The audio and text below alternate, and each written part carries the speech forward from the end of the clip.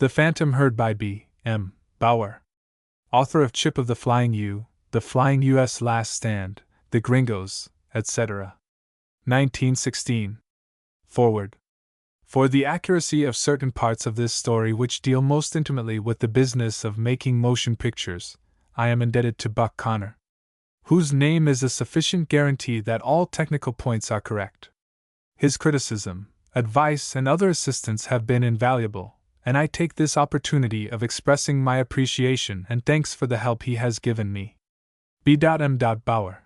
Chapter 1. The Indians Must Go To Where the Cattle Roamed in Thousands, a Many a Herd and Brand. 3. And they sigh for the days that are gone, for the little doctor protests v. A bunch of one-reelers from Bentley Brown, 6 villains all and proud of it. 7. Bentley Brown does not appreciate comedy. 8. There's got to be a line drawn somewheres.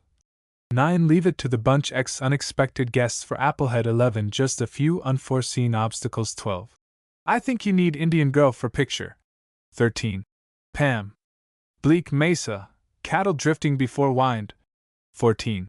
Plum spoiled, d'ye mean? 15. A letter from Chief Big Turkey. 16. The chances is slim and gettin' slimmer. 17. The storm. 18. A few of the minor difficulties. 19. Wherein Luck makes a speech. XX. She's shaping up like a bankroll. Chapter 1. The Indians Must Go. Luck Lindsay had convoyed his 35 actor Indians to their reservation at Pine Ridge, and had turned them over to the agent in good condition and a fine humor, and nice new hair hatbands and other fixings, while their pockets were heavy with dollars that you may be sure would not he spent very wisely. He had shaken hands with the braves, and had promised to let them know when there was another job in sight, and to speak a good word for them to other motion picture companies who might want to hire real Indians.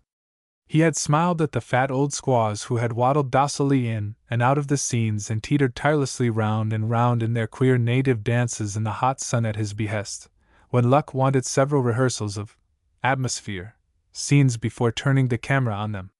They hated to go back to the tame life of the reservation and to stringing beads and sewing buckskin with sinew, and to gossiping among themselves of things their heavy-lidded black eyes had looked upon with such seeming apathy.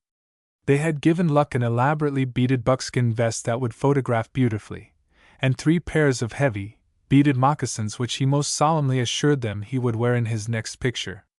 The smoke smell of their tepee fires and perfumes still clung heavily to the Indian tan buckskin, so that Luck carried away with him an aroma indescribable and unmistakable to any one who has ever smelled it. Just when he was leaving, a shy, big-eyed girl of 10 had slid out from the shelter of her mother's poppy-patterned skirt, had proffered 3 strings of beads, and had fled.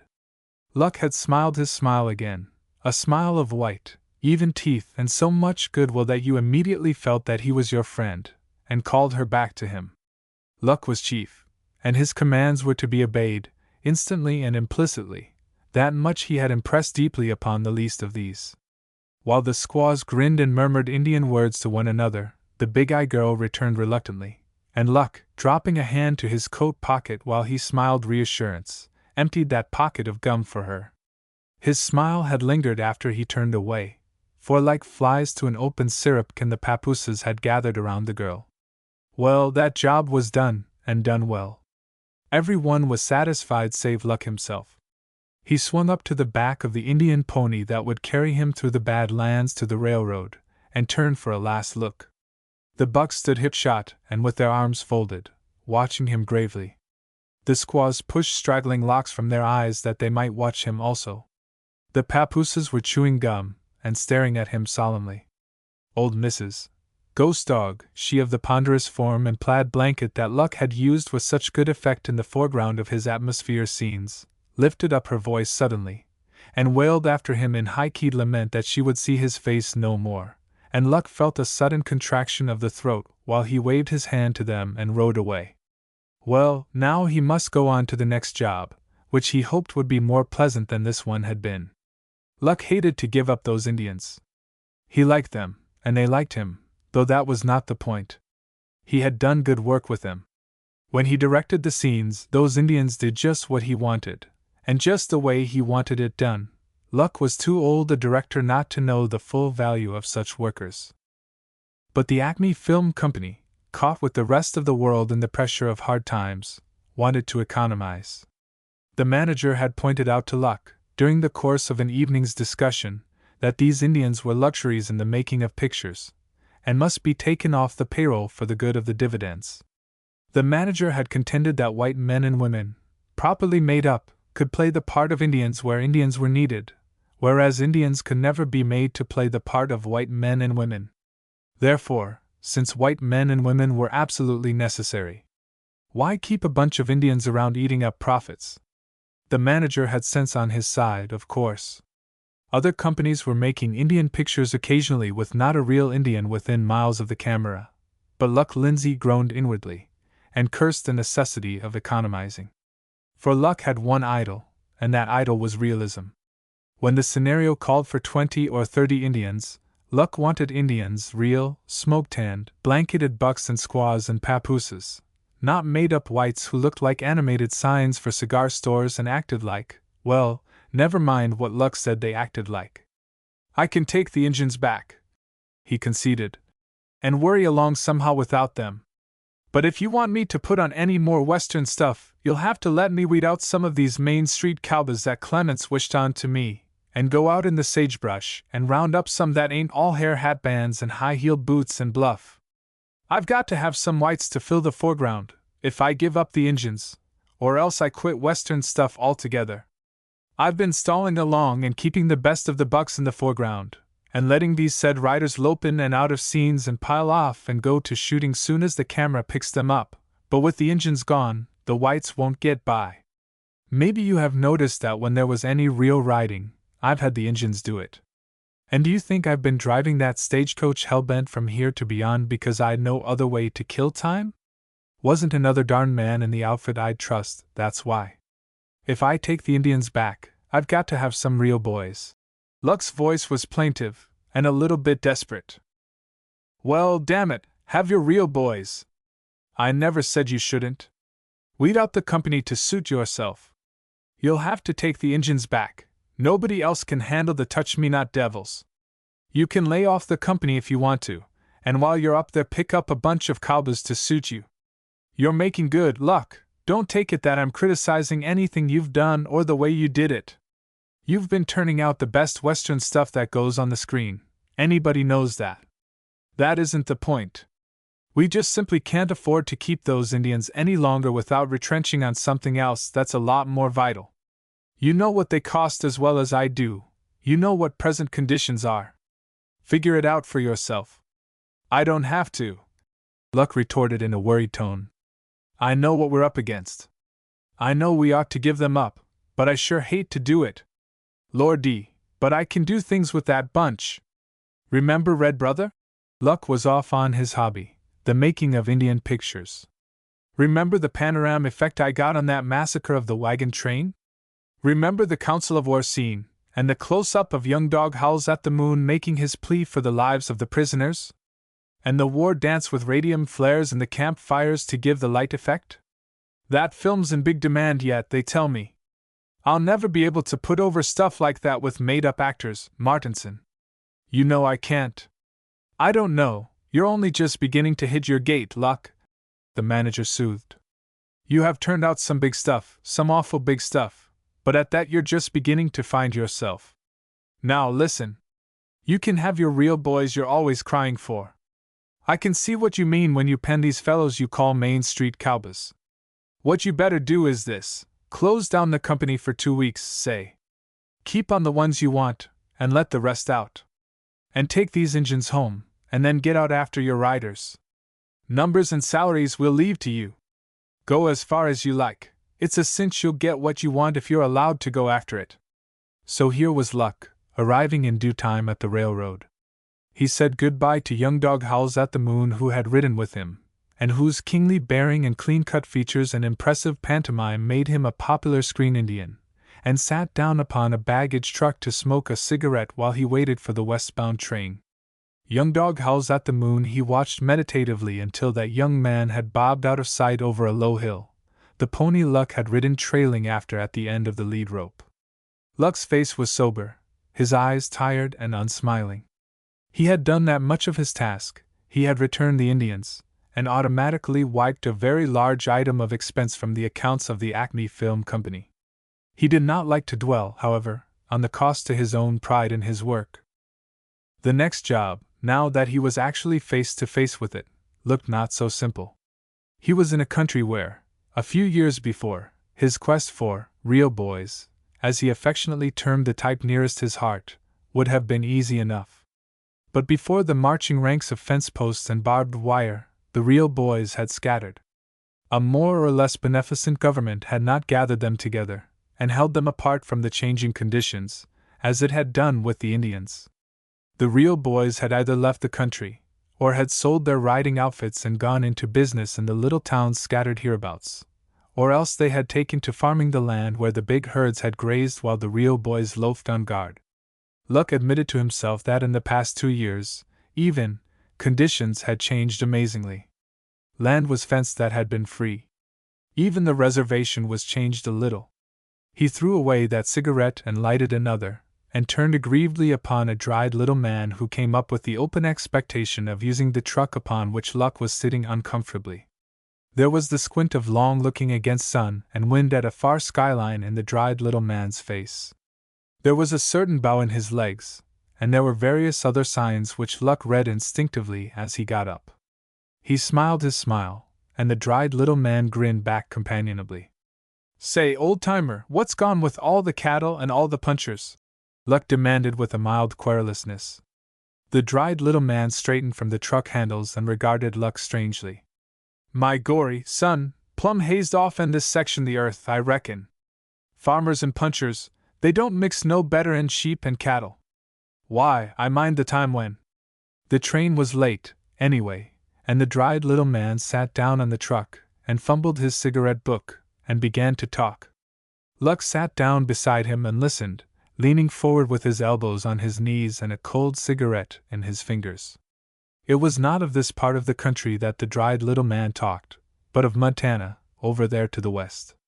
Of northern Montana in the days when it was cowman's paradise, the days when roundup wagons started out with the grass greening the hilltops, and swung from the Rockies to the Bear Paws and beyond in the wide arc that would cover their range, of the days of the Cross L and the Rocking R and the Lazy Eight, every one of them brand names to glisten the eyes of old-time Montanans. "Where would you go to find them boys now?" the dried little man questioned mournfully. "The Rocking R's gone into sheep, and the old boys have all left. The Cross L moved up into Canada, Lord knows how they're making out. I don't. Only outfit in northern Montana I know that has hung together at all is the Flying U. Old man Whitmore, he's hanging on by his eyewinkers to what little range he can, and is going in for thoroughbreds. Most of his boys is with him yet, they tell me." "What they doing? Still riding?" Luck let out a long breath and lighted his cigarette. A little flare of hope had come into his eyes. "Riding, yes, what little there is to do. Ranching a little too, and kicking about change times, same as I'm doing. Last time I saw that outfit they was riding, you bet." The dried little man chuckled. "That was in Great Falls some time back. They was all in a contest, and pulling down the money too. I was talking to old man Whitmore all one evening. He was telling me." From away out yonder behind a hill came the throaty call of the coming train. The dried little man jumped up, mumbled that it did beat all how time went when you got to talking over old days, and hustled 2 trunks out of the baggage room. Luck got his grip out of the office, settled himself into his coat, and took a last, long pull at the cigarette stub before he threw it away. It was not much of a clue that he had fallen upon by chance, but Luck was not one to wait until he was slapped in the face with a fact. He had intended swinging back through Arizona, where in certain parts cattle still were wild enough to bunch up at sight of a man afoot. His questioning of the dried little man had not been born of any concrete purpose, but of the range man's plaint in the abstract. Still, "Say, brother, what's the Flying U's hometown?" he called after the dried little man with his amiable, southern drawl. "Huh! Dry Lake. You taking this train?" "So long, taking it for a ways, yes." Luck hurried down to where a kinky-haired porter stood apathetically beside the steps of his coach. Dry Lake? He had never heard of the place, but he could find out from the railroad map or the conductor. He swung his grip into the waiting hand of the porter and went up the steps hurriedly. He meant to find out where Dry Lake was, and whether this train would take him there. Chapter 2. Where the cattle roamed in thousands, a many a herd and brand. Old Range Song. If you are at all curious over the name to which Luck Lindsay answered unhesitatingly, his very acceptance of it proving his willingness to be so identified, I can easily explain. Some nicknames have their origin in mystery. There was no mystery at all surrounding the name men had bestowed upon Lucas Justin Lindsay. In the first place, his legal cognomen being a mere pandering to the vanity of two grandfathers who had no love for each other, and so must both be mollified, never had appealed to Luck or to any of his friends. Luck would have been grateful for any nickname that would have wiped Lucas Justin from the minds of men. But the real reason was a quirk in Luck's philosophy of life. Anything that he greatly desired to see accomplished, he professed to leave to chance. He would smile his smile, and lift his shoulders in the Spanish way he had learned in Mexico and the Philippines, and say, "That's as luck will have it. Quien sabe?" Then he would straightway go about bringing the thing to pass by his own dogged efforts. Men fell into the habit of calling him Luck, and they forgot that he had any other name, so there you have it, straight and easily understandable. As luck would have it, then, and no pun intended, please, he found himself en route to Dry Lake without any trouble at all, a mere matter of one change of trains and very close connections, the conductor told him. So Luck went out and found a chair on the observation platform, and gave himself up to his cigar and to contemplation of the country they were gliding through. What he would find at Dry Lake to make the stop worth his while did not worry him. He left that to the future and to the God Chance whom he professed to serve. He was doing his part. He was going there to find out what the place held for him. If it held nothing but a half-dozen ex-cowpunchers hopelessly tamed and turned farmers, why, there would probably be a train to carry him further in his quest. He would drop down into Wyoming and Arizona and New Mexico, just keep going till he did find the men he wanted. That was Luck's way. The shadows grew long and spread over the land until the whole vast country lay darkling under the coming night. Luck went in and ate his dinner, and came back again to smoke and stare and dream. There was a moon now that silvered the slopes and set wide expanses shimmering. Luck, always more or less a dreamer, began to people the plain with the things that had been but were no more, with buffalo and with Indians who camped on the trail of the big herds. He saw their villages, the teepees smoke-grimed and painted with symbols, some of them, huddled upon a knoll out there near the timber line. He heard the tom-toms and he saw the rhythmic leaping and treading, the posing and gesturing of the braves who danced in the firelight the tribal buffalo dance. After that he saw the coming of the cattle, driven up from the south by wind-browned, saddle-weary cowboys who sang endless chanties to pass the time as they rode with their herds up the long trail.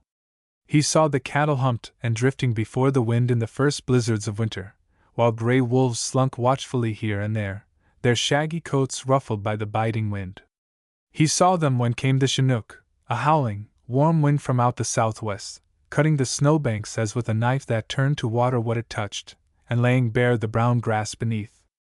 He saw the riders go out with the wagons to gather the lank-bodied, big-kneed calves and set upon them the searing mark of their owner's iron. Urged by the spell of the dried little man's plaintive monologue, the old range lived again for Luck out there under the moon, while the train carried him on and on through the night. What a picture it all would make, the story of those old days as they had been lived by men now growing old and bent. With all the cheap, stagey melodrama thrown to one side to make room for the march of that bigger drama, an epic of the range land that would be at once history, poetry, realism. Luck's cigar went out while he sat there and wove scene after scene of that story which should breathe of the real range land as it once had been. It could be done, that picture. Months it would take in the making, for it would swing through summer and fall and winter and spring. With the trail herd going north that picture should open, the trail herd toiling over big, unpeopled plains, with the riders slouched in their saddles, hat brims pulled low over eyes that ached with the glare of the sun and the sweep of wind, their throats parched in the dust cloud flung upward from the marching, cloven hoofs.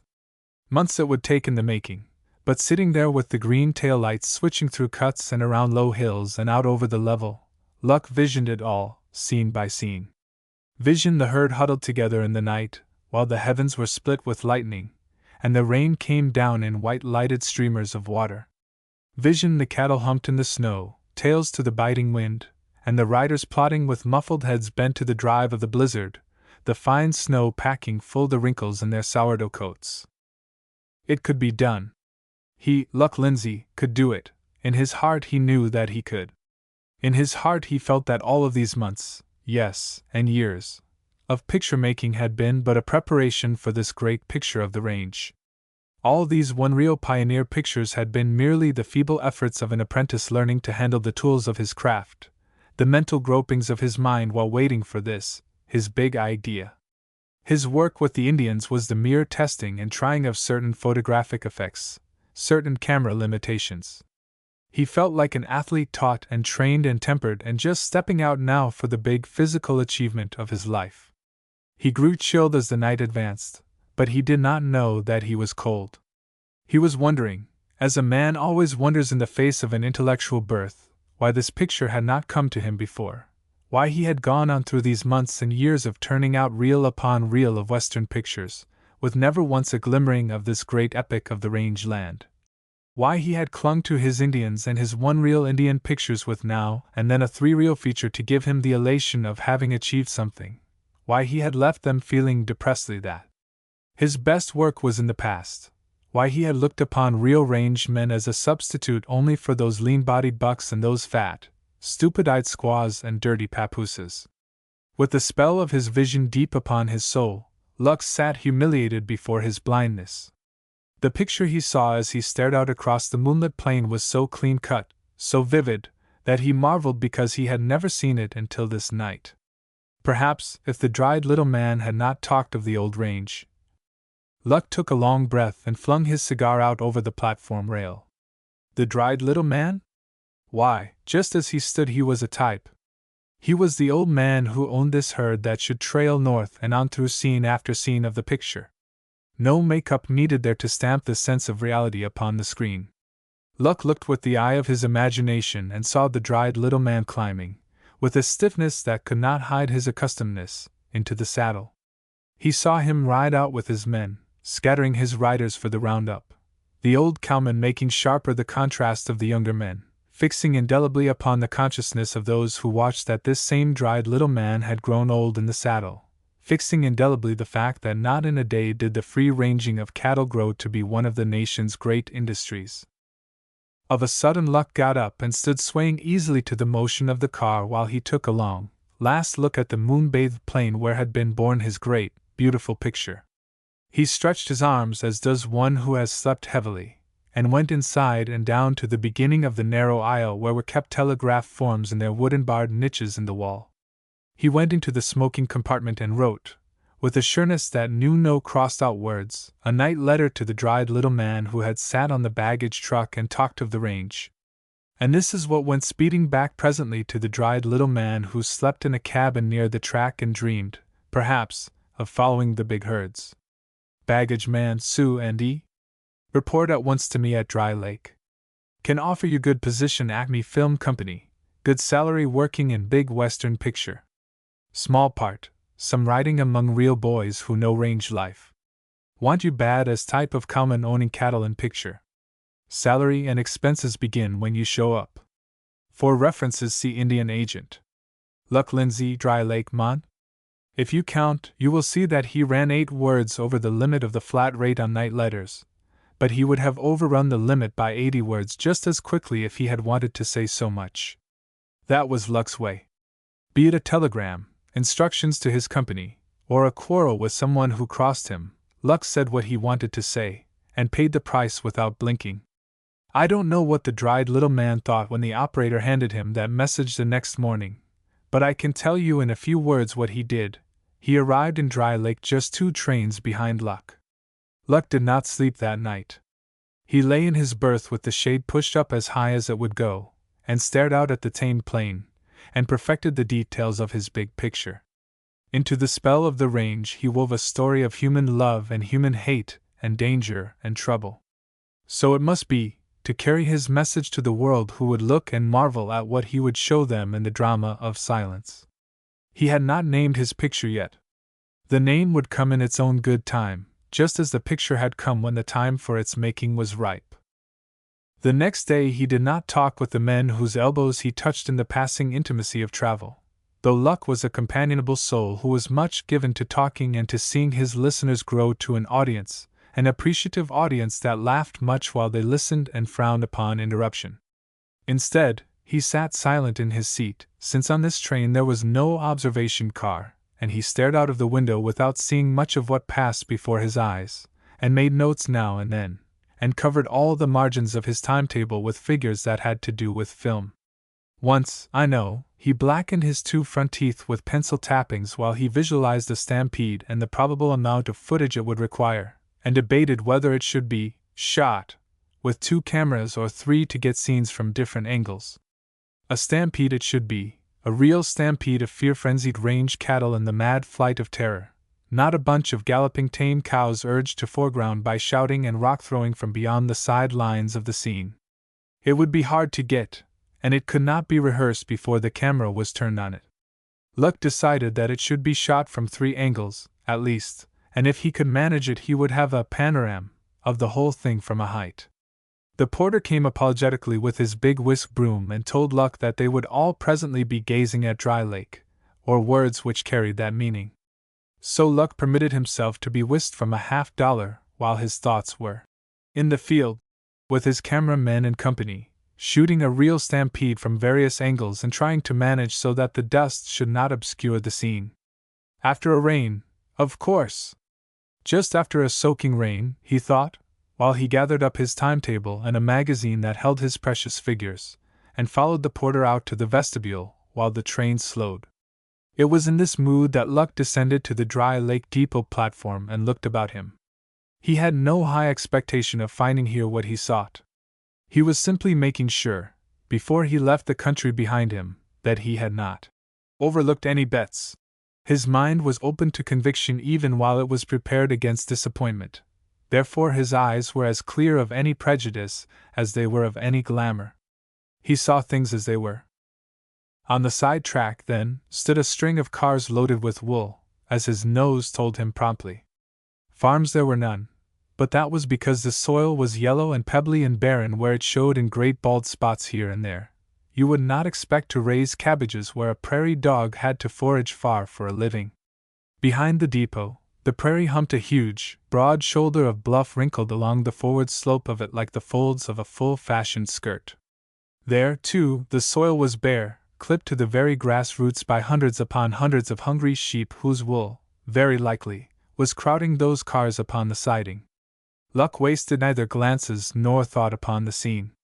Dry Lake was like many other outworn, cow towns through which he had passed, changed without being bettered, all of the old life taken out of it in the process of its taming. He threw his grip into the waiting, 3-seated spring wagon that served as a hotel bus, climbed briskly after it, and glanced ahead to where he saw the age-blackened boards of the stockyards. Cattle, and then came the sheep. So runs the epitaph of the range, and it was written plainly across Dry Lake and its surroundings. They went up a dusty trail and past the yawning wings of the stockyards where a bunch of sheep blat now in the thirst of mid-afternoon. They stopped before the hotel where, in the old days, many a town-hungry puncher had set his horse upon its haunches that he might dismount in a style to match his eagerness. Luck climbed out and stood for a minute looking up and down the sandy street that slept in the sun and dreamed, it may be, of rich, unforgotten moments when the cowpunchers had come in off the range and stirred the sluggish town to a full, brief life with their rollicking. Across the street was Rusty Brown's place, with its narrow porch deserted of loafers and its windows blinking at the street with a blankness that belied the things they had looked upon in bygone times. A less experienced man than Luck would have been convinced by now that here was no place to go seeking real boys. But Luck had been a range man himself before he took to making motion pictures. He knew range towns as he knew men, which was very well indeed. He looked, as he stood there, not disgusted but mildly speculative. 2 horses were tied to the hitching rail before Rusty Brown's place. These horses bore saddles and bridles, and if you know the earmarks, you can learn a good deal about a rider just by looking at his outfit. Neither saddle was new, but both gave evidence of a master's pride in his gear. They were well-preserved saddles. They had the conservative swell of fork that told Luck almost to a year how old they were. One, he judged, was of California make, or at least came from the extreme southwest of the cattle country. It had a good deal of silver on it, and the tapaderos were almost Mexican in their elaborateness. The bridle on that horse matched the saddle, and the headstall was beautiful with silver kept white and clean. The rope coiled and tied beside the saddle fork was of rawhide. Luck did not need to cross the street to be sure of these details. Observation was a part of his profession. The other saddle was the kind most favored on the northern range. Short, round skirts, open stirrups, narrow and rimmed with iron. Stamped with a 2-inch border of wild rose design, it pleased Luck by its very simplicity. The rope was a good grass rope worn smooth and hard with much use. Luck flipped a match stub out into the dust of the street, tilted his small Stetson at an angle over his eyes, went over to the horses, and looked at their brands which had been hidden from him. One was a flying U, and the other bore a blurred monogram which he did not trouble to decipher. He turned on his heels and went into Rusty's place. On his way to the bar he cast an appraising glance around the room and located his men. Here, too, a less experienced man might have blundered. One, known to his fellows as the native son, would scarcely be mistaken. His dress, too, evidently matched the silver-trimmed saddle outside. But Andy Green, in blue overalls turned up 5 inches at the bottom, and somewhat battered gray hat and gray chambray shirt, might have been almost any type of outdoor man. Certain it is that few strangers would have guessed that he was one of the best riders in that part of the state. Luck bought a couple of good cigars, threw away his cigarette and lighted one, set the knuckles of his left hand upon his hip, and sauntered over to the pool table where the 2 men he wanted to meet were languidly playing out their third string. He watched them for a few minutes, smiled sympathetically when Andy Green made a scratch and swore over it, and backed out of the way of the native son, who sprawled himself over the table corner, and did not seem to know or to care how far the end of his cue reached behind him. Luck did not say a word to either, but Andy, noting the smile of sympathy, gave him a keenly attentive glance as he came up to that end of the table to empty a corner pocket. He fished out the 4 and the 9, juggled them absently in his hand, and turned and looked at Luck again, straight and close. Luck once more smiled his smile. "No, I don't believe you know me, brother," he said, answering Andy's unspoken thought. "I'd have remembered you if I'd ever met you. You may have seen me in a picture somewhere. By gracious, are you the little fellow that drove a stage coach and 6 horses down off a grade? That's my number, old-timer." Luck's smile widened to a grin. That had been a hair-lifting scene, and Andy Green was not the first stranger to walk up and ask him if he had driven that stage coach and 6 horses down off a mountain grade into a wide gulch to avoid being held up and the regulation box of gold stolen.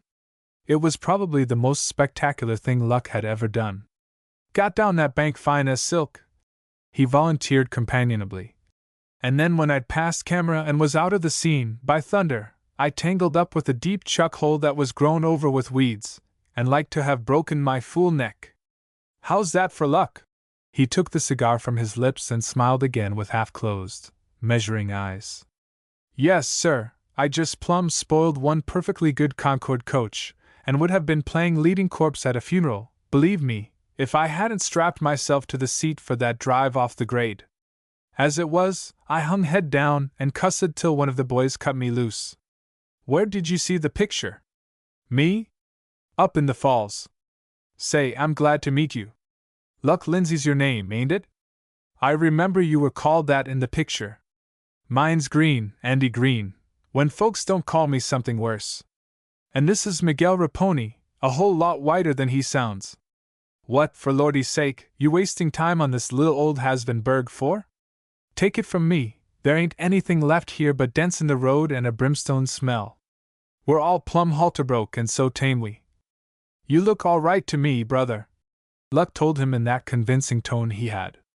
"Well, same to you," Andy retorted with a frank heartiness he was not in the habit of bestowing upon strangers. "I feel as if I'd worked with you. Pink was with me when we saw that picture, and we both hollered go to it, right out loud, When you gathered up the ribbons and yanked off the brake and went off hell-popping and smiling back over your shoulder at us.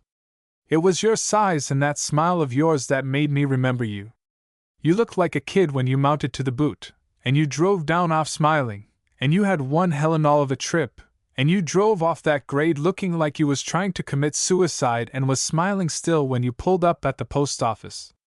By gracious, Luck gave a little chuckle deep in his throat. I did all that smiling the day before I drove off the grade, he confessed, looking from one to the other. I don't guess I'd have smiled quite so sweet, maybe, if I'd waited. Is that the way you make moving pictures, hindsight foremost? Andy, his back to the table, lifted himself over the rim to a comfortable seat and began to make himself a cigarette. Yes, or both ways from the middle, just as it happens. Luck was always ready to talk pictures. In that stage driver picture I made all the scenes before I made that drive, for 2 reasons. Biggest one was that I wanted to be sure of having it all made, in case something went wrong on that feature drive. Get me? Other was plain, human bullheadedness. Some of the 4-flushers I was cursed with in the company, because they were cheap and I had to balance up what I was paying the engines. They kept eyeing that bluff where I said I'd come down with the coach, and betting I wouldn't, and talking off in corners about me just stalling. I just let 'em sweat. I made the start, and I made the finish. I drove right to where I looked down off the pinnacle, remember, and saw the outlaw gang at the foot of the grade. I made all the dissolves, and where I went back and captured 'em and brought 'em into camp. But I didn't drive off the grade into the gulch till last thing, as luck would have it. Good thing, too. That old coach was sure some busted, and I wasn't doing any more smiles till I grew some height. Andy Green licked his cigarette, and let his honest gray eyes wander from Luck to the darkly handsome face of the native son. Sounds most as exciting as holding down a homestead, anyway. Don't you think so, Mig? And say, it's sure a pity we can't put off some things in real life till we get all set and ready to handle 'em. That's right. Luck's face sobered as the idea caught his imagination. That's dead right. How well I know it. Andy smoked and swung his feet and regarded Luck with interest.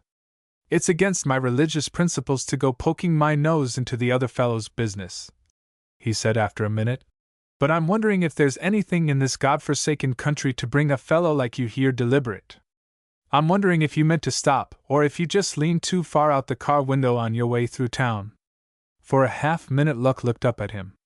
He had expected a preparatory winning of the confidence of the men whom he sought. He had planned to lead up gradually to his mission, in case he found his men. But in that half-minute he threw aside his plan as a weak, puerile wasting of time, and he answered Andy Green truthfully.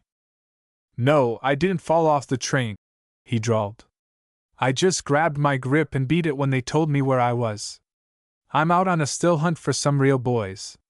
Some that can ride and shoot and that know cow science so well they don't have to glad up in cowboy clothes and tie red bandana bibs on to make folks think their range broke. And yet you're wasting time in this tame little Granger ward on the map. No, not wasting time, smiled Luck serenely. A little old trunk juggler up the trail told me about the Flying U outfit that is still sending their wagons out when the grass gets green. I stopped off to give the high sign to the boys, and say howdy, and swap yarns, and maybe haze some of them gently into camp. I wanted to see if the Flying U has got any real ones left. Andy Green looked eloquently at the native son. Now, what do you know about that, Mig? He breathed softly behind a mouthful of smoke. Wanting to rope him out a few from the Flying U bunch. Say, have you got a real puncher amongst that outfit of long-haired hayseeds? The native son shook his head negligently and gave Luck a velvet-eyed glance of friendly pity. If there is, he's ranging deep in the breaks and never shows up at shipping time, he averred. I've never seen one myself. They've got one that, what would you call big medicine, if you wanted to name him quick and easy, Andy? Andy frowned. What I'd call him had best not be named in this God-fearing little hamlet, he responded gloomily.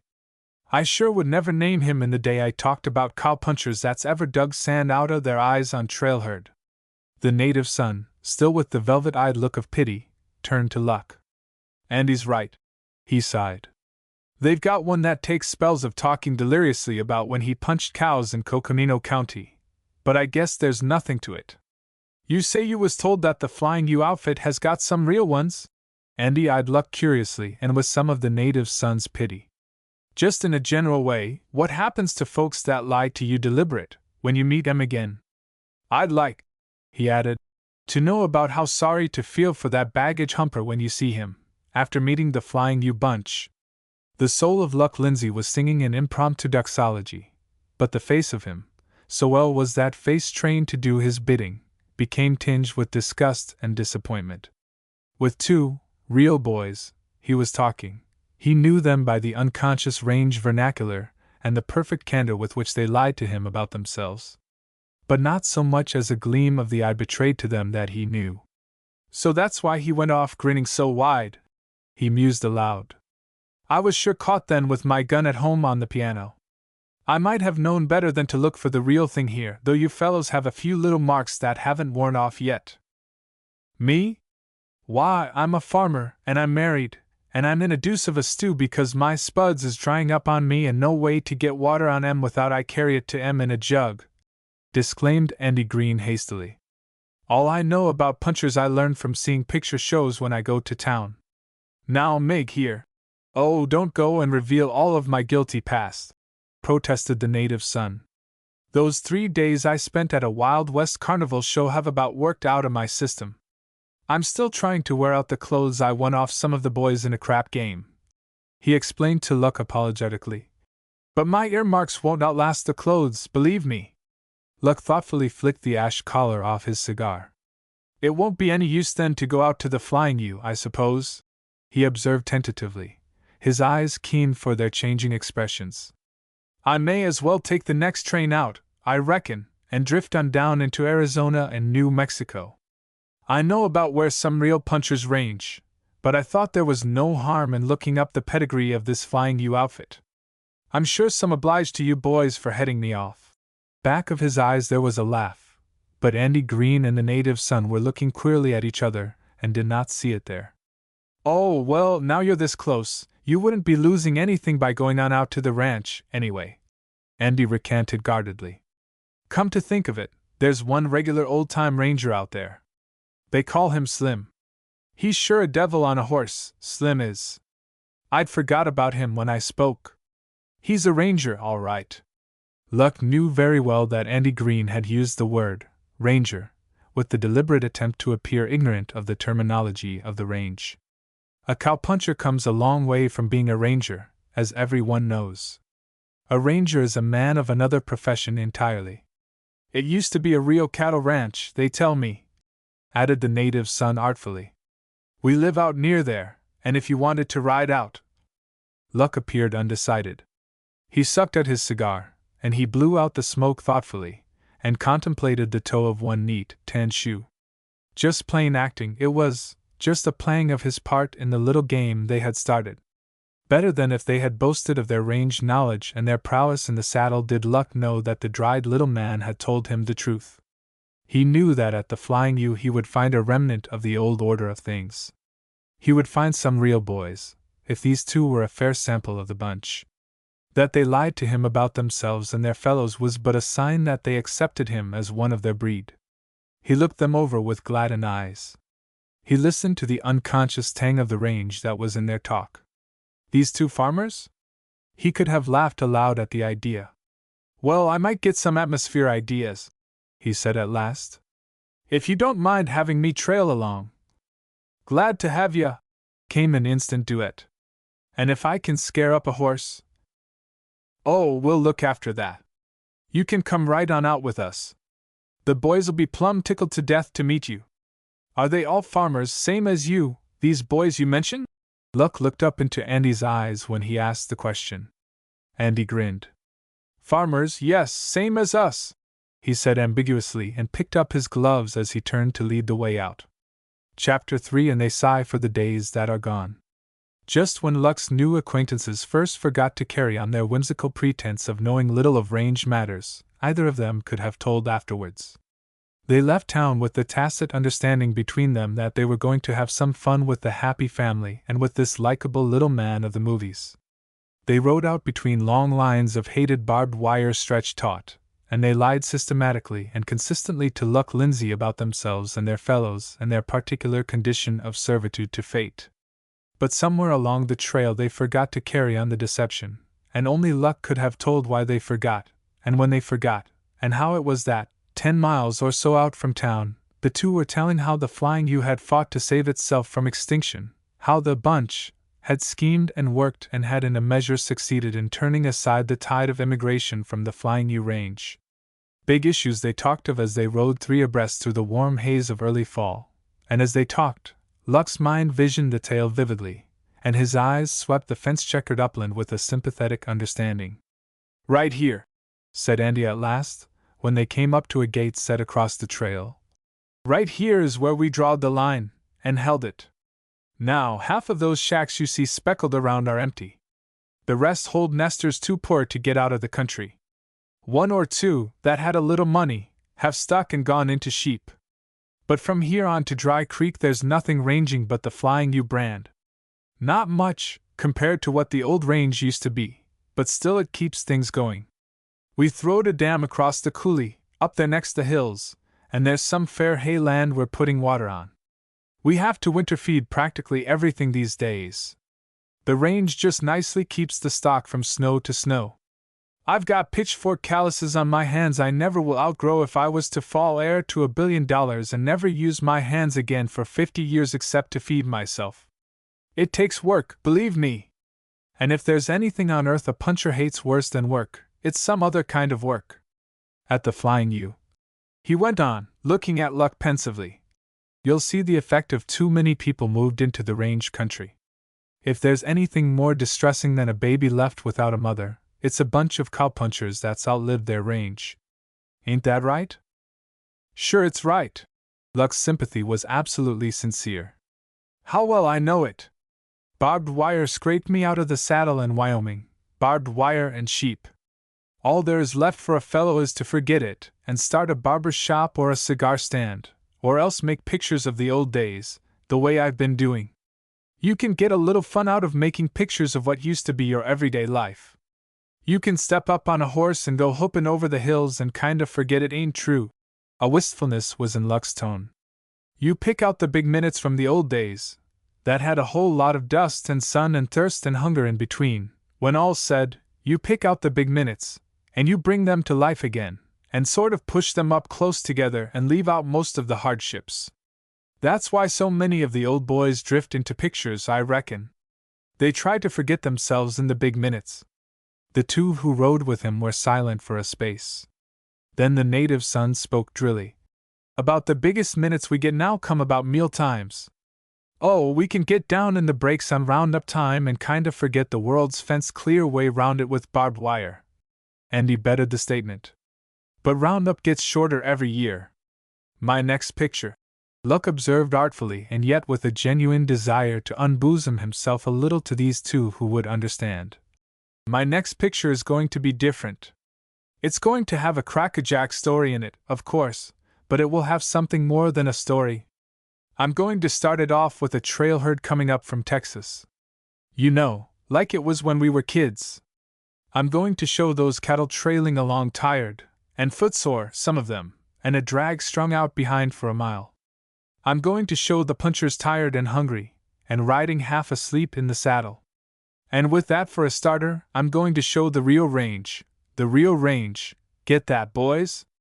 I'm going to cut clean away from regulation moving picture west, clear out away from posses chasing outlaws all over a 10-acre location. I'm going to find me a real old cow ranch, or if I can't find one, by thunder I'm going to make me one. I'm sick of piling into a machine and driving out into Griffith Park and hunting a location for shooting scrapes to take place in. I know a place where I could produce stuff that would make people talk about it for a month after. Maybe the buildings would need some doctoring, but there's sure some round pole corrals that would make your mouth water. We used to have some," sighed Andy, "at the Flying U, but they kinda went to pieces, and Chip's been replacing them with plank. By gracious, you don't see many round pole corrals anymore, come to think of it. There's remains scattered around over the country. The West, the real honest to goodness, 12 months in the year West. Luck went on writing. His hobby has been mighty little used in films. Ever noticed that? It's all gone to shooting, and stealing the full product of all the gold mines in the world, and killing off more bad men than the Lord ever sent a flood to punish. For film purposes, the West consists of 1 part beautiful maiden in distress, 3 parts bandit, and 2 parts hero.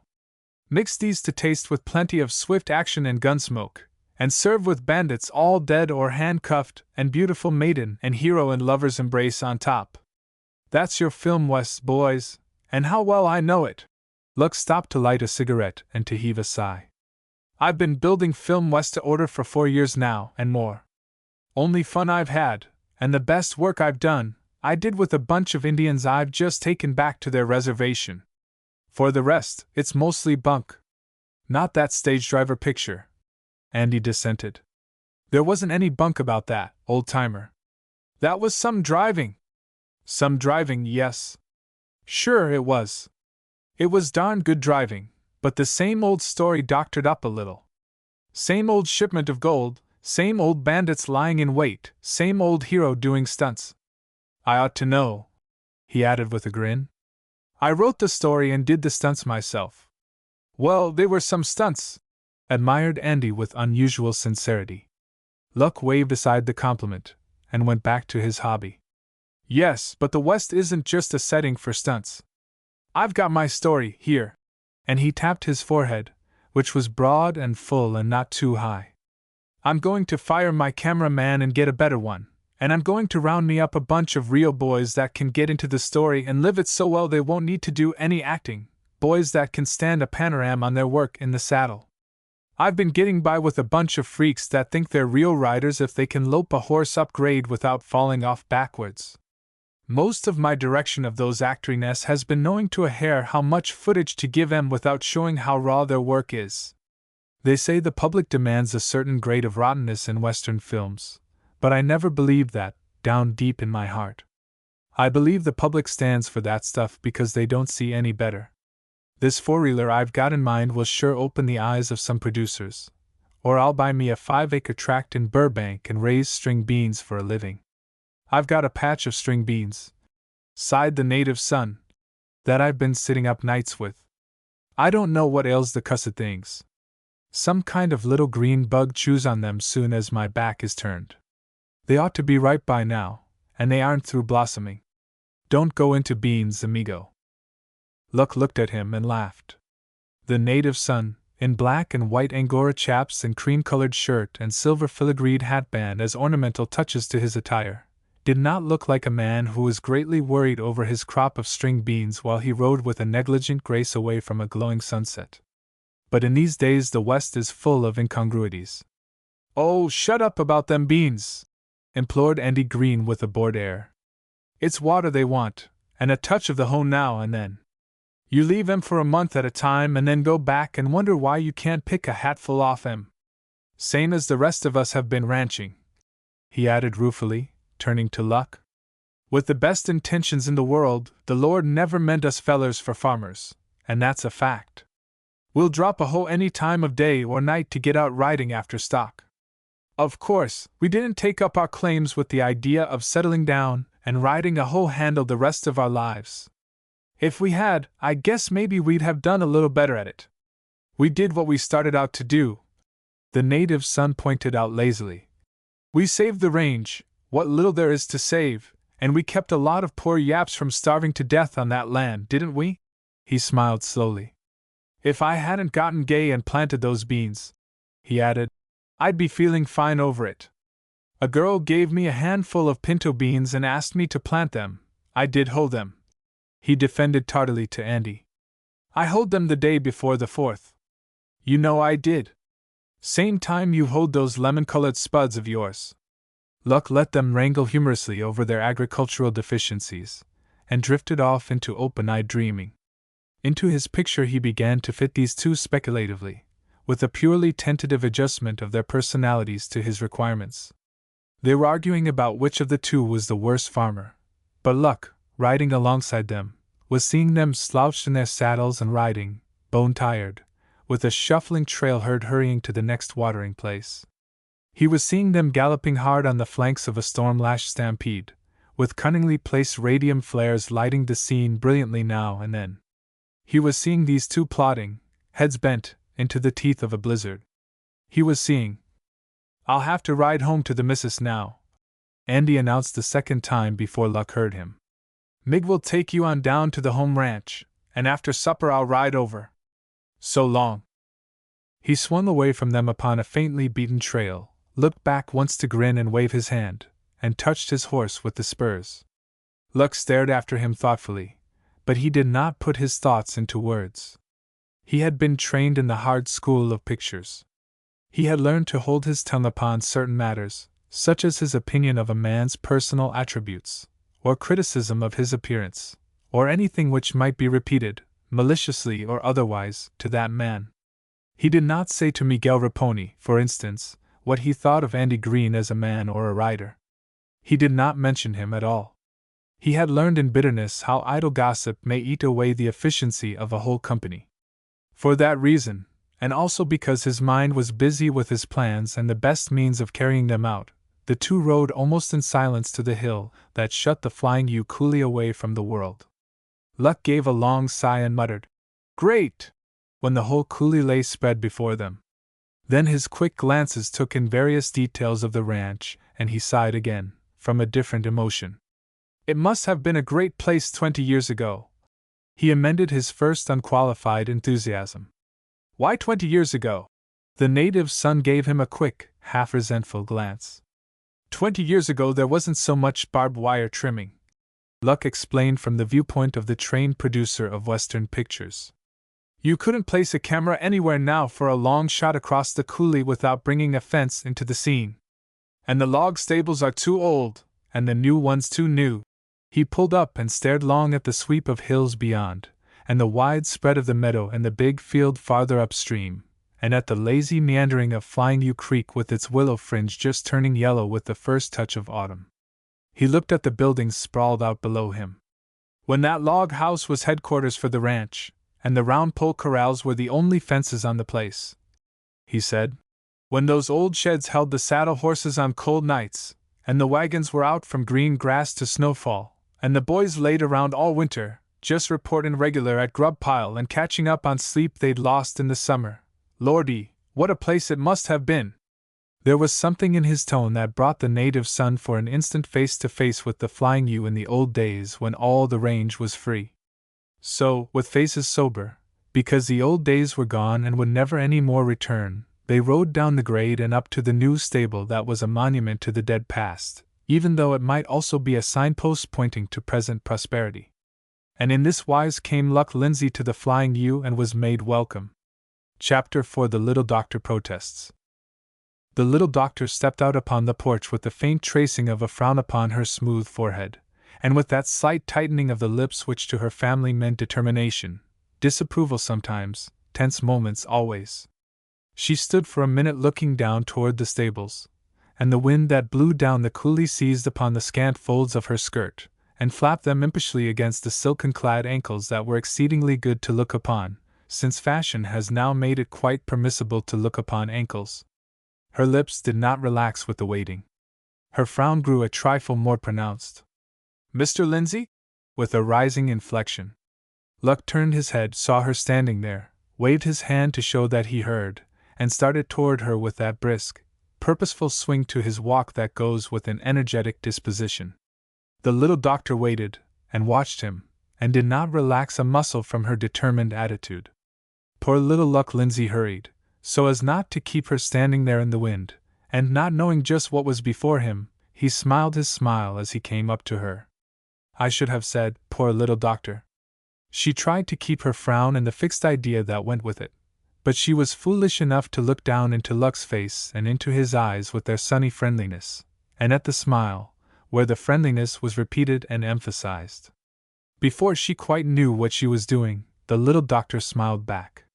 Still, she owned a fine quality of firmness. "Come in here. I want to have it out with you, and be done," she said, and turned to open the door. "Sounds bad, but I'm yours to command," Luck retorted cheerfully, and went up the steps still smiling. He liked the little doctor. She was his kind of woman. He felt that she would make a good pal, and he knew how few women are qualified for open comradeship. He cast a side glance at the kitchen window where the kid stood with a large slice of bread and chokecherry jam balanced on his palm, and on his face a look of mental distress bordered with more jam. Luck nodded and waved his hand, and went in where the little doctor stood waiting for him with a certain ominous quiet in her manner. Luck shook back his heavy mane of hair that was graying prematurely, squared his shoulders, and then held out his hand meekly, palm upward. Boys learn that pose in school, you know. Oh, for pity's sake! If you go and make me laugh, and I am mad enough at you, Luck Lindsay, to blister that palm. If you weren't any bigger than Claude, I'd shake you and stand you in a corner on one foot. Listen. Shake me anyway. I believe I'd kinda like it. And while I'm standing in the corner, on one foot, you can tell me all you're mad at me for. The little doctor looked at him, bit her lip, and then found that her eyes were blurred so that his face seemed to waver and grow dim. And Luck Lindsay, because he saw the tears, laid a hand on her shoulder and pushed her ever so gently into a chair. Tell me what's worrying you. If it's anything that I have done, I'll have one of the boys take me out and shoot me. It's what I would deserve. But I certainly can't think of anything. Do you know that you have filled little Claude's mind up with stories about moving pictures till he's just crazy? He told me just now that he's going with you when you go back, and act in your company. And if I won't let him go, he said, he'd run away and hit a freight train out a dry lake, and get to California anyway. And he'd do it, too. He's perfectly awful when he gets an idea in his head. I know he's spoiled, all the boys pet him so. Wait. Let's get this thing straight. Do you think for 1 minute, Mrs. Bennet, that I'd coax the kid away? Say, that hurts, to have you believe that of me. There was no smile anywhere on Luck's face now. His eyes were as pained as his voice sounded. Once more the little doctor weakened before him. She believed what he said, though 5 minutes before she had believed exactly the opposite. In her mind she had accused him of coaxing the kid. She had fully intended accusing him of it to his face. I don't mean coax, perhaps. But, listen. If the kid has got that notion, I'm more sorry than you can guess. Of course, I think pictures and I talk pictures. I admit I make them in my sleep. And the boys are interested. Those that are going back with me and those that are not are always sicking me at the subject. I admit that I sick easy, he added with a whimsical lightening of the eyes. And the kid and I are pals. I like him, Mrs. Bennet. He's got the stuff in him to make a real man, and I wouldn't call him spoiled, exactly. He's always been with grown-ups, and his mind has developed way ahead of the calendar. You see what I mean? He's 9, he tells me. Only 8. He always tries to make himself older than he is. The little doctor corrected quickly. Well, he's some boy. And kids somehow take to me. I guess it's because I'm always chumming with them. He's been taking in everything that has been said, I could see that. But I surely never talked to him in the way you mean. The little doctor looked at him and hesitated. But she was a frank young woman, and she could not help speaking her mind. You mustn't take it personally at all, she said. If I tell you that I am disappointed in the boys, in Andy and Rosemary especially, because they ought to appreciate the little home they have made, and stay with it. One sort of expects pink and big medicine and weary to do outlandish things. They haven't really grown up, and they never will. But I am disappointed, just the same, that they should want to go performing around and shooting blank cartridges and making clowns of themselves for moving pictures. Still, that's their own business, of course, if they want to be silly enough to do it. But now little Claude has taken the fever, and I wish, Mr. Lindsay, you could do something too. She stopped, but not because what she said was hurting Luck's feelings. She did not know that she hurt him at all. It seems to be worse, in your estimation, than exposing the kid to yellow fever, Luck observed quietly. Well, of course you can understand that I should not want a boy of mine to be all taken up with the idea of acting cowboy parts for a moving picture. Still, there are some fairly decent people in the business, Luck pointed out still more quietly, and got upon his feet. He had no smile now for the little doctor, though he was still gentle in his manner. I see what you mean, Mrs. Bennet. I understand you perfectly. I shall do what I can to repair the damage to the kid's character and ideals, and I want to thank you for coming to me in this matter. Otherwise, I might have gone against your wishes without knowing that I was doing so. For 2 breaths or 3 he held her glance with something that looked out of his eyes. The little doctor did not know what it was. You see, Mrs. Bennet, you don't quite understand what you are talking about, he added. You have not had the opportunity to understand, of course. But I agree with you that the kid's place is at home, and I shall certainly have a talk with him. He moved to the door, laid a fine, well-kept hand upon the knob, and looked at her with a faint smile that had behind it a good deal that puzzled the little doctor. Don't worry 1 minute, he said, dropping his punctilious politeness of the minute before, and becoming again the intensely human Luck Lindsay. I heap sabe. I've certainly corrupted the morals and ambitions of some of the boys, looking at it the way you do, but I promise to check the devastation right where it's at, and save your only son. He turned then and went out. The little doctor paid him the tribute of hurrying to the window where she could watch him go down the path. In his walk, in the set of his head, there was still something that puzzled her. She hoped that he was not offended, and she thankfully remembered a good deal that she had left unsaid. She saw him turn and beckon, and then wait until the kid had joined him from the kitchen. She saw the greeting he gave the kid, and the adoration on the kid's face when he looked up at Luck. The two went away together, and the little doctor watched them dubiously.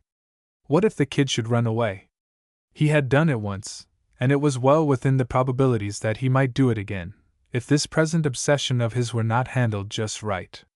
The kid, she had long ago discovered, could not be driven, and there were times when he could not be coaxed. Luck had been just 3 days at the Flying U.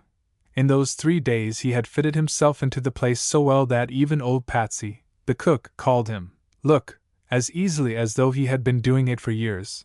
And Patsy, you must know, was fast acquiring the querulousness of an old age that does not sweeten with the passing years. Patsy had discovered that Luck liked his eggs fried on both sides, and thereafter he painstakingly turned 3 eggs bottom side up in the frying pan every morning, 3 and no more, though Kel Emmett remarked pointedly that he had always liked his eggs fried and flopped. 3 days, and the old man frequently left his big, soft-cushioned chair, and went slowly down to the bunkhouse whence came much laughter, and listened to the stories that Luck told so well, with one arm around the unashamed kid, very likely, while he talked. True, they had ranches of their own, those boys of the Flying U, but if you wanted to find them in a hurry, it were wise to ride first into Flying U Coulee. That was headquarters, and that was home and always would be. Even Andy Green, who was happily married, brought his wife and stayed there days at a time, with small excuse for the coming. In 3 days, then, Luck had chosen his men from among the happy family, and had convinced them that their future welfare and happiness depended upon their going back with him to Los Angeles. In 3 days he had accomplished a good deal, but then, Luck was in the habit of crowding his days with achievement of one sort or another. As a matter of fact, the 3rd day he had looked upon as one given solely to the pleasure of staying at the Flying U while the boys completed their arrangements for leaving with him. He had done all that he had planned to do, and he was in a very good humor with the world, or he had been until the little doctor had made his pride writhe under her innocent belittlement of his vocation. To have her boy work in pictures would be a calamity in her eyes. In Luck's eyes it would be an honor, provided he did the right kind of work in the right kind of pictures. Luck's own personal opinion, however, did not weigh in this case. He had promised the little doctor that he would erase the impression he had made upon the kid's too vivid imagination, so he led him to a retired place where they would be sheltered from the wind by a great stack of alfalfa hay, and he began in this wise. Old-timer, you're the luckiest boy I've seen in all my travels, growing up here on the Flying U, with a mother like you've got, and a dad like Chip, and a ranch like this to get the swing of while you're growing, so that in another 5 years I expect you'll be running it yourself, and your folks will be larking around having the good time they've earned while they were raising you. I'll bet. So Dr. Dell went and got around you, did she? I knew that was why she called you into the set-in room. Forget it, Luck. The kid spat manfully into the trodden hay, and pushed his small-sized Stetson back so that his curls showed, and set his feet as far apart as was comfortable. "I knew she would," he added with weary wisdom in his tone. "Dr. Dell can get around anybody when she takes a notion." Luck held his face from smiling. He looked surprised, and disappointed in the kid, and sorry for the kid's parents. At least, he made the kid feel that he was thinking all these things, which proves how well one may master the art of facial expression. He did not say a word, therefore he put the kid upon the defensive and set his young wits to devising arguments in his favor. "A woman never knows when a fellow begins to grow up. Dr. Dell is the nicest girl in the world, but she needn't think I'm a baby yet. I can ride a bucking horse, and I went on round-up last spring, and made a hand, too. I can swing a rope as good as any of the bunch. You seen me whirl a loop and jump through it, and there's more stunts than that I can do. It was dinner time, so I had to quit before I showed you." The kid paused. He had not yet produced any effect whatever upon that surprised, pitying, disappointed look in Luck's face, and the kid began to feel worried. "Well, I was just bluffing when I said I'd run away, if she told you that." He stopped. The look was still there, only it now seemed to have contempt added to it. "I don't say I know more'n anybody on the ranch, and I don't say I'm boss of the ranch yet. I do what they tell me, even when I know there ain't any sense in it. I humor Dr. Dell a whole lot." Could he never get that look off Luck's face? The kid searched his soul anxiously. You couldn't go on arguing with that kind of a look. It made you feel like you'd been stealing sheep. "Oh, well, if you won't talk to a feller." The kid did not turn away quite soon enough to hide the quiver of his lips. Luck reached out and took a small, grimy hand and pulled the kid nearer, near enough so that his arm could go around the kid's quivering body. He held him close, and the kid did not struggle. He dropped his face against Luck's shoulder, and began to fight back his tears. "Listen, pardner," said Luck softly, one hand caressing the kid's cheek. "You and I ought to sabe each other better than most folks, because we're pals. Now I want you to go with me a heap more than you want to go. Just tuck that away in your mind where you won't lose it. I want you, but I wouldn't have you without Dr. Dell's free and willing consent. I need you for my pal, and I could teach you a lot that would be useful to you. But they need you a whole lot worse than I do. They've been taking care of you and loving you and planning for you all these 8 years, just watching you grow, and being proud of you because you're what they want you to be, husky and healthy and good all the way through. You couldn't go off and leave them now. It wouldn't be right. And pard, you need them even worse than they need you. I know, because I had to grow up without any one to love me and look after me, and believe me, old pal, it isn't any cinch. It's just pure luck that I didn't get killed off or go bad. Now I'd be good to you, if I had you with me, and so would the boys, but we couldn't take the place of Dr. Dell and Daddy Chip. I've talked pictures too much to you. I didn't know how it was hitting you, or how much you wanted to go. But listen. If I had the chance you've got here, if I had a ranch like this, and cattle, and horses, and a father and mother and uncle like you've got, I never would look a camera in the eye again as long as I live. That's straight, old-timer. Why, I'm working my head off trying to get enough ahead so that I can have a ranch of my own. So I can slap a saddle on a horse that carries my brand, and ride out after my cattle, and haze them into my corral, so I can have a home that is mine. I never did have one, pardner, not since I was a heap smaller than you are now, and a home of his own is what every man wants most, down deep in his heart. It looks fine to be traveling around, and making moving pictures. It is fine if you are cut out for that kind of work, and have got to be working for somebody else to get your start. But remember, pard, I am working and scheming and planning to get just what you've got already. You, a kid 8 years old, stand right where I'd give all I've got to stand you'll own your own ranch and your own home. You've got folks that love you, not because you hand out the pay envelope on a certain day of the week, but because you belong to them, and they belong to you. Kid, I'm 32 years old, and I've never known what that felt like. I have never known what it was like to have someone plan for me and with me, unless they were paid for it. The kid stood very still. You could live here. He lifted his head to say gravely after a little silence that was full of thought. This can be your home. You can be one of the happy family. We'd like to have you. There was something queer in Luck's voice when he murmured a reply. There was something in his face which no one but the kid had ever seen. The kid's arm crept around Luck's neck, and tightened there and stayed. Luck's hand went up to the curls and hovered there caressingly. And they talked, in tones lowered to the cadence of deep hidden hopes and longings revealed in sacred confidence. The little doctor, shamelessly eavesdropping because she was a mother fighting for her fledgling, tiptoed away from the corner of the stack, and went back to the house, wiping her eyes frequently with the corner of her handkerchief that was not embroidered.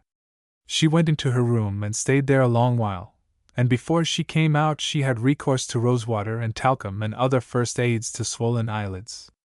Whatever she may have thought, whatever she may have overheard beyond what has been recorded, her manner toward Luck was so unobtrusively tender that Chip looked at her once or twice with a puzzled, husbandly frown. Also, the kid felt something special in his Dr. Dell's goodnight kiss, something he did not understand at all, since he had not yet told her that he was going to be a good boy and stay at home and take care of her and the ranch. Chapter 5. A bunch of one-reelers from Bentley Brown. The manager of the Acme Film Company cleared his throat with a rasping noise that sounded very loud, coming as it did after 15 minutes of complete silence. Luck, smoking a cigarette absent-mindedly by the window while he stared out across 2 vacant lots to a tawdry apartment house, and saw a sage-covered plain instead of what was before his eyes, started from his daydream and glanced at Martinson inquiringly. "Well, what do you think of it?" he asked. Martinson cleared his throat again, and shuffled the typed sheets in his hands. "Seems to lack action, don't it?" he hazarded reluctantly. "Of course, this is a rough draft. I realize that. I suppose you'll strengthen up the plot later on. Chance for some good cattle-stealing complications, I should think. But I'd boil it down to 2 reels, Luck, if I were you. There's a lot of atmosphere you couldn't get, anyway." "I can get every foot of that atmosphere," Luck put in crisply. "Oh, I suppose, but you don't want that much. Too expensive, where it doesn't carry the action along. I'd put in some dance hall scenes. You haven't enough interiors. Make your lead a victim of card sharps, why don't you, and have his sister come there after him? You could get some great dramatic action, have her meet the heavy there. After the tried and tested recipe."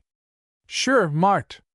We can take the middle out of that Her Brother's Honor film and use that, and if you're afraid the public may recognize it, we'll run it backwards. Or we can mix it with some Western girls' romance film, or take—" "Now, Luck, wait a minute." "Wait a minute." Martinson's hand went up in the approved gesture of stopping another speech. "You can give it an original twist. You know you can, you always have." Luck swore, accustomed though he was to the makeshifts of the business. The street cars had stopped running the night before, while he was still hammering that scenario out on the typewriter. The street cars had stopped running, and the steam heat had been turned off in the hotel where he lived, and he had finished with an old Mexican serape draped about his person for warmth. But his enthusiasm had not cooled, though his room grew chill. He had gone to bed when the typing was done, and had dreamed scene after scene vividly while he slept. Still glowing with the pride of creation, he had read the script while his breakfast coffee had cooled, and he had been the first man in the office. So eager was he to share his secret and see Martinson's eyes gleam with impatience to have the story filmed. Knowing this, you will know also why he swore. Martinson thrust out his under lip at the oath, and tossed the script neatly into the clear space on the desk. "Oh, if that's the way you feel about it." His tone was trenchant. "Sorry I offered any suggestions. There are some good bits, if they're worked up right, and I naturally suppose you wanted my opinion." "I did. I never saw you square up to anything but the same old dime novel West before. I wanted to see how it would hit you." "Well, it don't." Martinson waited a minute while that sunk in. When he spoke again, his manner was that of a man who has dismissed a disagreeable subject, and has taken up important business. "We've made quite a haul since you left. A bunch of one-reelers from Bentley Brown. You'll eat 'em up, Luck, all those stories of his featuring the adventures of the XY Cowboys. You've read 'em, everybody has, according to him. They'll be cheap to put on, because the same sets and the same locations will do for the lot. Same cast, too. He blew in here temporarily hard up and wanting to unload, and we got the whole series for next to nothing. He opened a desk drawer and took out a bundle of folded scripts tied with a dingy blue tape. Martinson was a matter-of-fact man. He really did not understand just how much Luck's news story meant to its author. If he had, he surely would not have been quite so brisk and so frankly elated over that untidy lot of Bentley Brown scenarios. I had all the synopses numbered and put on top here, he went on, so you can run them over and see what they're like. A small company will do, Luck. That's one point that struck me. 2 or 3 die, on an average, in the first 400 feet of every story, so you can double a lot. I've had Clements go over them and start the Carpenters on the street set where most of the exterior action takes place. We're behind on releases, you know, and these ought to be rushed. You'd better go over and see how he's making out. You may want to make some changes. Luck hesitated so long that Martinson was on the edge of withdrawing the proffered scripts. But he took them finally, and ran his eye disparagingly over the titles. Bentley Brown, he said, as though he were naming something disagreeable. I'm to film Bentley Brown's blood and battle stuff, am I? He grinned, with the corners of his mouth tipped downwards so that you never would have suspected it of ever producing Luck's famous smile. I might turn them into comedy, he suggested. I expect I could get a punch by burlesquing. Punch! Martinson pushed his chair back impetuously. Punch? Why, my Godfrey, man, that stuff's all punch! Luck curved a palm over his too expressive mouth while he skimmed the central idea from 2 or 3 synopses. Martinson watched him uneasily. Martinson claimed to keep one finger pressed firmly upon the public pulse, wherever that may be found, and to be ever alert for its warning flutterings.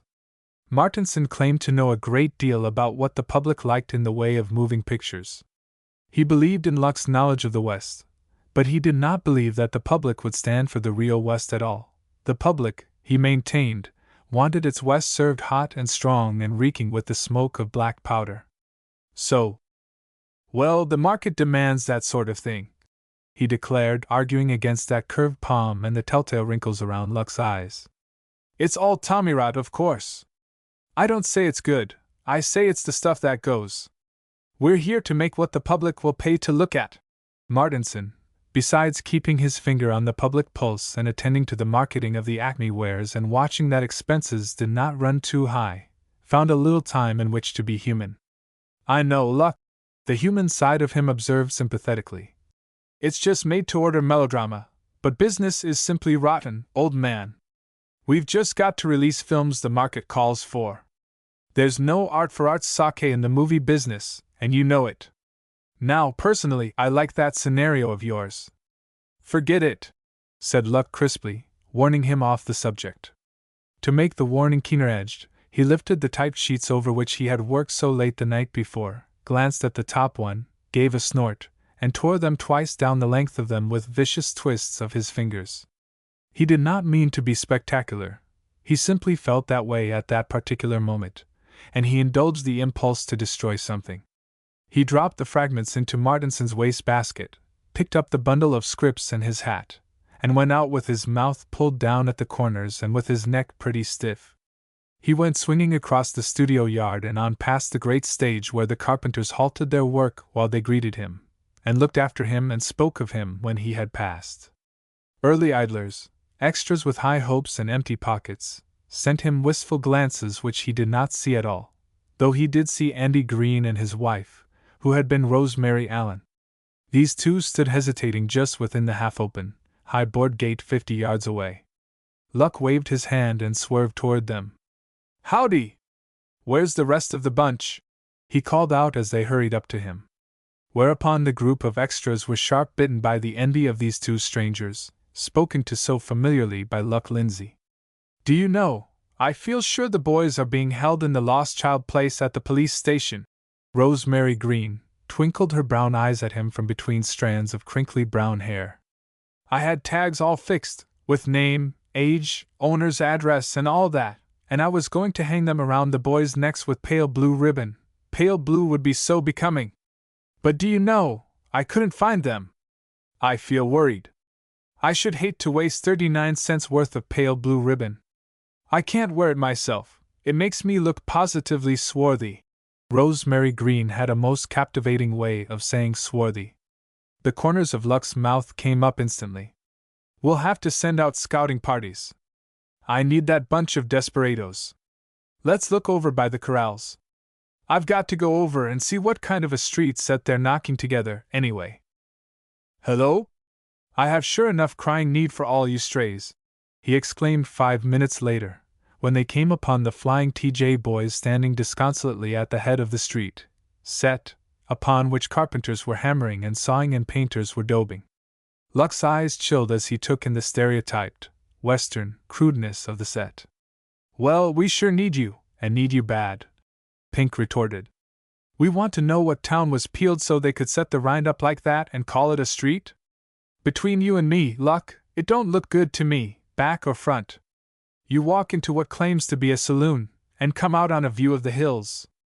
They tell me the bar of that imitation saloon is away over there on that platform, and they say the bottles are all full of tea. That right? Luck nodded gloomily. Soon as they get the set up, it's going to be your privilege to come boiling out of that saloon, shooting 2 guns, Pink, he prophesied. You'll have the fun of killing half a dozen boys that come down from this end shooting as they ride. He put his cigarette between his lips and began to untie the dingy blue tape that bound the scenarios together. Ever read any of Bentley Brown's stories? They wished a bunch of them onto me while I was gone and couldn't defend myself, he said, as one who breaks bad news. I'm certainly sorry about this, boys. It's a long way from what I brought you out here to do, and if you want to, you can call the deal off and go home. Rip snorting, rotten melodrama, cheap as ice in Alaska. Stuff I hate, because it's the stuff that cheapens the West in pictures. What about our range picture? Andy Green began anxiously. Luck choked back an oath because of Andy's wife. They're married to the idea that this rot is what sells best. They don't know what a real Western picture is, they never saw one. And they're afraid to take a chance. I was in hopes, but Mart's the big chief, you know. He'd gone and loaded up with this trash, and so he couldn't see my story at all. I get his viewpoint, all right. He's keen to pry off some real money, and he's afraid to experiment with new tools. But it does seem pretty raw to put you boys working on this cheap studio stuff after getting you out here to do something worthwhile. We're to stay right here, then? Weary spoke the question that was in the minds of all of them. That's the present outlook, Luck confessed with bitterness. I don't need real country for this junk. I was all primed to show him where I'd have to take my company to New Mexico, but I didn't say anything about it when he sprung this Bentley Brown business. This will all be made right here at the studio and out in Griffith Park. Down deep in Luck's heart there was a hurt he would not reveal to anyone. It was built partly of disappointment, and an honest dislike for doing unworthy work. It had in it also some personal chagrin at being compelled to put the happy family at work in the very class of pictures he had often ridiculed in his talk with them, after bringing them all the way from Montana so that he might produce his big range picture. He stood looking somberly at the set which Clements had planned to save time, and therefore dollars, for the Acme Company. He thought of his range story, as it had first grown out of the night away up there in the plains country. He thought of how he had hurried so that he might the sooner make the vision a reality, how he had talked of it confidently to these men who had listened with growing enthusiasm and interest, until his vision had become their vision, his hopes their hopes. They had left the Flying U and come with him to help make that big picture of the range. By their eager talk they had helped him to strengthen certain scenes. They had even suggested new, original material as they told of this adventure and that accident, and argued, as was their habit, ever scenes and situations. That was why Andy had spoken of it as their picture. That was why they were here, that was what had brought them early to the studio. And in his hand he held a half-dozen or more of those cheap, lurid stories he had always despised. They must let the public see their faces in these impossible, illogical situations, or they must go back and call Luck Lindsay names to salve their disappointment. The dried little man, whose name was Dave Wiswell, came walking curiously up the fresh-made street, his sharp eyes taking in the falsity of the whole row of shack houses that had no backs, bald behind as board fences, save where 2x4s braced them from falling. He saw the group standing before a wall that purported to be the front of a bank, which would be robbed with much bloodshed in the second scenario, and he hurried a little. Luck scowled at him preoccupiedly, nodded a good morning, and turned abruptly to the others. Listen. If you boys are game for this melodrama, I'd like to use you, all right. You'll get experience in the business, anyway, so maybe it won't do you any harm. And if the weather holds good, we'll just make a long hard drive of this bunch of drivel. We'll rush 'em through, sabe? And I'll make it my business to see that Mart doesn't unload any more of the same. You may even get some fun out of it, seeing you're not fed up on this said Western drama, the way I am. Anyway, what's the word? Shall I hop into the machine and go down and buy you fellows a bunch of return tickets, or shall I assign you your parts and wade into this blood and bullets business? Weary folded his arms and grinned down at Luck. I'm all for the blood and bullets myself, he said promptly.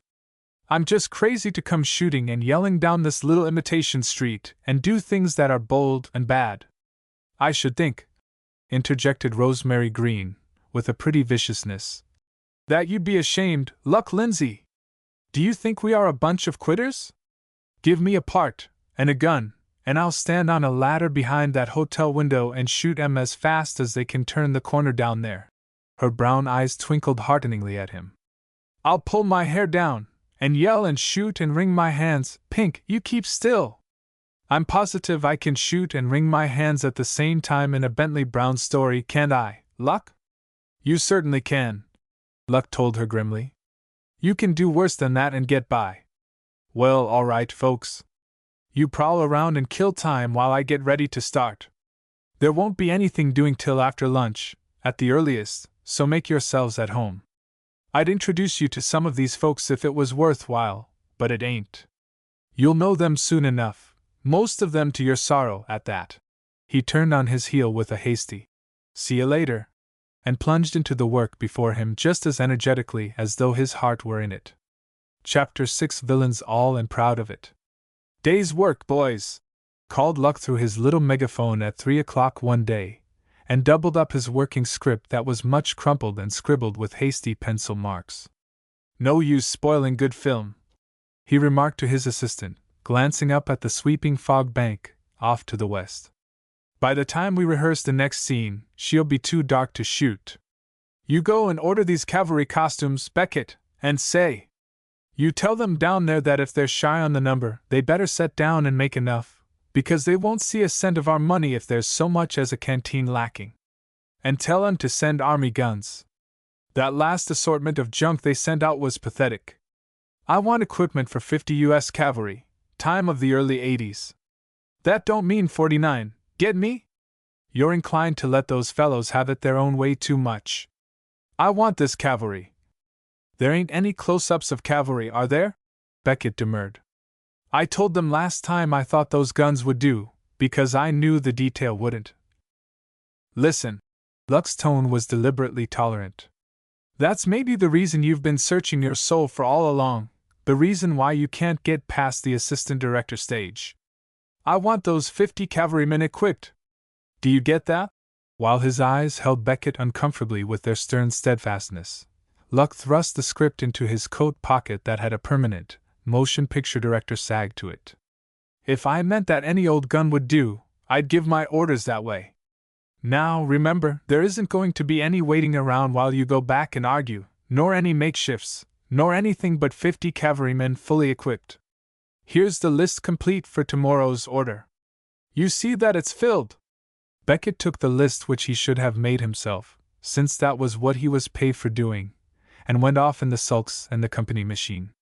Luck pulled a solacing cigar from an inner pocket and licked down the roughened outer leaves, and scowled thoughtfully across the studio yard. The cameraman was figuring up footage or something, and his assistant was hurrying to get the tripod folded and put away. There was a new briskness in the movements of every one save Luck himself, after he spoke that last sentence through the megaphone. The happy family, or that part of it which had thrown away pitchforks and taken to the pictures, came clanking across the stage toward Luck. You would never have known the happy family, unless it were the native son who wore his usual regalia in exaggerated form. The happy family had wide, flapping chaps that made them drag their feet, they were so heavy and so long, and great Mexican spurs whose rowels dug tiny trenches in the ground when they walked. They wore the biggest Stetsons that famous hat brand ever was stamped upon. They had huge bandanas draped picturesquely over their chests, and their sleeves were rolled to the elbows and their eyes rimmed with deep pencil shadings. At their hips swung 6-shooters of violent pattern and portent. Around their middles sagged belts filled with blank cartridges. A sack of tobacco was making the rounds as they came on, and Luck watched them through speculatively narrowed lids. "Say, by cripes, that there saloon is the driest poison palace I ever surged out of with 2 guns spittin' death and damnation," Big Medicine complained, coming up with the plain intention of lighting his cigarette from Luck's cigar. "How'd we stack up this time, boss? Bein' soused on cold tea, I couldn't rightly pass judgment. How many was it I murdered in cold blood, in that there scene where I laid 'em out with black powder? 4 or 5. Pink, here, claims I killed him twiceit, whereas he ought to be left alive enough to jump on his horse and ride 350 miles to fall dead in his best girl's arms. He claims he made that ride day before yesterday, and done some pitiful weaving around in the saddle, out there in the hills, and that he died in that blonde lady's arms first thing this morning, and I hadn't no right to kill him twiceit afterwards in the saloon fight. Now I leave it to you, boss. How about this here killin' Pink off every oncet in a while?" Deep in his throat Luck chuckled. "Well, Pink certainly does die pathetic," he soothed the perturbed murderer, dropping his professional brusqueness for frank comradeship. "He's about the best little close-up dear I ever worked with. He can get a sob any time he rolls his eyes and gasps and falls backward." He clapped his hand down on Pink's shoulder and gave it a little shake. "That's all right," drawled the native son, taking off his sombrero to deepen the crease and the dents, because 3 girls were coming across the lot. "But I've got a complaint of my own to make. When you holler for Bud to start the rough stuff, he just goes powder crazy. He shot me up 4 times in that scene. Twice he held the gun so close my scalp's all powder marked, and by rights he should have blowed the top of my head plumb into the street. He gets so taken up with this slaughterhouse business that he'll wind up by shooting himself a few times if you don't watch him. One thing," Weary put in mildly, "I want to speak about Luck. We need more blood for those murders. I didn't have half enough for all the mortal wounds Bud gave me.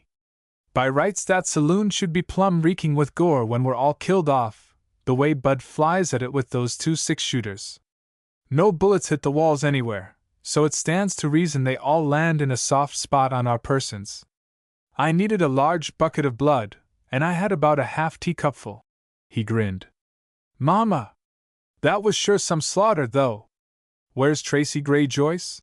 Luck inquired irrelevantly, with a hasty glance around them. "Tomorrow, he'll have to come into that same slaughter pen and seize the murderer and subdue him by the steely glint of his eye and by his unflinching demeanor." He pulled the corners of his mouth down expressively. "That's the way the scenario reads," he added defensively. "Well, say, by cripes, he better amble down to the city and buy him some more glint," Big Medicine bawled, and laughed afterwards with his big ha-ha-ha. "And I'll gamble there ain't enough unflinching demeanor on the coast to put that boy through the scene. Honest to Grandma, Luck, that there Tracy Gray Joyce gets pale, and his Adam's apple pumps up and down when I come up and smile at him. What color do you reckon he'll turn to when he stands up to me right after me slaying all these innocent boys, and me a foamin' at the mouth and gloatin' over the foul deed I've just did? Say, how's he going to keep that there Adam's apple from shootin' clean up through his hair, and his knees from wobblin'? How? He won't," said Luck suddenly, with a brightening of his eyes. "He won't. I hope they do wobble. You go ahead, Bud, and foam at the mouth. You look at Tracy Gray Joyce. Not in the rehearsing, understand. Leave out the foam and the gloating till we turn the camera on the scene. Sabe? On the quiet, boys." "Sure," came the guarded chorus. It was remarkable what a complete understanding there was between Luck and the happy family. It was that complete understanding which had kept Luck's spirits up during his unloved task of producing Bentley Brown stuff in film. Well, say! Big Medicine leaned close and throttled his voice down to a hoarse whisper. What kinda hero will your Tracy Gray Joyce look like, when I start up foamin' and gloatin' at him? Luck smiled. That, he said calmly, is for the camera to find out. He was going to say something more on the subject, but someone called to him anxiously from over toward the office. So he told them adios hurriedly and went his busy way, and left the Happy Family discussing him gravely among themselves. The Happy Family were so interested in this new work that they were ready to see the bright side even of these weird performances which purported to be Western drama. If you did not take it seriously, all this violence of dress and behavior was fun.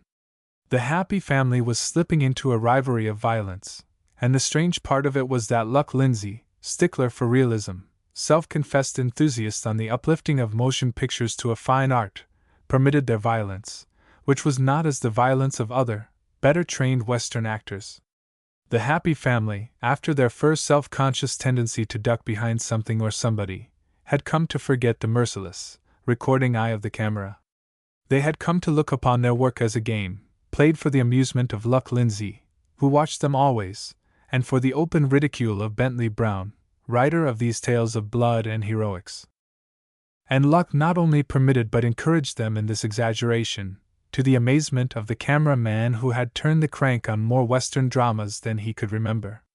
Scenes of violence, such as the saloon row in which Big Medicine had forgotten that Pink was to be left alive, and so had killed him twice, made the camera-man and the assistant laugh when they should have shuddered, and to wonder why Luck Lindsay, wholly biased though he was in favor of the Happy Family, did not seem to realize that they were not getting the right punch into the pictures.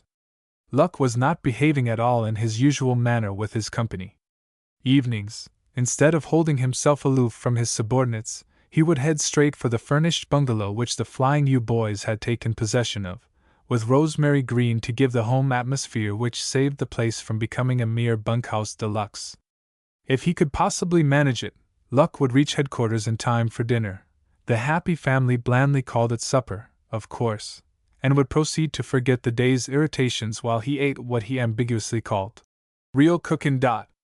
There was a fireplace in that bungalow, and a fairly large living room surrounding the fireplace. The Happy Family extravagantly indulged themselves in wood, even at the unbelievable price they must pay for it, and after supper they would light the fire and hunt up chairs enough, and roll cigarettes, and talk themselves quite away from the present and into the past of glowing memory.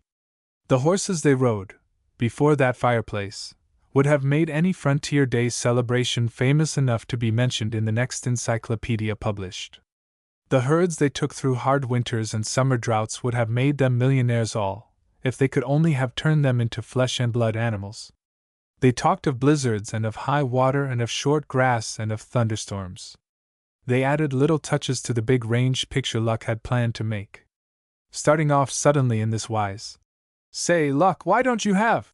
And the fires of enthusiasm would flare again in Luck's eyes, and the talk would grow eager.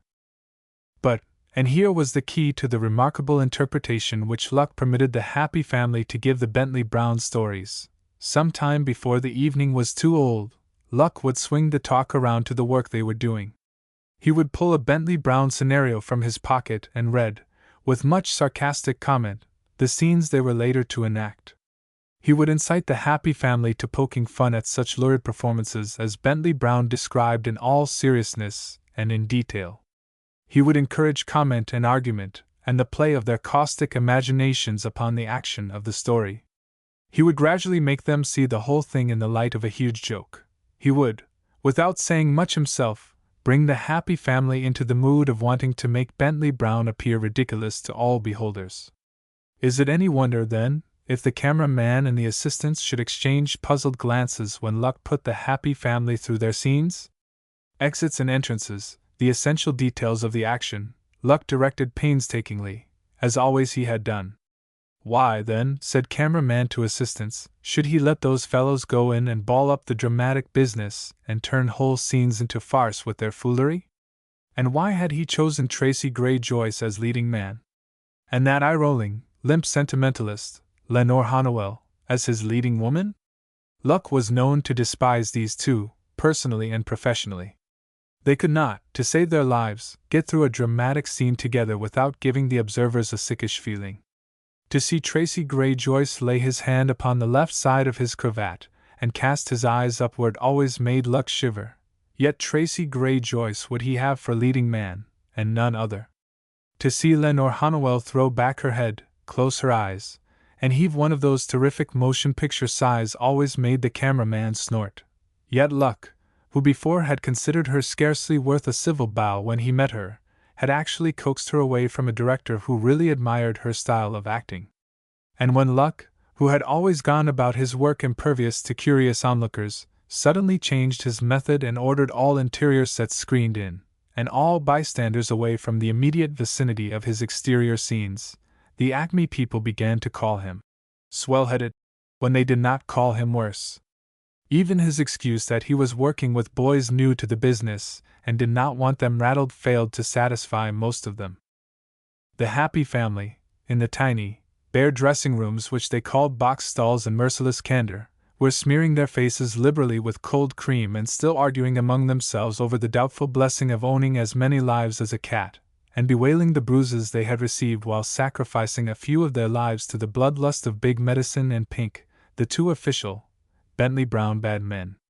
Outside their two connecting stalls, a fine drizzle was making the studio yard an empty place of churchyard gloom and incidentally justifying Luck in quitting so early. Big Medicine was swabbing paint from his eyebrows and bellowing his opinion of a man that will keep a comin', by cripes, after he's shot the third time at close range, and then kicked because he takes so much killing off. This was aimed at the native son, who had evidently died hard, and who meant to retaliate as soon as he got that dab of pain out of his eye. But the door opened violently against his person and startled him into forgetting his next observation. This was Luck, and he had the look of a man who owns a guilty secret, and is ready to be rather proud of his guilt, providing society consents to wink at it with him. He was not smiling, exactly. He had a wicked kind of twinkle in his eyes. "Hurry up, boys! My lord, how you fellows do primp and jangle in here! They're going to run our first picture, The Soul of Littlefoot Law. Don't you fell? The witch?" Big Medicine whirled upon him, rubbing his left eye into a terrifying, bloodshot condition while he glared with the other. "The Soul of Littlefoot Law," Luck repeated distinctly with a perfect neutrality of manner. "Is that what you call all that ridin' and shootin' we done that you said was by moonlight?" Pink inquired pugnaciously, for a young man who had died the death 4 different times that day. "That's what it's called," Luck averred with firmness. Where does Soul of Littlefoot Law come in at?" Happy Jack scoffed. "It doesn't, so far as I know." There ain't no sense in such a name as that." "Is that where I got shot off and my horse, and Bud here, done his best to run over me?" "That's the one." "My lord, boys, how long does it take you fellows to get your makeup off? They'll have the film run and passed and released and out on the 5-cent circuit on its 15th round before you." Luck, director though he was, found it wise to pass out quickly and hold the door shut behind him for a minute. "Honest, boys, you want to hurry," he called through the closed door. He waited until the sounds within indicated that they were hurrying quite violently, and then he went his way, and he still had the look in his eyes of one who bears in his soul a secret guilt of which he is inclined to be proud. When the Acme people gathered resignedly in the private projection room, however, Luck's wicked little twinkle had turned a shade anxious. He excused himself from the chair between Martinson and Molly Ryan, the stenographer, and went over to confer with the happy family and the dried little man who kept clannishly together as usual, and he forgot to return to his place. The Acme people, personally and individually, were sick and tired of all motion pictures that did not portray with vividness the beauty or the talents of themselves, or the faults of their acquaintances. No Acme people, save Lenore Hannawell and Tracy Gray Joyce and a phlegmatic character woman, were in this picture at all. The camera-man who took it did not think highly of it, and considered the wonderful photography as good as wasted, and he had said as much, and more, to his intimates. Beckett, Luck's assistant, had privately announced it as the rottenest piece of cheese he had ever seen under a Wild West label, and disclaimed all responsibility. They of the cutting and trimming clan had not said anything at all. Martinson, having heard the rumors, felt that they confirmed his own suspicion that Luck had made a big blunder in bringing those cowboys into the company. They were not actors. They did not pretend to be actors. You will see that it was a critical audience indeed that gathered there in the projection room that rainy afternoon to see the trial run of the soul of the Littlefoot Law. It would take a good deal to win any approbation from that bunch. And then they were looking at the first scene, which was a night in Whoopalong, the fake town over there beyond the big stage. The happy family, all disguised as cowboys, came surging out of the darkness. That was the bunch that Luck Lindsay had done so much bragging about, and called real boys, was it? Silently commented the audience. No different from any other cowboys, as far as anyone could see. True, they used about half the usual amount of film footage in getting to foreground, probably underspeeded the camera, an old trick which has helped to put the dash and ginger into many a poor horseman's act. But the XY cowboys certainly surged up to foreground, and it was seen that they rode with reins in their teeth, and that each and every man fired 2 huge 6-shooters straight up at the moon every time their horses hit the ground with 4 feet. The happy family leaned forward and craned around the heads of those in front that they might see all of it. Luck had told them before making this scene to eat 'em alive, and the happy family had very nearly done so. Andy Green nudged his wife, Rosemary, and whispered hurriedly that this was where the camera-man had pulled up his tripod by the roots and beat it, thinking he was going to be run over, and that was why the scene was cut unexpectedly just where Andy set his horse on its haunches and posed, a heroic figure of a cowboy rampant, immediately before the lens. Luck, glancing hurriedly to right and left, slid down and rested the nape of his neck on the back of his chair, slipped a fresh stick of gum between his teeth, hung his hat on his knee, and prepared to view his work with critical mind and impartial, and with his conscience like his body at ease. The thing had certainly started off with zip enough, since zip was what Mart claimed the public demanded. The next scene was a continuation of the one before, the camera-man having evidently recovered himself and gotten to work again.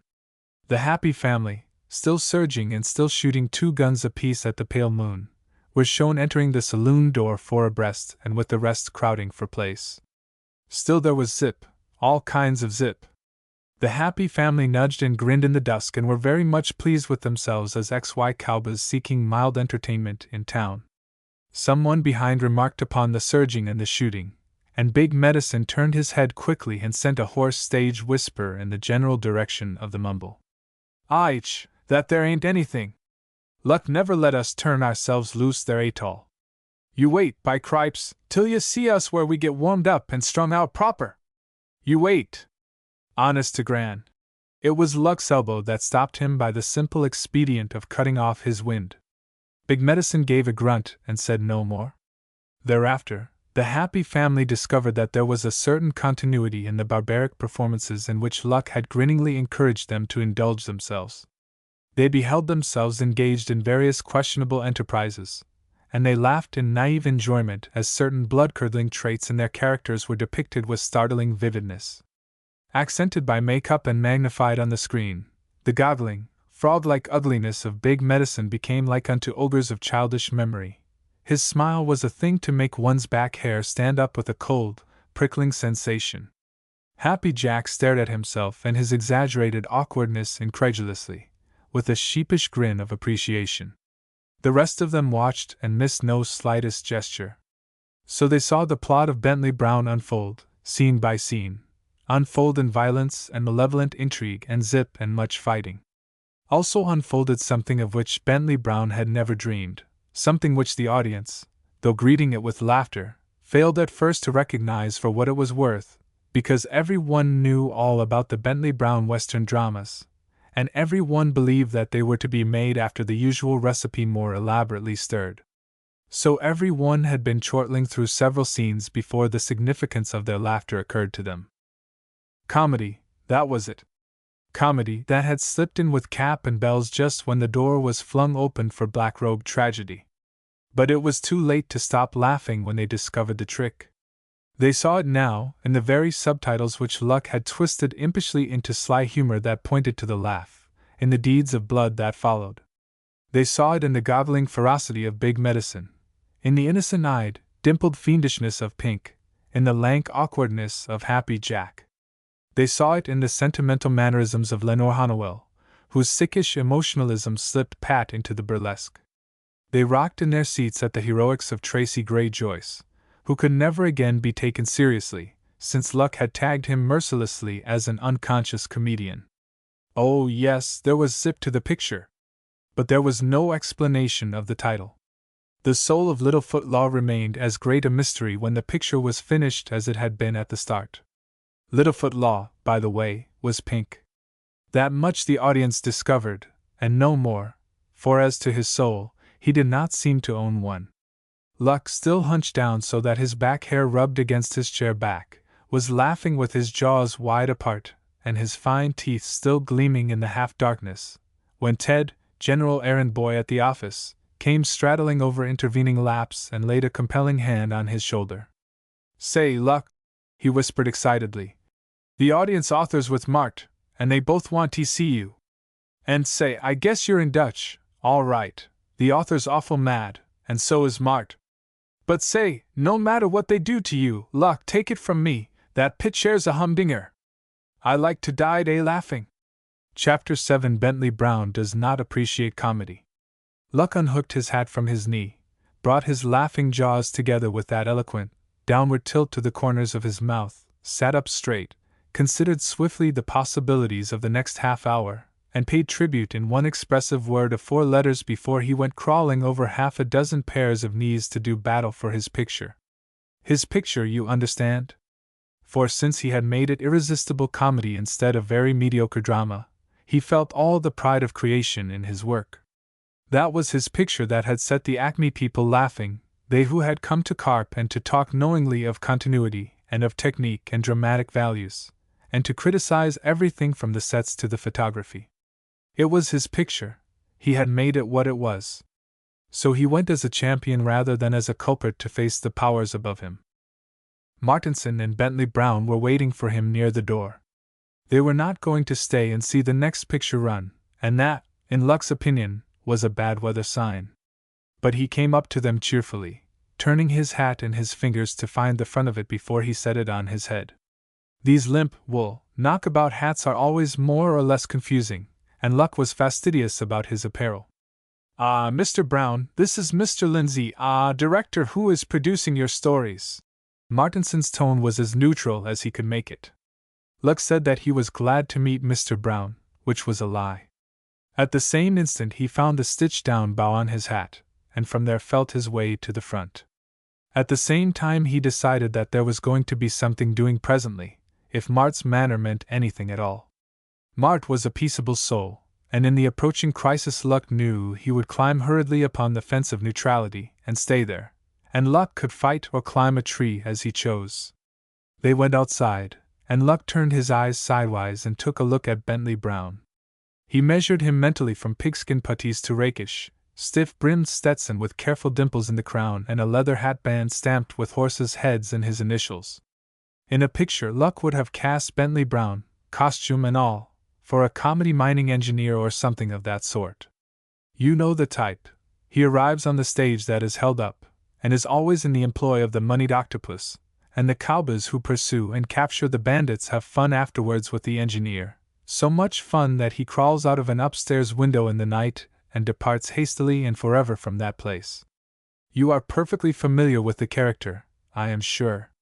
Luck, after that swift, comprehensive glance, was not greatly alarmed. In that he made his greatest blunder. He should have reckoned with the wounded vanity of the little author who believes himself great.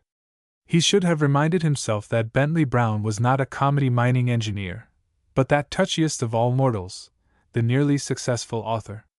He should have taken warning from the stiff-necked, stiff-backed gait of Bentley Brown on the short walk to the office. He should have read danger in the blinking lids of his pale eyes, and in his self-conscious manner of looking straight before him. In the office, then, Luck basely deserted one Luck Lindsay, and left him to fight a losing battle. For Bentley Brown was incensed, insulted, and outraged over the manner in which the soul of Littlefoot Law had been filmed. The story had been caricatured out of all semblance to its original self. Littlefoot Law had been shown as having no soul whatever.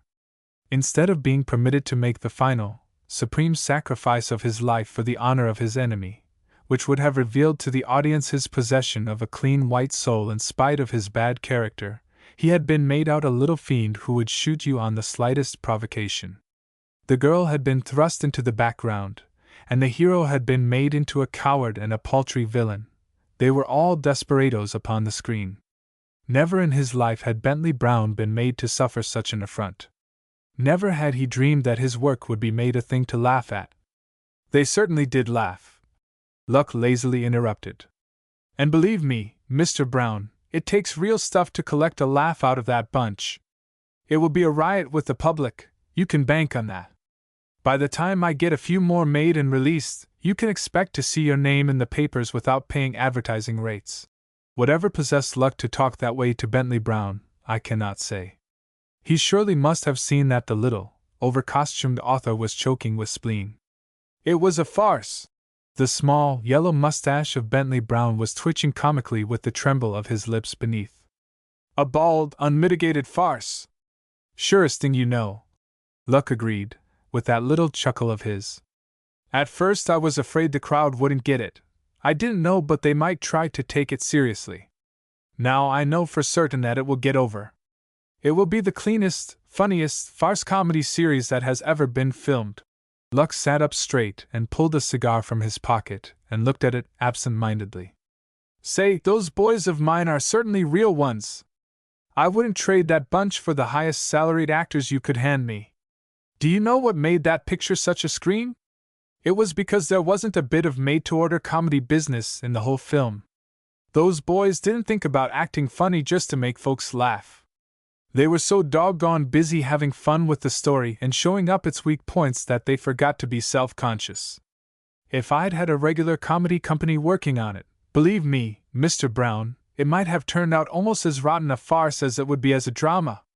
Had Bentley Brown owned under his pink skin any of the primitive instincts which he was so fond of portraying in his characters, he would have killed Luck without any further argument or delay. Instead of that, he spluttered and stormed like a scolding woman. He lifted first one puttee and then the other, and he shook his fist, and he nodded his head violently, and finally was constrained to lift the leather-banded Stetson from his blonde hair and wipe the perspiration from his brow with a lavender-initialed handkerchief. He said a great deal in a very few minutes, but it was too involved, too incoherent to be repeated here. Luck gathered, however, that he meant to sue the Acme Company for about $9 million damages to his feelings and his reputation, if the soul of Littlefoot Law was released in its present form. He battered at Luck's grinning composure with his full supply of invectives.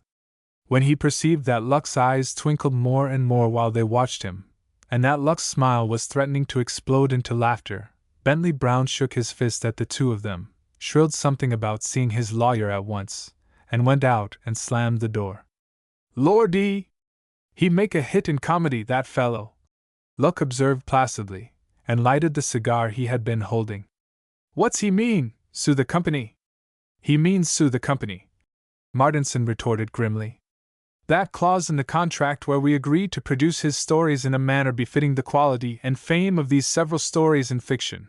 He's got grounds for action there, and he's going to make the most of it. He's sore anyway. Someone's been telling him he practically made us a present of his stuff. Hell, said Luck. Why didn't you say so? Why didn't you say that you were turning that stuff into farce comedy? Martinson came back sharply. I could have told you it wouldn't get by. I knew Brown wouldn't stand for anything like that, and I knew he could put the gaff into us on that manner befitting clause. It's a wonder you wouldn't have jarred loose from some of that wisdom, Luck observed tartly. You never gave me any dope at all on this Bentley Brown person. You handed me the junk he stung you on, and believe me, as drama he'd have stung you with it as a present. You handed it to me to film. I made the most of it. You made a mess of it, Martinson corrected peevishly. You laughed, Luck pointed out laconically. Then his eyes twinkled suddenly. Laugh and the world laughs with you, he quoted shamelessly, and took a long, satisfying suck at his cigar. The world won't step up and pay damages to Bentley Brown, Martinson reminded him. If that picture is released as it stands. How many have you made so far? I'm finishing the third, getting funnier too, as they go along. You've got to cut out that funny business. You'll have to retake this whole thing, Luck, make it straight drama.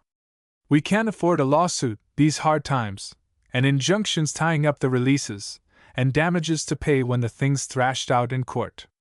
You'll have to retake this whole picture. Nice bunch of useless expense, I must say, when I've been chasing nickels off the expense account of this company and sitting up nights nursing profits. We'll have to cut salaries now, to break even on this fluke. I've left the payroll alone so far. That's the worst of a break like this. The whole company has got to pay for every blunder from now on. Luck's eyes hardened while he listened.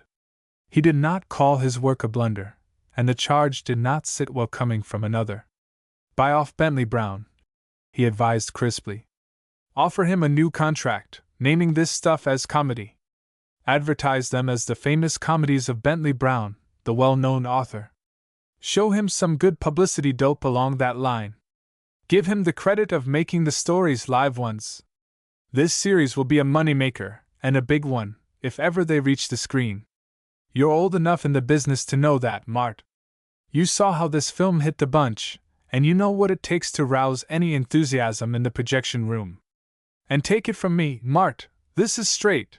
That's the only way in God's world to make that series take hold at all. As drama, the stuff is hopeless. Absolutely hopeless. It's only by giving it the twist I gave it that it will get over. You do that, Mart. You kid this Bentley Brown into being featured as the humorist of the age, and pay him a little something for swallowing his disappointment as a dramatic author. I'll go ahead with my boys, and we'll deliver the goods. You do that, and you'll be setting up nights counting profits instead of nursing them. Martinson began to stir up the litter on his desk, another bad weather sign. I can't waste time talking nonsense, he snapped. I've got plenty to do without that. That stuff has got to be retaken, every foot of it, if you've gone on burlesquing the action. I happen to know that Brown wouldn't consider such a compromise. You've made a bad break, and I believe you made the first one when you brought that bunch of cowboys back with you. If they can do straight dramatic acting, all right. If not, you'd better let them out and start over with professionals. For a peaceable man, Martinson was angry.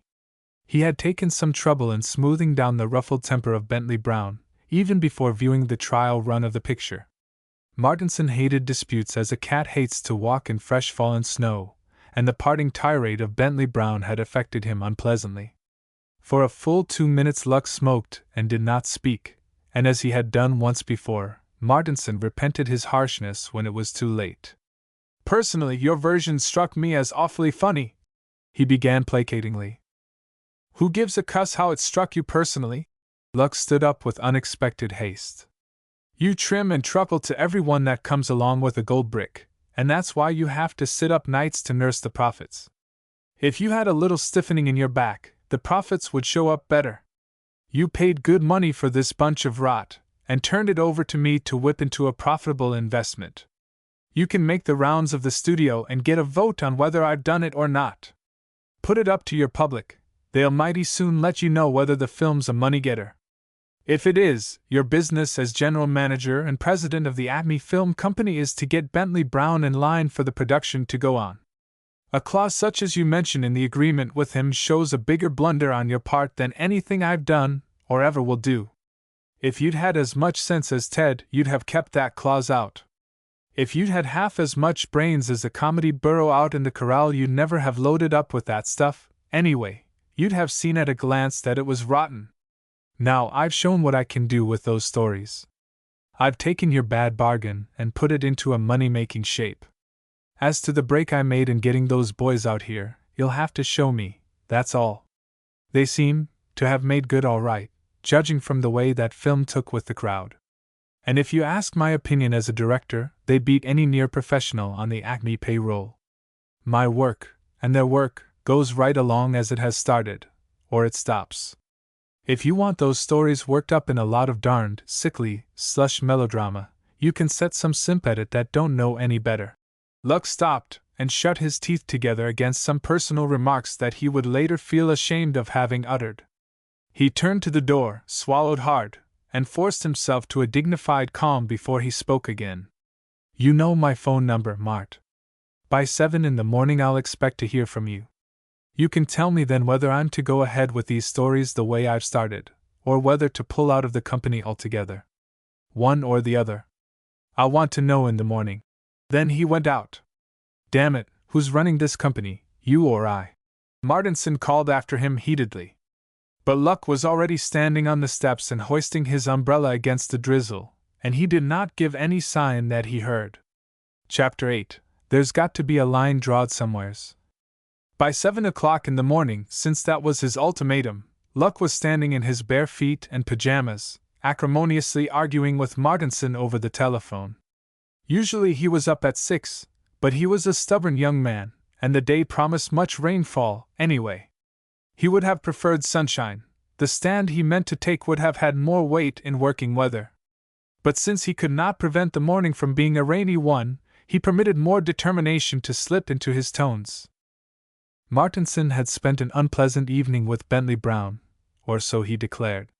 He had called up several stockholders of the Acme, and had talked the matter over with them, and— Well, cut the preamble, Mart, snapped Luck, trying to warm one foot by rubbing it with the other one. Do I go on with the work, or don't I? From the looks of the weather, Mart began to temporize. Weather cuts no figure with this matter. You know what I mean. What's the decision? Luck scowled at the pretty girl on his wall calendar, and began to rub his right foot with the left, and to curse the janitor with that part of his brain not occupied with the conversation. Well, listen. You come out to the office, after a while, and we'll go into this matter calmly, begged Martinson. No use in letting that temper of yours run away with you, Luck. You know we all. What did Bentley Brown say? Did you put the proposition up to him as I suggested? Luck, you know I told you Brown wouldn't consider. Say, Mart, get all those rambling words out of your system, and then call me up and tell me what I want to know. And Luck hung up the receiver and went shivering back to bed. From the things he said to himself, he was letting that temper of his run away with him in spite of Martinson's warning. He had just ceased having spasms of shivering, and had found his warm nest of the night, and was feeling glad that it was raining so that he could stay in bed as long as he liked, when the phone jingled shrilly again. Had he been certain that it was Martinson, Luck would have lain there and let it ring itself tired. But there is always the doubt when a telephone bell calls peremptorily. He waited sulkily until the girl at the switchboard in the office below settled down to prolong the siege. Luck knew that girl would never quit now that she was sure he was in. He crawled out again, this time dragging the bedspread with him for drapery. Hello! There was no compromise in his voice, which was guttural. Luck? This is Martinson. You are to retake all of the Bentley Brown pictures which you have made so far, under the personal supervision of Bentley Brown himself, who will pass upon all film before accepted by the company. This is final. Martinson? This is Luck. You and Bentley Brown and the Acme Film Company can go where the heat's never turned off. This is final. Whereupon Luck slammed the receiver into its brackets, trailed over to a table and gleaned the makings from among the litter of papers, programs, stills, and letters, and rolled himself a much-needed smoke. He was sorry chiefly because he had been compelled to use such mild language over the telephone. It would be almost worth a trip to the office just to tell Martinson without stint what he thought of him and all his works. He crawled back into bed and smoked his cigarette with due regard for the bedclothes, and wondered what kind of a fool they took him for if they imagined for 1 minute that he would produce so much as a subtitle under the personal supervision of Bentley Brown. After a while it occurred to him that, unless he relented from his final statement to Martinson, he was a young man out of a job, but that did not worry him much. Of course, if he left the Acme Company, he would have to look around for an opening somewhere else, where he could take his happy family and maybe produce. Right there Luck got up and unlocked his trunk, which was also his chest of treasures, and found the carbon copy of his range scenario. He had not named it yet. In thinking of it, and in talking about it with the boys, he had been content to call it his big picture. If he could place himself and his big picture and his boys with some company that would appreciate the value of the combination, his rupture with the Acme Company would be simply a bit of good luck.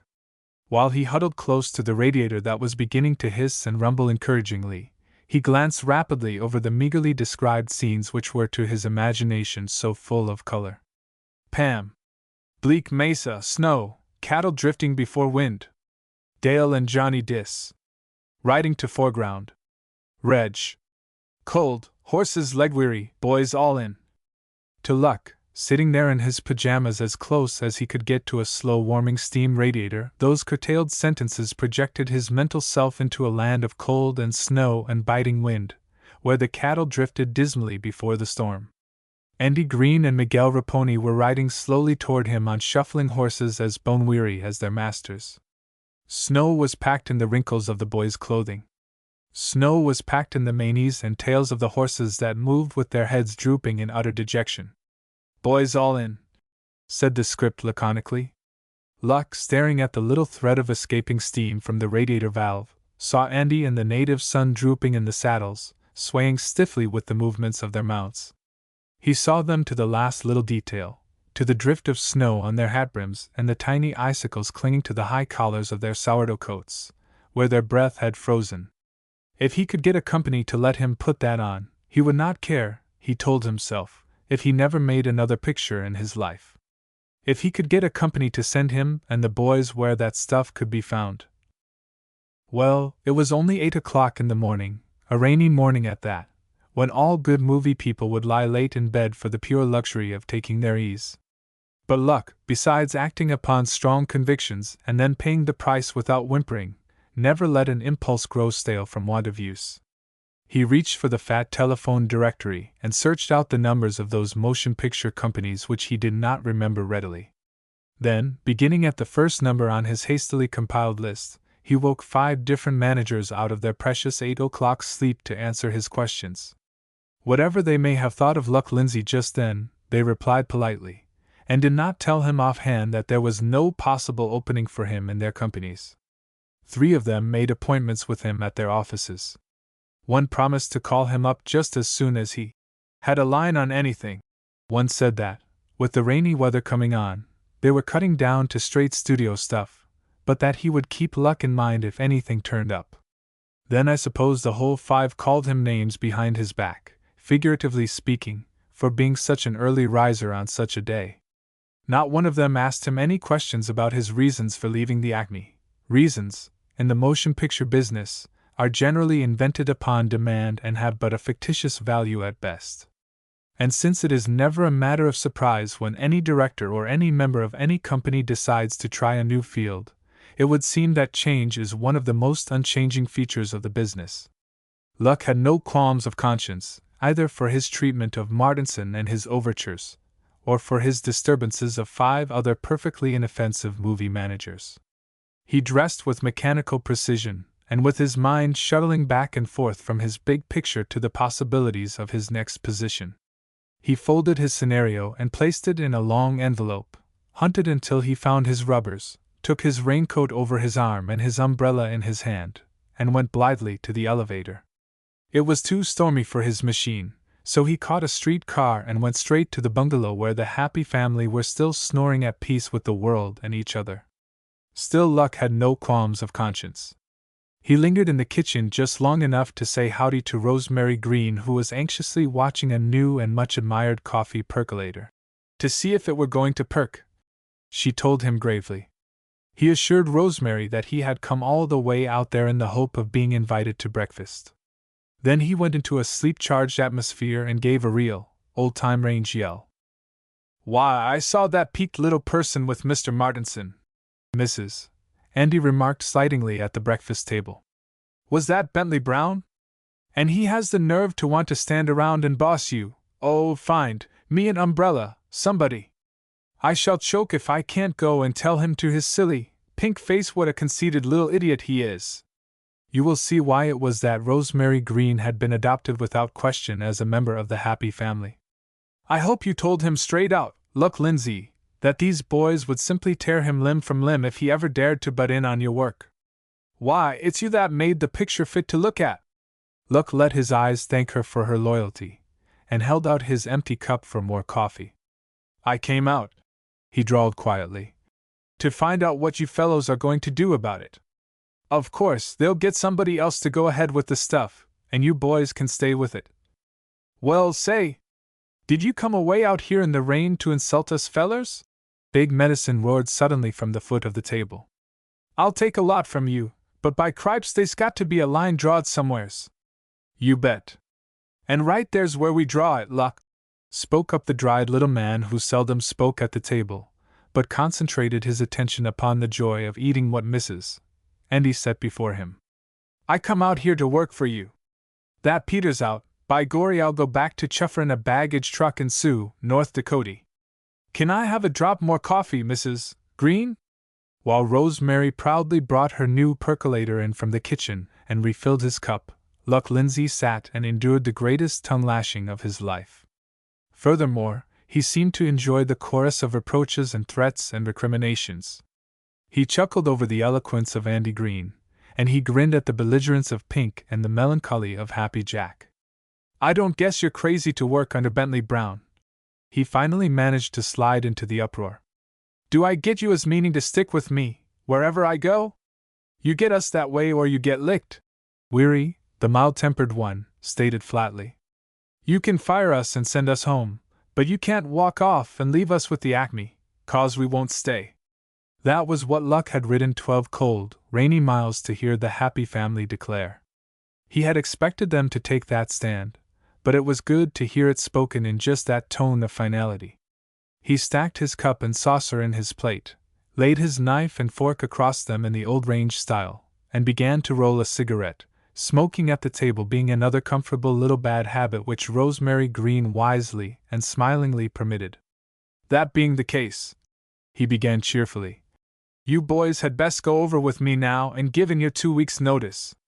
I'm director of our company till I quit, see? I'll arrange for your transportation home. Ah, gwan! Who said we was goin' home? Wailed Happy Jack distressfully. Now listen! You're entitled to your transportation money. That doesn't mean you'll have to use it for that purpose, sabe?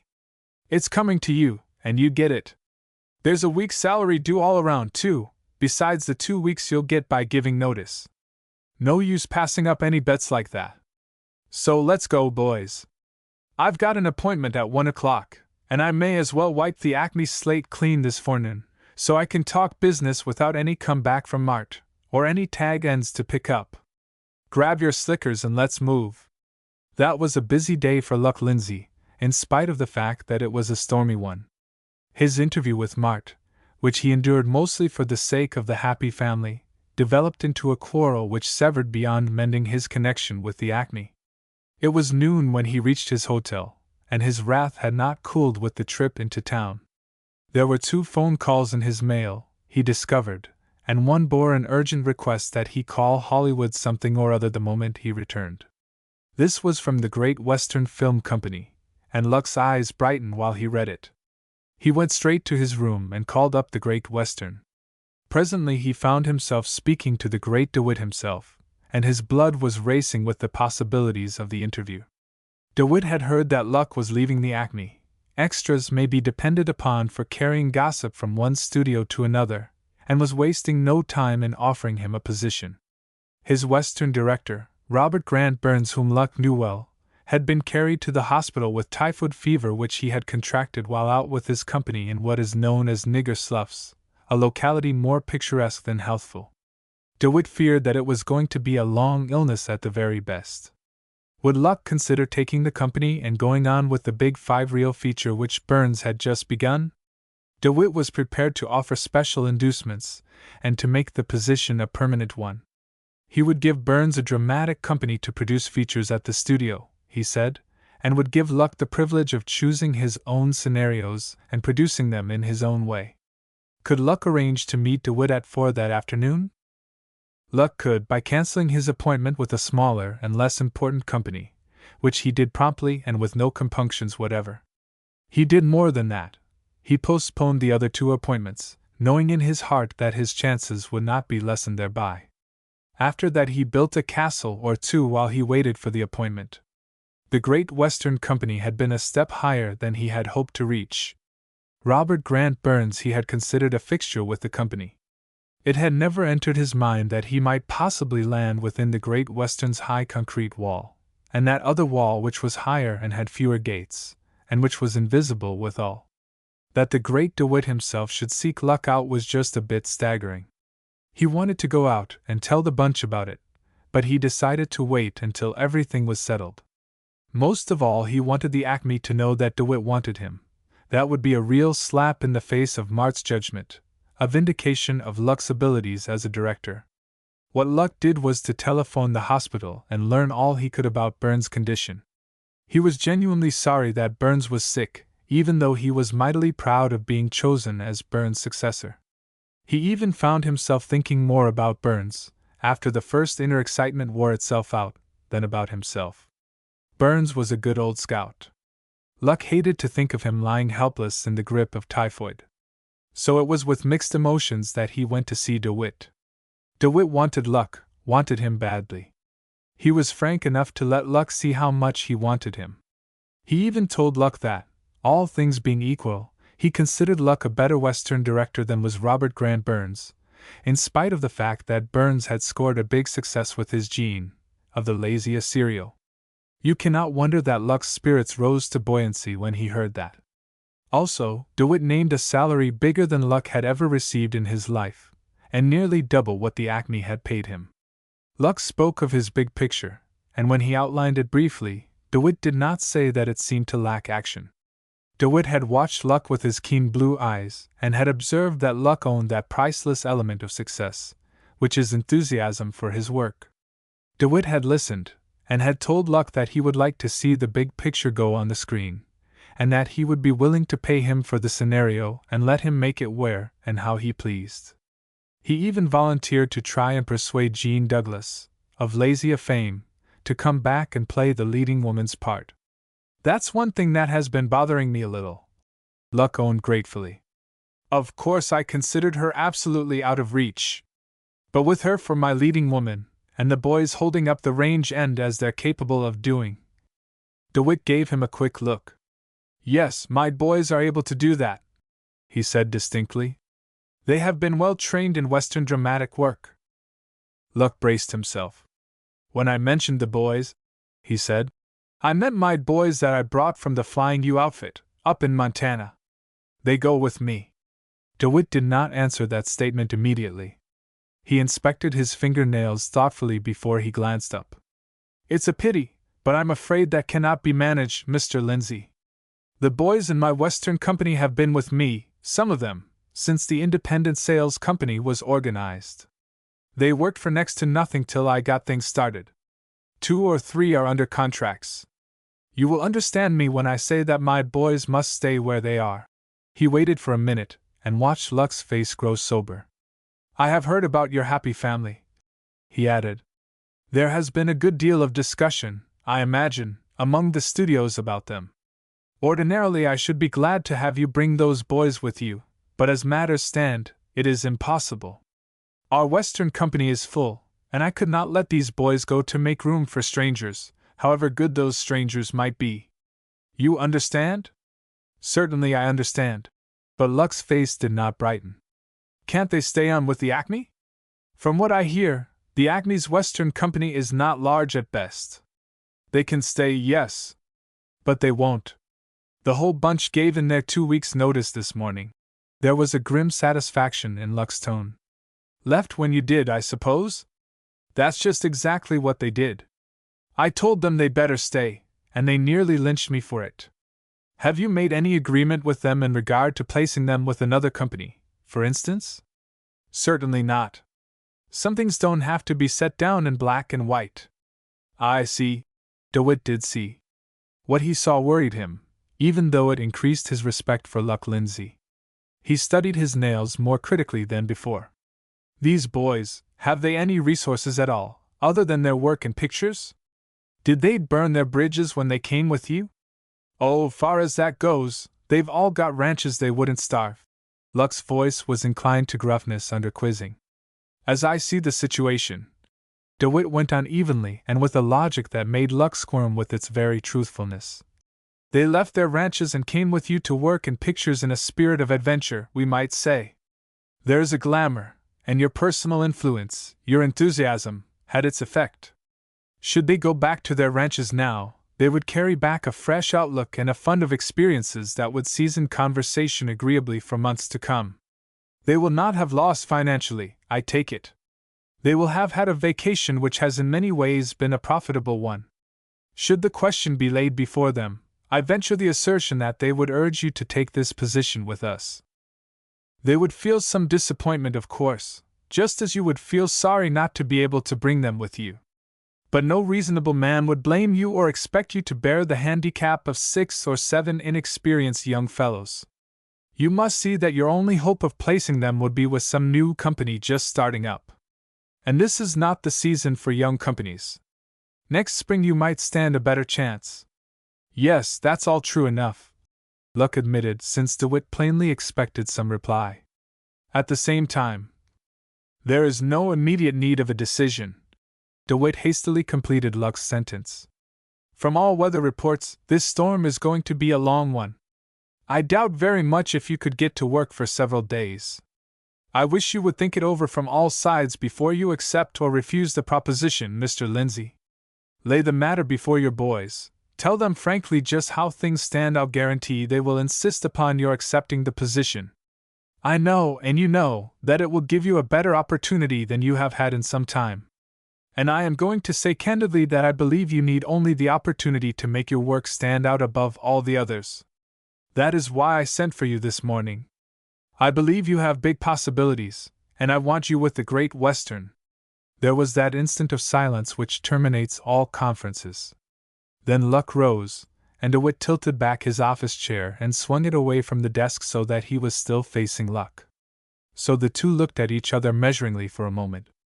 I certainly appreciate your good opinion of me, Mr. DeWitt, Luck said. Whether I take the place or not, I want to thank you for offering it to me. It all looks fine, the chance of my life, but I can't. No, don't say any more. DeWitt raised his hand. You do as I suggest. Tell the boys just what has passed if you like. Let them decide for you. No, that wouldn't be fair. They'd decide for my interests and forget about their own. I know that. Well, let's just wait a day or two. You think it over. Think what you could do with Jean Douglas, for instance. I'll try and get her back. I think perhaps I can. She's married, but I think they'll both come if I make it worth their while. Come and see me day after tomorrow, will you? We'll say 4 o'clock again. Goodbye. So Luck went away with temptation whispering in his ear. Chapter 9. Leave it to the bunch. Not a word did Luck say to the happy family about his big opportunity. Instead, he avoided them half guiltily, and he filled the next day and the one after that by seeing, or trying to see, the head of every motion picture company in that part of the state. He even sent a night letter to a big company at Santa Barbara. Always he stipulated that he must take his own cowboys with him and have a free hand in the production of Western pictures, since he did not mean to risk having another irate author descend upon him with threats of a lawsuit. By 3 o'clock of the day when he was to give DeWitt his decision, Luck was convinced that the two conditions he never failed to mention were as 2 iron bars across every trail that might otherwise have been open to him. No motion picture company seemed to feel that it needed 7 inexperienced men on its payroll. A few general managers suggested letting them work as extras, but the majority could not see the proposition at all.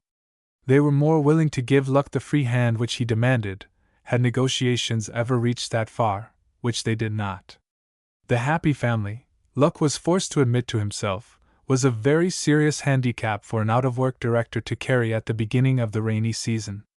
He did his best, and he spent 2 sleepless nights over the doing, but he simply could not land them anywhere. He talked himself hoarse for them, he painted them geniuses all.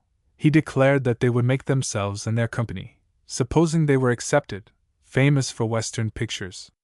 He worked harder to place them in the business than he would ever work to find himself a job, and he failed absolutely. DeWitt's eyes questioned him the moment he stood inside the office. DeWitt had heard something of Luck's efforts since their last meeting, and although he admired Luck the more for his loyalty, he felt quite certain that now he was convinced of his defeat, Luck would hesitate no longer over stepping into the official shoes of Robert Grant Burns, who was lying on his broad back, and shouting pitifully futile commands to his company, and asking an imaginary cameraman questions which were as Greek to the soft-footed nurse. DeWitt, having just come from a visit to Burns, had a vivid mental picture of that ward in the Sisters' Hospital. But alongside that picture was another, quite as vivid, of Luck Lindsay standing beside Pete Lowry's camera with a script in his hand, explaining to Jean Douglas the business of some particular scene. "Well?" queried DeWitt, and motioned Luck to a chair. "Well?" Luck echoed, and stopped for a breath. "No use wasting time, Mr. DeWitt. I can't take any position that doesn't include the Flying U boys. I'm certainly sorry that prevents my accepting your offer. I appreciate all it would mean for me and for my big picture to be with you. But some things mean more. You're under no obligations to tie your own hands just because theirs are not free," DeWitt reminded him sharply. "I know I'm not. Can you figure where it will be to their advantage for you to refuse a good position just because they happen to be out of work? I'm not trying to figure anything like that. Some things don't have to be figured. Some things just are. Do you see what I mean? Those boys didn't wait to do any figuring. When I quit the Acme, they quit, just as a matter of course. If I were as loyal to them as they have been to me, Mr. DeWitt, I wouldn't have taken 2 days to give you my answer. I'd have told you day before yesterday what I'm telling you now." DeWitt did not reply at once. When he did speak, he seemed to be answering an argument within himself. "I can't let my own boys go to make room for yours. That is absolutely out of the question.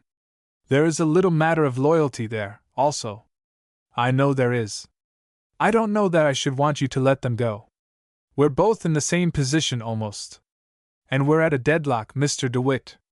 I'm certainly sorry that I can't sign up with you. So am I, young man. So am I. Come back if things shape themselves so you can see your way clear to directing my Western company. I've an idea your boys will be going back to their ranches before the holidays. In case they do, let me hear from you." That was more than Luck had any right to expect, and he had the sense to realize it. He thanked DeWitt and promised, and went away with something of a load off his mind. He could go now and face the happy family without feeling himself another Judas. He found them sitting around waiting for their supper and trying to invent new words to fit their disgust with the Acme Film Company. They greeted Luck as though they had not seen him for a month. "Bully for you, Luck!" Andy shouted, and gave him an approving slap on the shoulder that sent him skating dangerously toward the table. "Best job in town, just came a running up to you and says, 'Please take me.' So they say. That right?" "Yeah, what about this here Great Western getting its loop on you first thing?" bawled Big Medicine gleefully. "By cripes, that's sure one on the Acme bunch. They'll wish they wasn't quite so fresh, given that little tin imitation of an author so much rope. Me and Pink was over to the studio today, honest to Grandma, they was a sick-looking bunch around there. Me and Pink sure throwed it into 'em too, about letting the only real man they had get away from 'em the way they done. My gory, son, I sure am tickled to see ya light with both feet under ya, like they say you done. I heard tell the Great Western's going to let ya put on your own picture. I guess them Acme folks'll feel kinda foolish when they see it," declared the dried little man, grinning over his pipe. Luck was fighting his bewilderment, and framing a demand for explanations when Rosemary bustled in from the kitchen. "Oh, but we're glad, Luck Lindsay," she began in her quick, emphatic way. "We all feel like $1 million over your good luck. We're going to have fried chicken and strawberry shortcake for supper, too, just for a celebration. I knew you'd come out and tell us all about it. So sit right down, everybody, and keep still so Luck can tell us just what everybody said to the other fellow, and how DeWitt happened to get hold of him so quickly. Is it true? The boys heard you were going to get $200 a week. Not get it, no?" Luck unfolded his napkin with fingers that shook a little. "I was offered it, but I'm not going to take it." "Not? Why, Luck Lindsay!" Rosemary very nearly dropped her new percolator. "Why ain't? Ah, gwan! Only reason I wouldn't take 200 a week would be because I'd drop dead at the chance and couldn't. Well, listen. There's one point that hasn't spilled into studio gossip yet. Luck managed to slip into the uproar. I didn't take the place. There were some details we couldn't get together on, so I thanked him and turned it down. There was silence, while the happy family stared at him. What details was them? Big Medicine demanded belligerently. Way I heard it. Studio gossip. Luck interrupted hastily. You can't depend on anything you hear passed around amongst the extras. We failed to agree on certain technical details. I haven't any more job than a jackrabbit, let it go at that. What have you fellows been doing? Us? Why, the Acme's going to give us absent treatment from now on, Andy stated cheerfully. They're paying us 30 a week apiece to stay away from M, and I sure never earned money easier than that. Clements is going to take orders from that so-called author, and he told me straight out that they'll be using actors in those stories. They'll need M, Luck commented drily. You're in luck that they don't want you to work. Any other news? You bet they's other news, roared Big Medicine, goggling across the table at Luck. I rustled me a job, by cripes. Soon as this rain's over, I'm going to cash in my face fare $2 a day with the sunset. Feller over there wants me bad fair atmosphere and a picture he's going to make of the Figgy Islands. Feller claims he can clothe me in a nigger wig and a handful of grass and get more atmosphere, by cripes, to the square inch.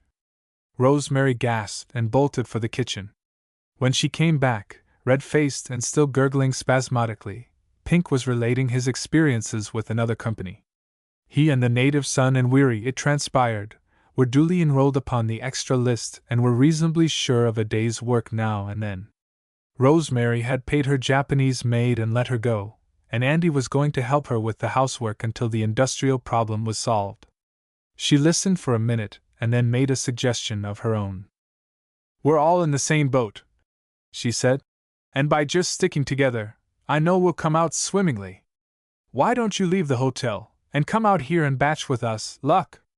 It would be so much cheaper, and I can turn that couch in the kitchen into a bed, easy as anything. I'd like to shake that great Western company for acting the way they have with you. Think of offering a man a 200 a week position and then haggling. Say, Luck, the dried little man spoke up suddenly. How much does one of them that Cameries cost? I'd be willing to chip in and help buy one, and by gory, we could make some moving pictures of our own and sell 'em, if we Kaji do no better. He craned his neck and peered the length of the table at Luck. Ain't no law in it, is there? He challenged. No, there's no law against it. Luck closed his lips against further comment. The idea was like a sudden blow upon the door of his imagination. The happy family looked at one another inquiringly. They had never thought of doing anything like that. The dried little man may have meditated much upon the subject, but he certainly had not given a hint of it to any of them. Oh, why couldn't you boys do that? Rosemary exclaimed breathlessly. Luck stirred his coffee carefully and did not look up. Don't run away with the idea that you can buy a camera for $20 or $30. He quelled. A camera, complete with tripod, lenses, magazines, and cases, would cost about $1,400, at least. That, as he had expected it to do, rather feased the happy family for a few minutes. They became interested in the food they were eating, and their eyes did not stray far from their plates. I can Andy 200, Weary remarked at last with elaborate carelessness, reaching for more butter. See ya and raise ya 50, Andy Green retorted briskly. I've got a wife that's learning me to save money. You can count my chips for all I got. Pink's dimples showed briefly. I'll go through my pockets when I get filled up, and see how rich I am. But anyway, there's a couple of hundred I know I've got, counting Acme handouts and all. Well. The dried little man laid down his fork to rub his chin thoughtfully. I never had much call to spend money in Sioux, North Dakota. I batched and lived savon. I can put in half of that 1,400, maybe a little mite more. Well, by cripes, I got a boy to look out fair, and I ain't rich as some, but all I got goes in the pot, cried Big Medicine impulsively. Luck leaned back in his chair and regarded the flushed faces enigmatically. This is all good material for an argument on our financial standing, he said. But if you're taking yourselves seriously, let me tell you something before you go any farther. Buying a camera is only a starter. Besides, I wouldn't play with little stuff and compete with these big, established companies releasing on regular programs. Say, for the sake of argument, that we cooperate and go into this. All I'd handle would be features, states' rights stuff. Make big 4 or 5 reelers, and sell the rights in as many states as possible. That's what it amounts to. But it isn't a thing to play with, boys. Let's do our joking about something else. Rosemary set her 2 elbows upon the table, clasped her hands together, and dropped her chin upon them so that she was looking at Luck from under her eyebrows. That pose meant determination and an argumentative mood. I've been doing a little mental arithmetic, she began. Also, I've done a little thinking. I know now what spoiled that Great Western offer for you, Luck Lindsay. It was because they wouldn't take the boys too. And you turned it down because they're the technical details, young man. You see? Your eyes give you away. I knew it, once the idea popped into my head. What do you think of a fellow like that, boys? Refused a $200 a week position because he couldn't get you fellows a job too. That $200 seems to worry you a good deal. Luck muttered, crimson to his collar. Now don't interrupt, because I shall keep right on talking just the same. I've a lot more to say. Do you realize that the donations these boys have made already amounts to over $1,500? And that does not include Happy Jack or Miguel, because they haven't. Guan! I never had a chance to get a word in edgeways. Happy hurriedly defended his seeming parsimony. I'm willing to chip in. Well, the point is this, why not all put in what you can, and just go out where there are cattle, and make your big picture, Luck Lindsay? We could live in the country cheaper than we can here, and there wouldn't be anything to buy but grub, just a bag of beans and some flour and coffee. I'd be willing to starve for the sake of making that big picture. By gracious, there's our transportation money too. Andy broke another short silence. $350, right there in a lump. Let it stay transportation money too, Rosemary advised quickly. It can transport you fellows to where Luck wants to make his picture. They waited then for Luck to speak, but he was too busy thinking.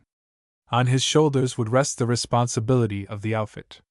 On his word they would rely absolutely and without question.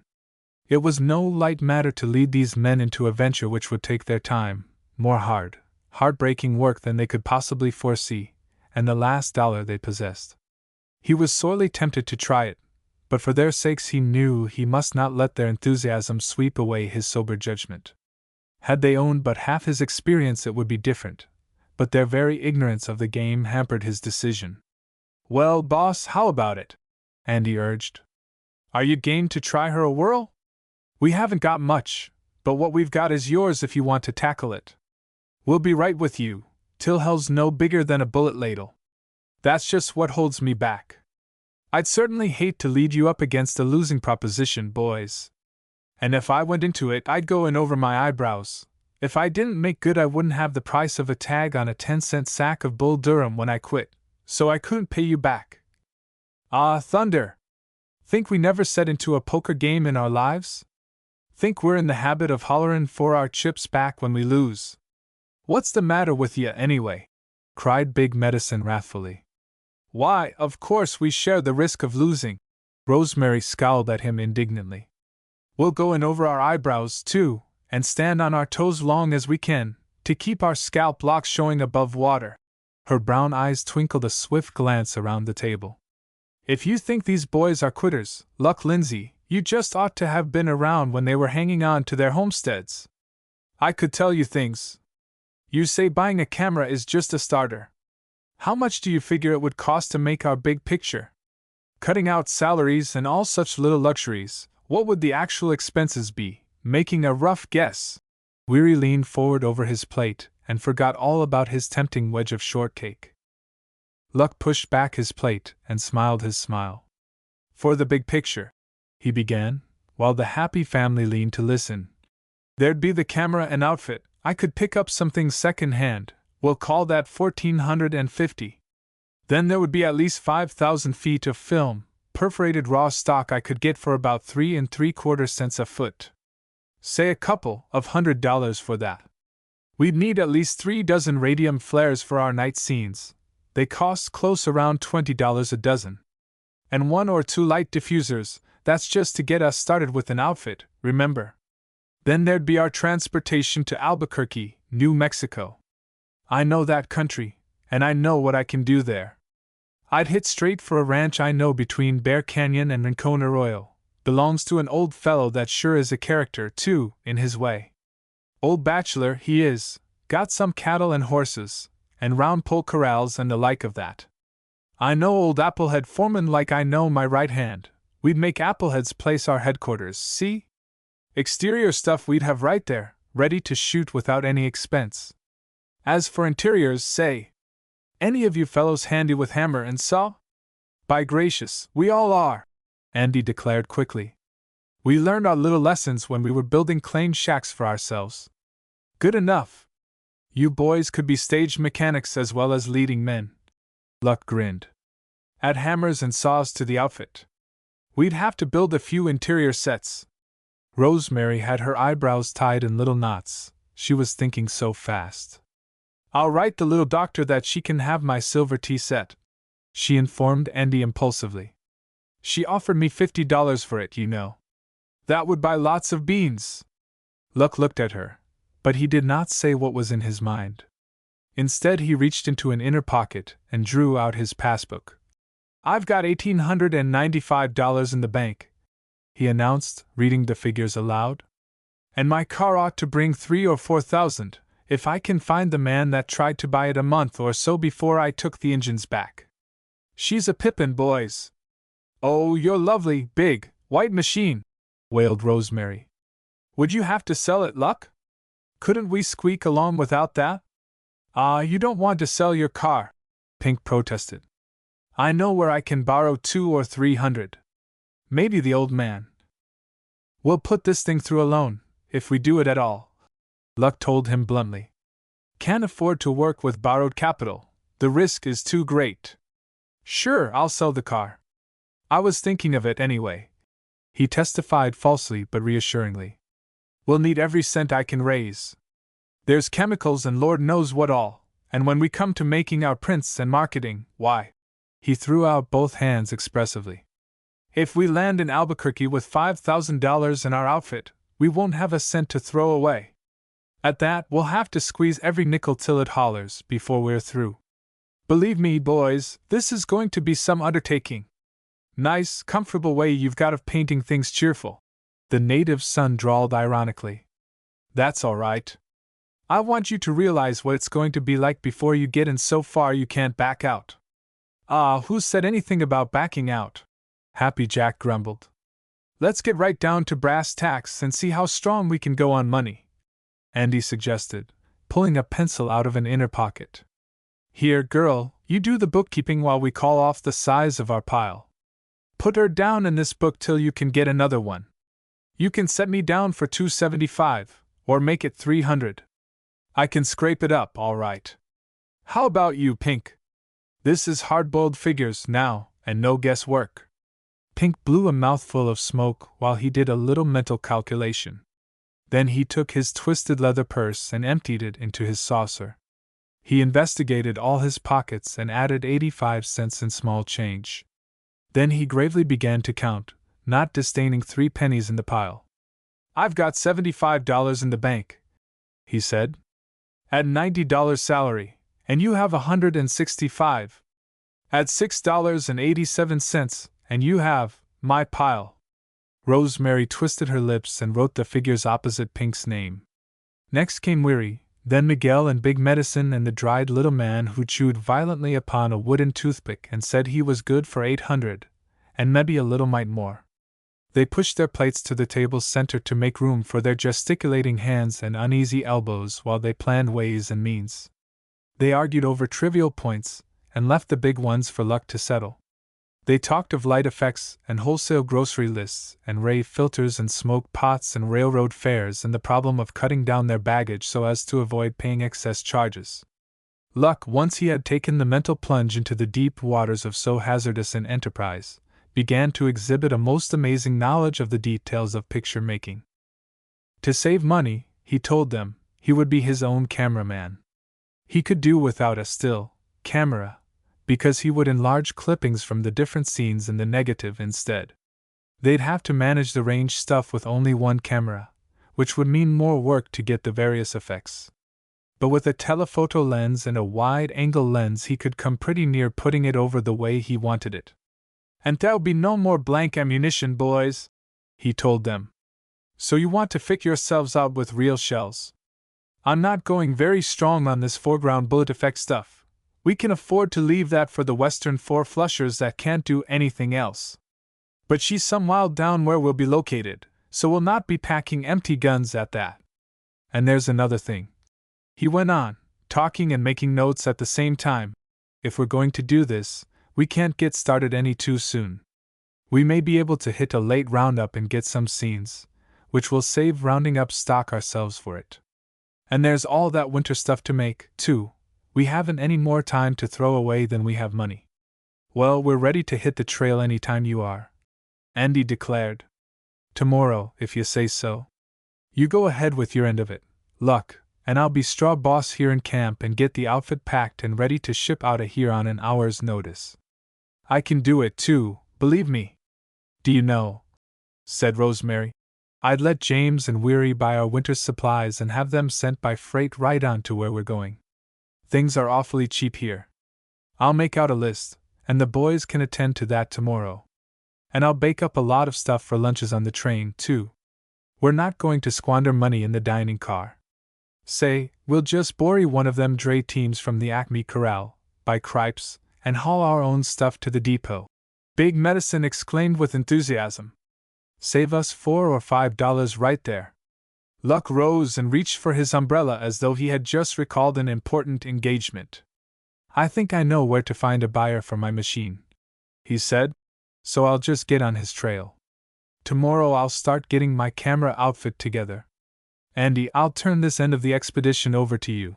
That idea of getting food supplies here is all right, within certain limits. Don't buy any cheap, weighty stuff here, because the freight will eat up all you save. But I'll leave that to you folks. I guess you've had experience enough. Considering most of us learned our ABCs out of Montgomery Ward catalogs." Weary observed with a quirk of the lips. "I guess you can safely leave it to the bunch. Range kids are brought up on them Wind River Bibles, as we call mail order catalogs. I'll bet you I can give offhand the freight on anything you can name, from a hair hackamore to a gang plow." "Fly at it then," laughed Luck, with his hand on the doorknob. "I am going to be some busy myself. I'll just turn over the transportation problem to you folks. Adios. Prepare to ride in the chair car," Rosemary called after him warningly. "Even a tourist sleeper is going to be too luxurious for us. We're going to squeeze nickels till they just squeal." Luck held the door open while he smiled approvingly at her. "That'll be playing the game right from the start. Adios, folks." Chapter 10 Unexpected Guests for Applehead. Applehead Foreman was worried over his cat, compadre, which is Spanish for comrade or something of that sort. It was a blue cat, and it was a big cat, and it had a bellicose disposition, and Applehead was anxious because it had lately declared war on a neighboring coyote, and had not come out of the battle unscathed. Applehead had heard the disturbance, and had gone out with a rifle and dispersed the coyote, but not until compadre had lost half of his tail and a good deal of his self-assurance. Since that night, almost a week ago, compadre had been a changed cat. He had sought dark corners and had yowled when the best friend he had in the world tried to coax him out to his meals. Applehead was very patient and very sympathetic, and hunted small game with which to tempt the invalid's appetite.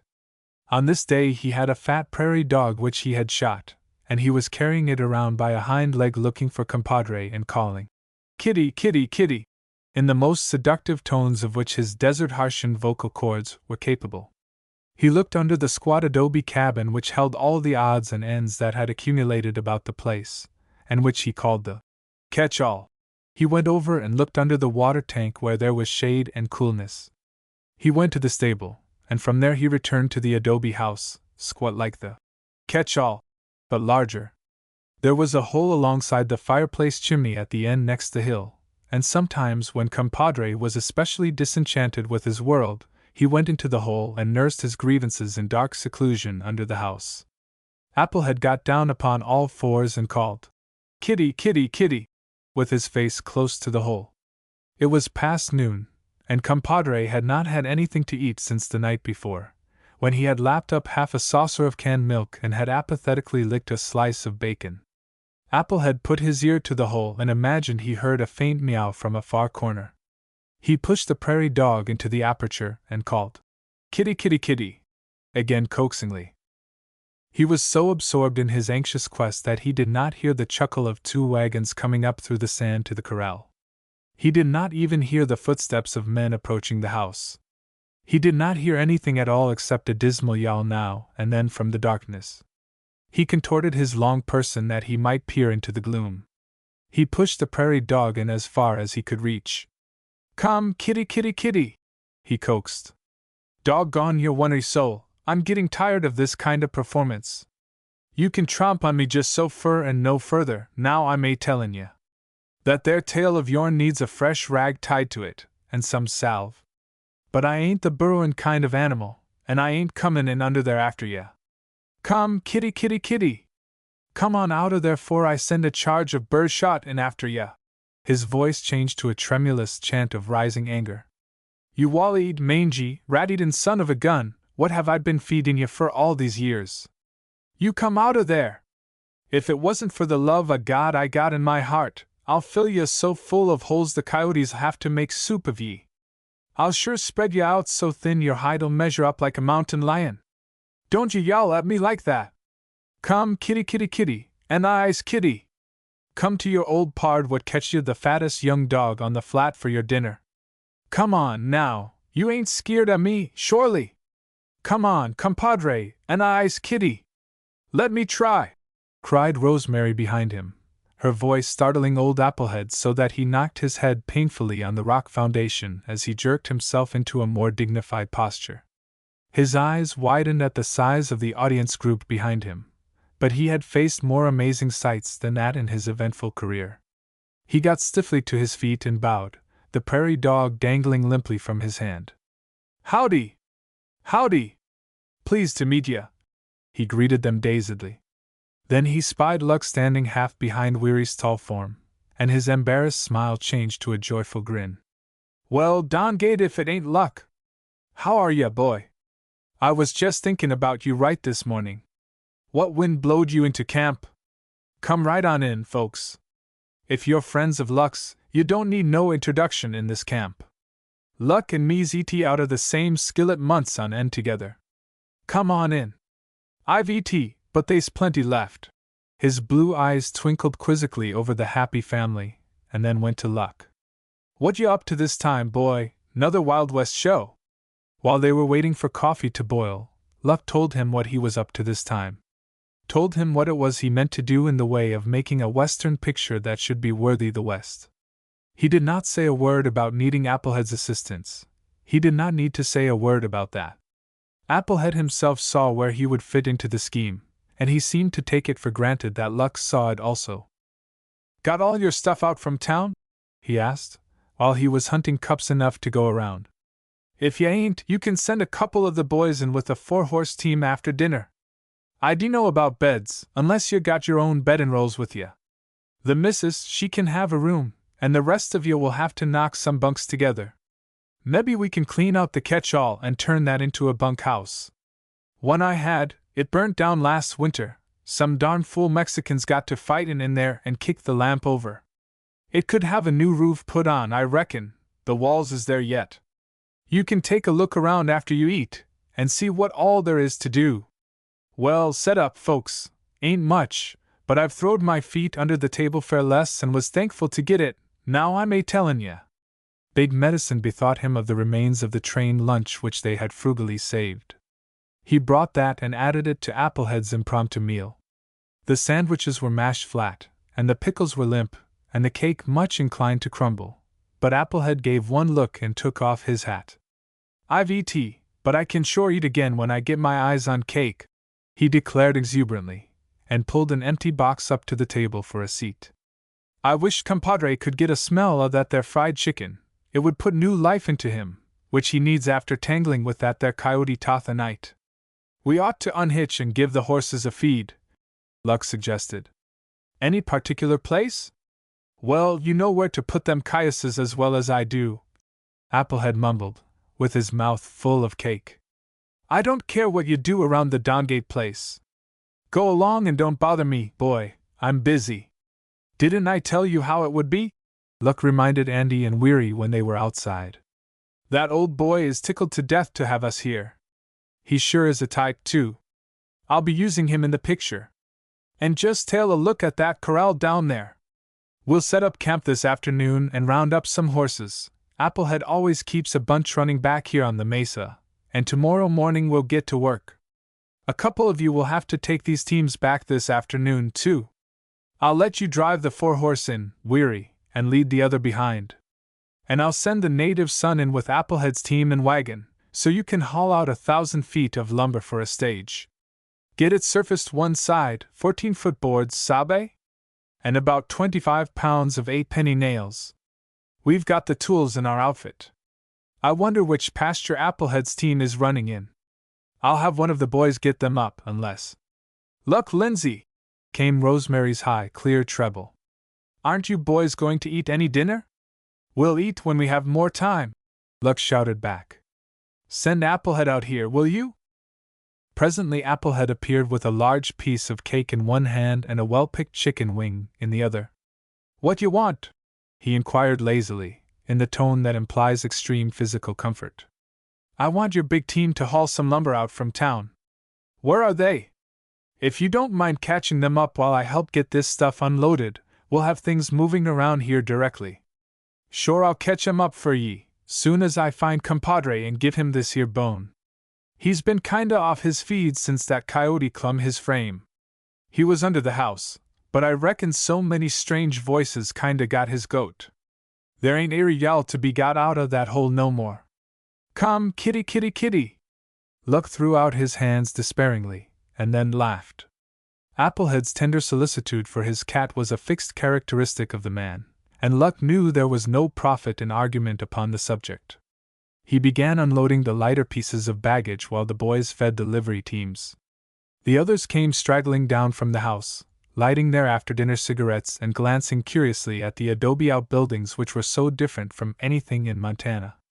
The sagebrush slopes wore a comfortable air of familiarity, even though the boys were more accustomed to bunch grass, but an adobe stable was a novelty. Fast as they came near him, Luck put them to work. There was plenty to do before they could even begin work on the big picture, but Luck seemed to have thought out all the details of camp setting with the same attention to trifles which he had shown in the making of a picture. In half an hour he had everyone busy, including old Applehead, who, having located compadre in the stable loft and left the chicken wing at the top of the ladder, had saddled his horse and gone off into a far pasture to bring in all the horses down there, so that Luck could choose whatever animals he wished to use. Dave Wiswell, the dried little man, was helping Rosemary wash the dishes and put away the food supplies they had brought out with them, as fast as Happy Jack could carry them up from the wagon. Andy Green was ruthlessly emptying the only closet, a roomy one, fortunately, in the house, and tacking up black paper which Luck had brought, so that it might serve as a dark room. Big Medicine and Pink were clearing out the one-roomed adobe cabin which Applehead called the catch-all, so that the boys could sleep there until the bunkhouse was repaired. Luck was unpacking his camera and swearing softly to himself while he set it up, and wishing that his experience as assistant cameraman was not quite so far in the past. He foresaw difficulties with that camera until he got in practice, but he did not say anything about it to the others. He got it together finally, put in the 200-foot magazine of negative that he had brought with him to use while waiting for his big order to arrive, made a few light tests, and went up to the house to see if Andy had the dark room dark enough. He found Andy defending himself as best he could from a small domestic storm. In his anxiety to have that dark room fixed just the way Luck wanted it, Andy had purloined a shelf which Rosemary needed, and which she meant to have, if words could restore it to its place behind the kitchen stove. Andy had the shelf down, and was taking out bent nails with a new hammer when Luck came to the door with his arms full of packages of chemicals and a ruby lamp. "What can a fellow do?" Andy was inquiring plaintively. "There ain't another board on the place that's the right width." I looked. "Luck's got to have a shelf. You don't expect him to keep all his junk on the floor, do you?" "I'm sorry, but I've just got to have it, girl." "You've just got to put that shelf back, Andy." "Where do you expect me to put things?" "There isn't a pantry on the place, and only that one dinky little cupboard over there. I can't keep my dishes on the floor, and cooking is going to be pretty important itself around this camp. Soon as the lumber gets here, I'll have Andy build you a cupboard." Luck soothed her. "You haven't got many conveniences here, and that's a fact. But we'll get things straightened out, pronto. Got any bones or scraps left, Mrs. Andy? That little black dog that followed us out is here yet. He didn't go back with the boys. I found him curled up in the wagon shed just now. Poor little devil looks about starved. His ribs stand out worse than a cow that's wintered on a sheep range." With Rosemary's attention diverted to the little black dog, Andy got the shelf nailed firmly upon the wall of the dark room. And immediately Luck proceeded to use it to its fullest capacity and announced that he needed another one, whereat Andy groaned. "Say, I'm a brave man, all right, but I don't dare to swipe any more shelves," he protested. "Not from my wife, anyway. Timber must sure be scarce in this man's country. I never did see a place so shy of boards as this ranch is." "Well, let's see if there are any barrels," said Luck. "I've been studying on how to rig up some way to develop my film. If we can find some half barrels and knock the heads out, I can wind the negative around them with the emulsion side out, and dip it in the bigger barrels of developer. See how I mean? Believe me, this laboratory problem is going to be a big one till I can see my way to getting tanks and film racks out here. But I believe barrels will work all right. And, say, there's some old hose I saw out by the windmill tank. You get that, and see if you can't run it under the house and up through a hole in the floor. I expect it leaks in 40 places, but maybe you can mend it. And we ought to have some way to run the water out in a trough or something. You see what you can do about that, Andy, while I go and unpack the rest of my camera outfit. There's a garret up over the ceiling here, and you'll have to see what shape it's in for drying film. Stop all the cracks so dust can't blow in. I want to start taking scenes tomorrow morning, you know. I've got 200 feet of raw stock to work with till the other gets here. I've got to develop my tests before tomorrow so I'll know what I'm doing. I can't afford to spoil any film." "Well, hardly," Andy agreed. "By gracious, I hope you're making the rest of the bunch hump themselves, too. Honest, I'd die if I saw anybody sitting around in the shade, right now." "Andy, did you go and take that shelf after all?" came the reproachful voice of Rosemary from the kitchen, and Luck retreated by way of the front door without telling Andy just how busy the other boys were. The catch-all, where Big Medicine and Pink were clearing out the accumulation of years, was enveloped in a cloud of dust. Down in the corral a dozen horses were circling, with Applehead moving cautiously about in the middle, dragging his loop and making ready for a throw.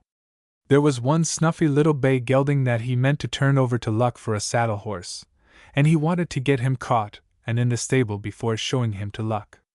Happy Jack was wobbling up the path with an oversized sack of potatoes balanced on his shoulder, and his face a deep crimson from the heat and his exertions. Down in the stable the little black dog, enlivened by the plate of bones Rosemary had given him, had scented the cat in the loft and was barking hysterically up the ladder. Luck stepped out briskly, cheered by the atmosphere of bustling preparation which surrounded him. That he was the moving spirit which directed all these activities stimulated him like good old wine. It was for his big picture that they were preparing. Already his brain was at work upon the technique of picture production, formulating a system which should as far as possible eliminate the risk of failure because of the handicaps under which he must work. Having to be his own cameraman, and to work without an assistant, piled high the burden of work and responsibility. But he could not afford to pay the salaries such assistance would demand. He had a practical knowledge of camera craft, since he had worked his way up through all branches of the game, and he was sure that with practice he could do the photographic work. He hoped to teach Andy enough about it so that he could help. Andy seemed to have an adaptability superior to some of the others and would learn the rudiments readily, Luck believed. The lack of a leading woman was another handicap. He could not afford to hire one, and he could not very well weave a love story into his plot without a woman.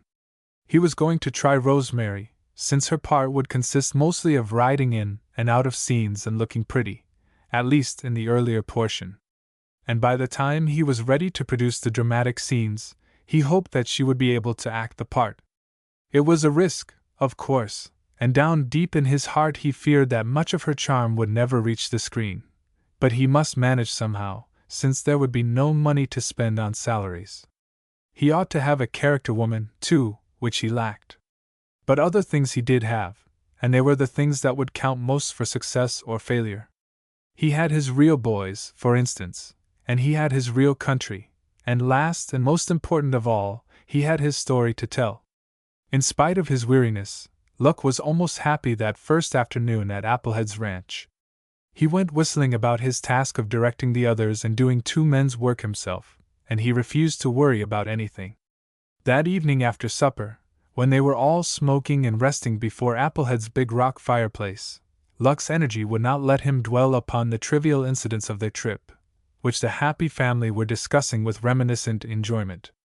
Applehead's booming laugh was to Luck as a vague accompaniment to his own thoughts darting here and there among his plans. "Ah, gwan!" Happy Jack was exclaiming in his habitual tone of protest. "Conductor lied to me, is how I come to be over to that place when the train started to pull out. I was buyin' something. I wasn't talking to no Mexican girl. I betche. Now, while we're all together," Luck broke suddenly into Happy's explanation, "I'm just going over the scenario from start to finish and assign your parts. Applehead, I'm going to cast you for the sheriff. You won't need to do any acting at all. Well, if I do, I calculate I got some idea how a sheriff had ought to act," Applehead informed him with a boastful note in his voice, and pulled himself up straighter in his chair. "I was 'lect sheriff of this county 4 different terms right hand runnin', and if I do say it, they wasn't nobody ever said I didn't do my duty. Airy man I went after, I come pretty near bringin' him into camp, now I'm tellin' ye. This here old girl has sure talked out in meetin', in her time, and there wasn't airy man wanted to face her down in an argument, now I'm tellin' ye." He got up and took his old 6-shooter off the mantel and held it lovingly in his palm. Very solemnly he licked his thumb and polished a certain place along the edge of the yellow ivory handle, and held it so the happy family could see 3 tiny notches. "Them's 3 arguments she sure settled," he stated grimly, and turned slowly upon Luck. "Yes, I calculate I can play sheriff for ye, all right enough." Luck looked up at him with his eyes shining, remembering how staunch a friend Applehead had been in times past, and how even his boastings were but a naive recognition of facts concerning himself. Applehead Foreman was 56 years old, but Luck could not at that moment recall a man more dangerous to meet as an enemy or more loyal to have as a friend. "I calculate you can," he agreed in his soft, friendly drawl. "Sit down and turn your good ear this way, Applehead, so this story can soak in. You'll see where you come in as sheriff, and you'll sabe just what you'll have to do. But here will be the outlaw that blows into the cow camp and begins to mix things. He's the one you'll have to settle. So here's the way the story runs." "Say, boss, make it short and sweet, can't you?" Andy begged. He was sitting on the floor with his head against Rosemary's knees, and his eyelids were drooping drowsily. "By gracious, nobody'll have to sing me to sleep tonight. I'm about ready to hit the hay right now. I'll cut out the atmosphere and just stick to the action then," Luck conceded. "I want to get you all placed, so we can get to work in the morning without any delay. Sabe?" "Shoot," murmured Pink, opening his eyes with some effort. "I can listen for 5 minutes, maybe." "I can't, I don't believe," the native son yawned. "But go ahead, amigo. My heart's with you, anyway, whether my eyes are open or shut." Luck was pretty sleepy himself, after 2 nights and a day spent in a chair car, with another day of hard labor to finish the ordeal. But his enthusiasm had never been keener than when, in the land of sage and cactus, He first unfolded his precious scenario and bent forward to read by the light of the fire. He forgot to skip the atmosphere. Scene by scene he lived the story through. Scene by scene he saw his big picture grow vivid as ever the reality would be. Once or twice he glanced up and saw Applehead leaning forward with his elbows on his knees and his pipe gone cold in his fingers, absorbed, living the story even as Luck lived it. A long, rumbling snore stopped him with a mental jolt. He came back to reality and looked at the happy family. Every one of them, save Rosemary, was sound asleep, and even Rosemary was dreaming at the fire with her eyes half closed, and her fingers moving caressingly through the unconscious Andy's brown hair. "Let him be. You go ahead and read it out," Applehead muttered, impatient of the pause. So Luck, with his audience dwindled to one bald-headed old range man, read the story of what he meant to create out there in the wild spaces of New Mexico. Chapter 11. Just a few unforeseen obstacles. It is surprising how much time is consumed by the little things of life, unimportant in themselves, yet absolutely necessary to a satisfactory accomplishment of the big things. Luck, looking ahead into the next day, confidently expected to be making scenes by the time the light was right, say 9 o'clock in the morning. He had chosen several short, unimportant scenes, such as the departure of old Dave Wiswell, his cattleman of the picture, from the ranch, his return, and the saddling of horses and riding away of the boys. Also, he meant to make a scene of the arrival of the sheriff after having received word of the presence of Big Medicine, the outlaw, at the ranch. Rosemary, too, as the daughter of old Dave, must run down to the corral to meet her father. Scattered scenes they were, occurring in widely separated parts of the story. But they had to be made, and they required no especial sets of scenery, and other work, such as the building of the stage for interior sets, could go on with few interruptions. The boys would have to work in their makeup, but since the makeup was to be nothing more than a sharpening of the features to make them look absolutely natural upon the screen, it would not be uncomfortable. This was what Luck had planned for that day. Before breakfast he had selected a site for his stage, on the sunny side of the hill back of the house, where it would be partially sheltered from the sweeping winds of New Mexico. All day he would have the sun behind him while he worked, and he considered this situation an ideal one. He had the lumber hauled up there and unloaded, while Rosemary and Applehead were cooking breakfast for 10 hungry people. He laid out his foundation and explained to the boys just how it should be built, and even sacrificed his appetite to his impatience by going a quarter of a mile to where he remembered seeing some old barbed wire strung along a fence to keep it off the ground so that stock could not tangle in it. He got the wire and brought it back with him to guy out the uprights for the diffusers. So on the whole he began the day as well as even he could desire. Then little hindrances began to creep in to delay him. For one thing, the happy family had only a comedy acquaintance with grease paint, and their makeup reminded Luck unpleasantly of Bentley Brown's stories. As they appeared one by one, with their comically crooked eyebrows and their rouge-whitened lips and staring, deep-shadowed eyes, Luck sent them back to take it all off and start over again under his supervision. The outcome was that he gave a full hour to making up the faces of his characters and telling them how to do it themselves. Even Rosemary made her brows too heavy and her lips too red, and her cheeks were flushed unevenly. Luck was a busy man that morning, but he was not taking scenes by 9 o'clock, for all his haste. With a kindly regard for Rosemary's nervousness lest she fail him, he set up his camera and told her to walk down part way to the corral, looking, supposedly, to see if her dad had come home. She must stand there irresolutely, then turn and walk back toward the camera, registering the fact that she was worried. That sounds simple enough, doesn't it? What Luck most wanted was to satisfy himself as to whether Rosemary could possibly play the part of old Dave's daughter. If she could, he would sleep sounder that night. If she could not, Luck was not at all clear as to what he should do if she failed. He told her just where to walk into the scene, which is the range of the camera. He went down part way to the corral and drew a line with his toe, and told her to stop when she reached that line and to look away up the trail which wound down among the rocks and sage. When he called to her she was to turn and walk back, trying to imagine that she was much worried and disappointed.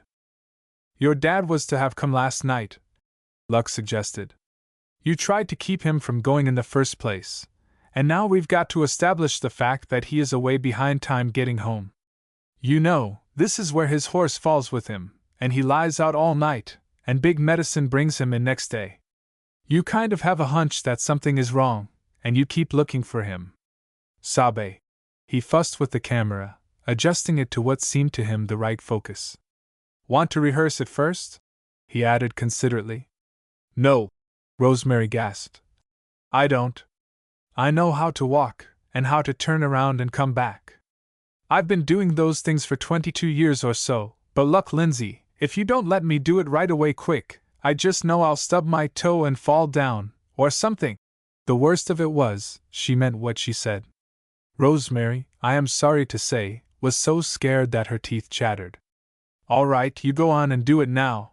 Luck permitted, and began to turn the crank at 17 in order to hold her action slow, while he watched her. Groaning inwardly, he continued to turn, while Rosemary went primly down the winding trail, stood with her toes on the line Luck had marked for her, gazed stiffly off to the right, and then, when he called to her, turned and came back, staring fixedly over his head. You have seen little girls with an agonized self-consciousness walk up an aisle to a platform where they must bow to their fathers and mothers and their critical schoolmates, and speak a piece. Rosemary resembled the most bashful little girl that you can recall. All right, said Luck tonelessly, and placed his palm over the lens while he gave the crank another turn. We'll try it again tomorrow. Don't worry. You'll get the hang of it all right. His very smile, meant to encourage her, brought swift tears that rolled down and streaked the powder and rouge on her cheeks. She had made a mess of it all. She knew that just as well as Luck knew it. He gave her shoulder a reassuring pat as she went by, and that finished Rosemary. She retreated into the gloomy, one-windowed bedroom with its litter of half-unpacked suitcases and an overflowing trunk, and she cried heartbrokenly because she knew she would never in this world be able to forget that terrible, winking eye and the clicking whir of Luck's camera. Just to think of facing it gave her a goose-flesh chill, and she did so want to help Luck. With the happy family and old Dave, Luck fared better. They, fortunately for him, were already what he called camera broke. They could forget all about the camera while they caught and saddled their horses. They could mount and ride away unconcernedly without even thinking of trying to act. Luck's spirits rose a little while he turned the crank, and just for pure relief at the perfect naturalness of it, he gave that scene an extra 10 feet of footage. With Applehead he had some difficulty. Applehead looked the part of sheriff, all right. He wore his trousers tucked inside his boots because he always wore them so, especially when he rode. He wore his big 6-shooter buckled snugly about his middle instead of dangling far down his thigh, because he had always worn it that way. He wore his sheriff's badge pinned on his vest and his coat unbuttoned, so that the wind blew it open now and then and revealed the star. Altogether he looked exactly as he had looked when he was serving one of his 4 terms of office. But when he faced the camera, he was inclined to strut, and Luck had no negative to waste. He resorted to strategy, which consisted of a little wholesome sarcasm. Listen, Applehead! The public is going to get the idea that you sure hate yourself, he remarked, standing with his hands on his hips while Applehead came strutting into the foreground. You'll never make anyone believe you were ever a real, honest-to-God sheriff. They'll put you down as an extra picked up through a free employment agency and feeling like you own the plant because you're earning a couple of dollars. Go back down there to your horse and wait till some of that importance evaporates. Applehead went off swearing to himself, and Luck got a 15-foot scene of the departure of a very indignant sheriff who was with difficulty holding his anger subordinate to his official dignity. Before he had time to recover his usual good humor, Luck with further disparaging comment called him back. Applehead, smarting under the sarcasm, came ready for war, and Luck turned the crank until the sheriff was almost within reach of him. "Gol darn you, Luck, I'll take that there Camry and bust it over your Dongate head," he spluttered. "I'll show ye. Call me a bum that's wearing a sheriff's starfare the first time in his life, will ye? Why, I'll just about wear ye out if—" "All right, pard, I was just aiming to make you come up looking mad. You did fine. Luck stopped to roll a smoke as though nothing had occurred but tiresome routine. Applehead looked down at him uncertainly. He looked at the happy family, saw them grinning, and gave a mollified chuckle. "Well, you was talking a darn gate long chance, now I'm tellin' ye, boy," he warned. "I was all set to tangle with ye, and if I had, I reckon I'd a spiled something 'fore I got through." It was noon by the sun, and a film of haze was spreading across the sky. Luck shot another scene or two and shouldered his precious camera reluctantly, when Rosemary, red-lidded but elaborately cheerful in her manner, called them in to dinner. "She's going to storm, shore's you live," Applehead predicted, sniffing into the wind like a dog confronted by a strange scent. A little later he looked up from his full plate with a worried air. "How's the storm going to hit ye, Luck?" he asked. "Kinda put a stop to the pitcher business, won't it?" "Not if it snows, it won't," Luck answered calmly, helping himself to the brown beans boiled with bacon. "We'll round up a bunch of cattle, and I'll shoot my blizzard stuff. I'll need more negative, though, for that. If I knew for sure it's going to storm. I'm tellin' ye it is, ain't I?" Applehead blew into his saucer of coffee, his table manners not being the nicest in the world.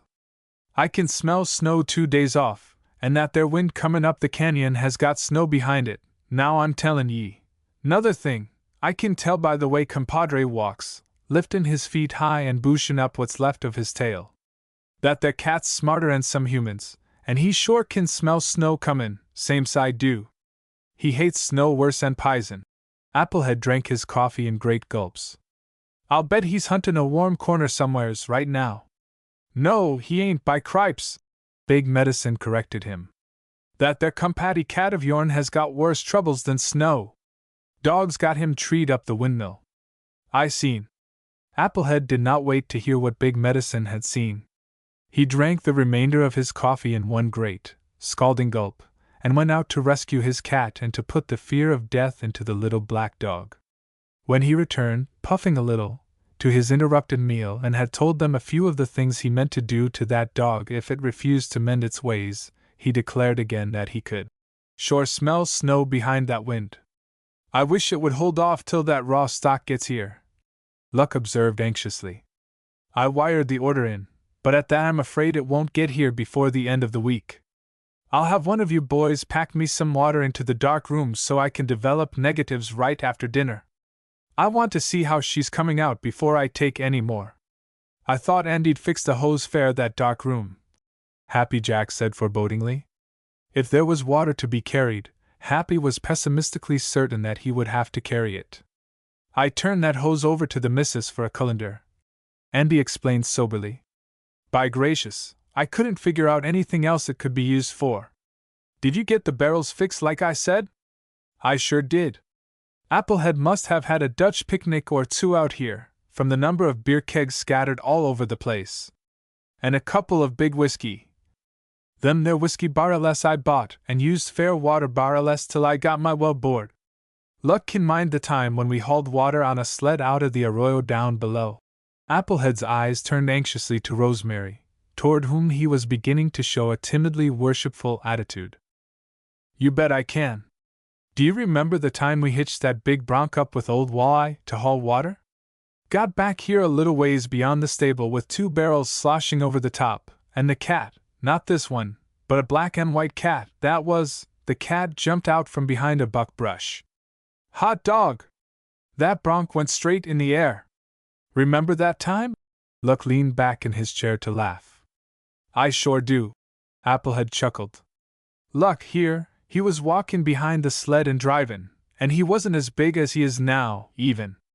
That was soon after he come out here to fatten up like. Little bit of a peaked, why, I bet he didn't weigh over 100 pounds after a full meal.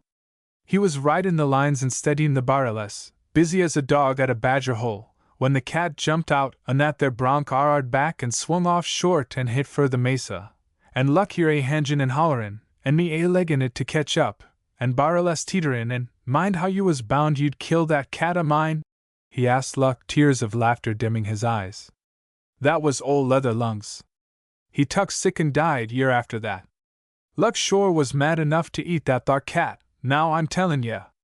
The happy family laughed together over the picture Applehead had crudely painted for them. But Luck, although he had started this story, already was slipping away from the present and was trying to peer into the future.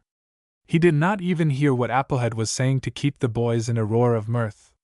He was mentally reckoning the number of days since he had wired his order for a COD shipment of negative to be rushed to Albuquerque.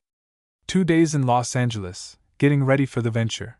2 days on the way to Applehead's ranch, 1 day here, 5 days altogether. He had told them to rush the order. If they did, there was a chance that it might have arrived. He decided suddenly to make the trip and see, but first he would develop the exposed negative of the forenan's work. He got up with that businesslike air which the happy family had already begun to recognize as a signal for quick action, and took off his coat. "Happy, I wish you and Bud would carry me some water," he said. "I'll show you where to put it, I'm going to need a lot. Will you help me wind the film on my patent rack, Andy? And I want that little team hitched to the buckboard so I can go to town after I'm through. I've got some hopes of my negative being there. Want the rest of us to work on that stage, don't you, boss?"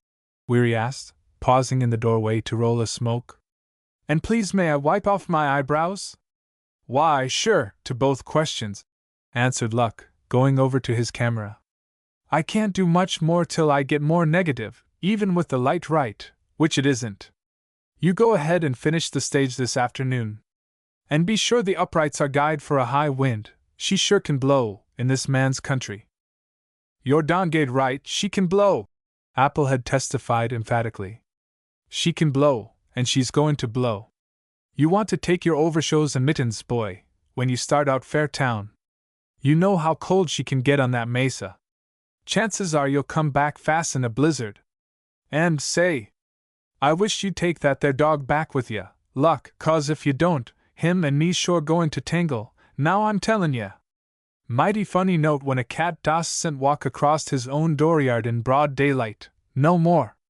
Poor old compadre was shakin' like a leaf when I clum up and got him down of in the windmill. Way the wind was whistlin' up there, the chances are he's done catch cold in his tail, and if he has, you better see to it that thar dog ain't within gunshot of me, now I'm tellin' ya." Luck did not hear half the tirade. He had gone into the dark room and was dissolving hypo for the fixing bath, while the boys tramped in with full water buckets and began to fill the barrels he had placed in a row along the wall. He was impatient to see how his work of the forenoon would come out of the developer, and he was quite as impatient to be on his way to town. Whether he admitted it or not, he had a good deal of faith in Applehead's weather forecasts. He remembered how often the old fellow had predicted storms in the past when Luck spent a long winter with him here in this same adobe dwelling. If it did snow, he must have plenty of negative for his winter scenes, for snow never laid long on the level here, and he had a full reel of winter stuff to make. He called Andy to come and help him wind his exposed film on the crude, improvised film racks that had lately been beer kegs, and closed the dark room door upon the last empty bucket that had been carried in full. In the dull light of the ruby lamp he carefully wound his long strip of exposed negative, emulsion side out, around the keg which Andy held for him. His developer bath was ready, and he immersed the film-jacketed keg slowly, with due regard for bubbles of air. "You may not know it, but right here in this dark room is where I look for the real test of success or failure," he confided to Andy, while he rocked the keg gently in the barrel. "I wish I could afford a good cameraman, but then, the most of them wouldn't work with this kind of an outfit. They'd demand all the laboratory conveniences, and that would run into money.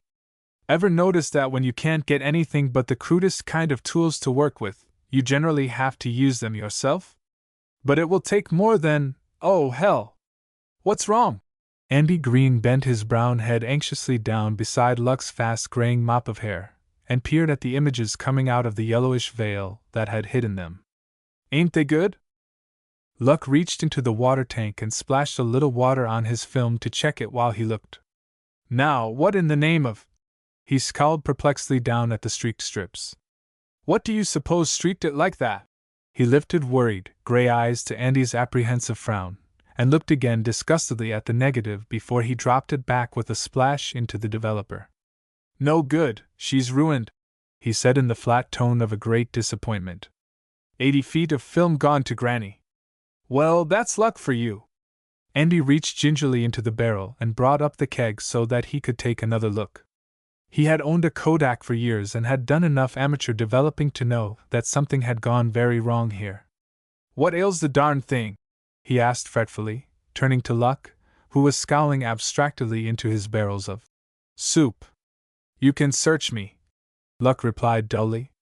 Looks like I'd been stung with a bunch of bum chemicals. Either that, or something's wrong with our tanks here. He reached down and pulled up the keg by its hoop top, glimpsed a stain on his finger and thumb, and let the keg slip hastily over into the pure water so that he could examine the stains. Iron! Iron, sure as thunder! He exclaimed suddenly. Those iron hoops are what did it. He rubbed his hand vexedly. I knew better than that, too. I don't see why I didn't think about those hoops. Of all the idiotic fool! What kind of brain do you think you've got in your head, anyway? Andy broke in spiritedly. Way you've been working it lately, engineering every blamed detail yourself, you oughtn't to wonder if one little thing gets by you. Well, it's done now. Luck dismissed the accident stoically. Lucky I started in on those costume and makeup tests of all you fellows, and that scene of your wife's. And if I'd used the other half barrel instead of this 5-gallon keg for a start off, I'd have spoiled the whole bunch. I'll have to throw out all that developer. Blast the luck! Well, let's get busy. He pulled out the keg and held it up for another disgusted look. I won't bother fixing that at all. Call Happy and Bud back, will you, and have them roll this barrel of developer out and ditch it? And then take those 2 half barrels you were going to fix, and wrap them with clothesline, that cotton line on one of the trunks, and knock off all the hoops. I'm going to beat it to Quirk and see if that stuff's there. We'll try developing the rest this evening, after I get back. Darn such luck! The 5,000 feet of negative had not arrived, but there was a letter from the company saying that they had shipped it.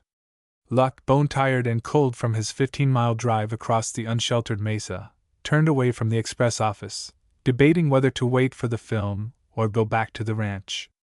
It would be a pretty cold drive back, in the edge of the evening and facing that raw wind. He decided that he would save time by waiting here in town, since he could not go on with his picture without more negative. He turned back impulsively, put his head in at the door of the express office, and called to the clerk. When do you get your next express from the east, brother?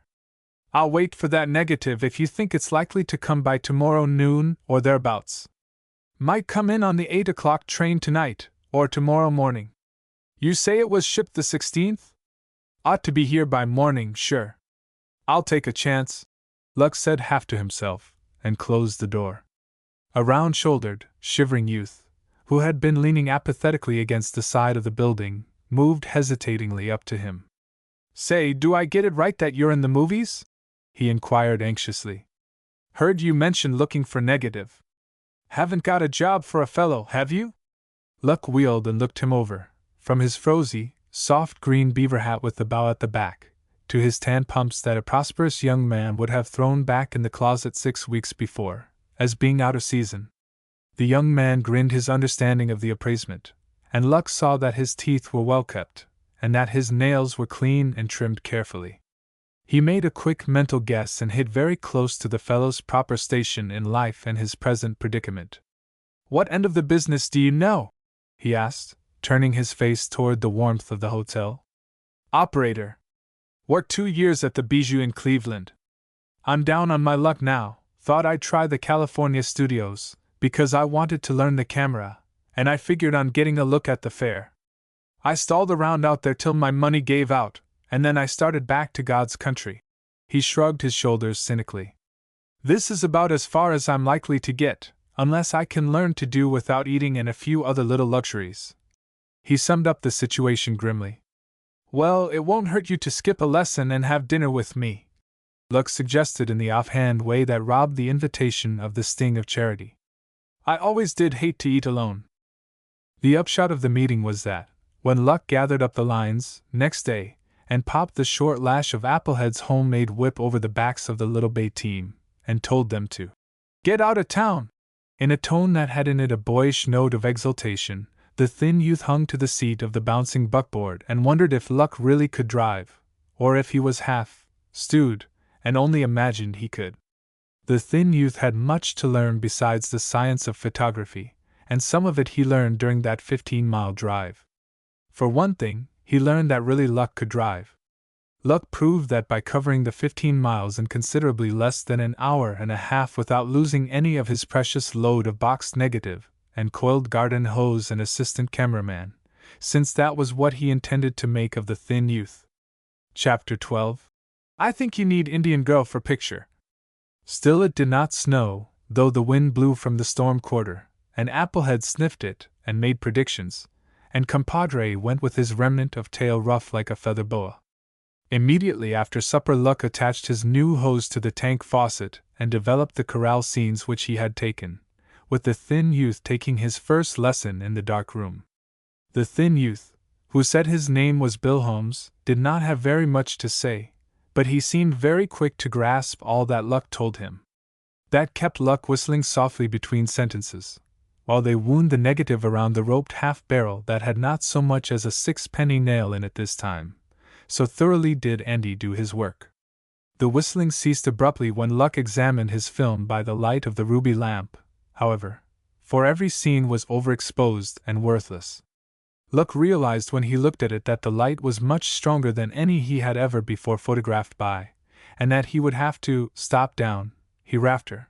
The problem was, how much? His light tests, he remembered, had been made rather late in the afternoon, when the light was getting yellow, and he had blundered in forgetting that the forenoon light was not the same. He went ahead and put the film through the fixing bath and afterwards washed it carefully, more for the practice, and to show Bill Holmes how to handle the negative than for any value the film would have.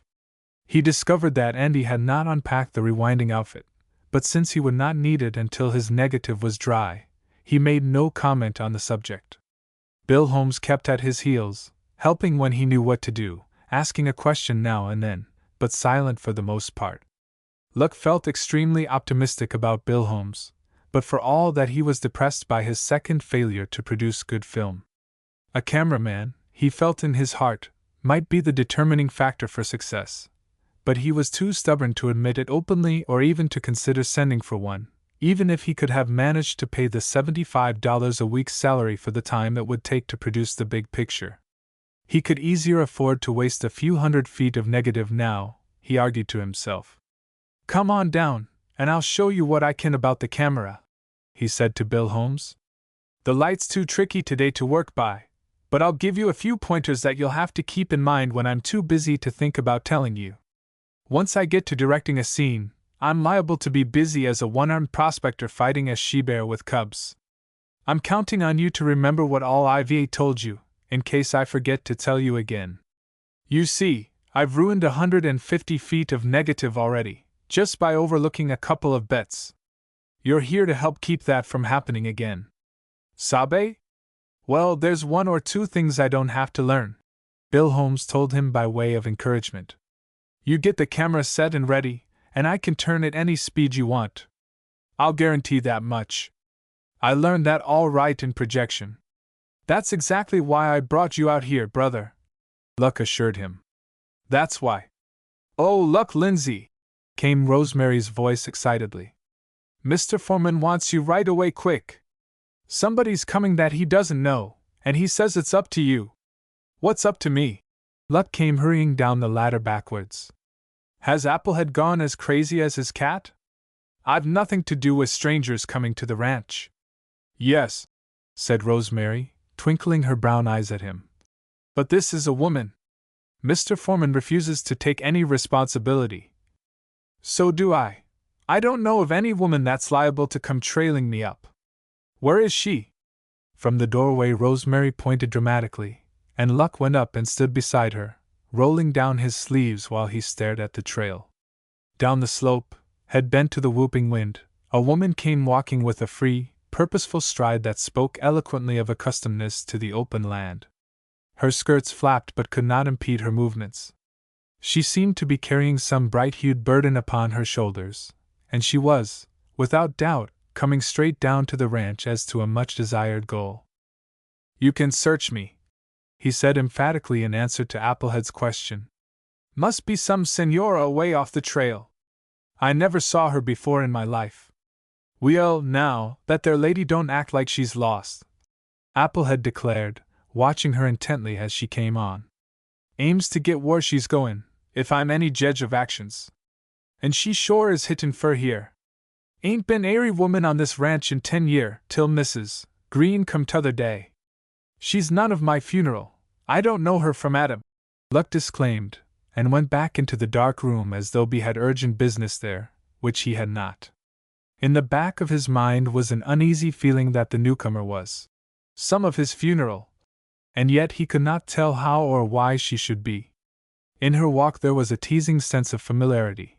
He did not know who she was, but he felt uncomfortably that he ought to know.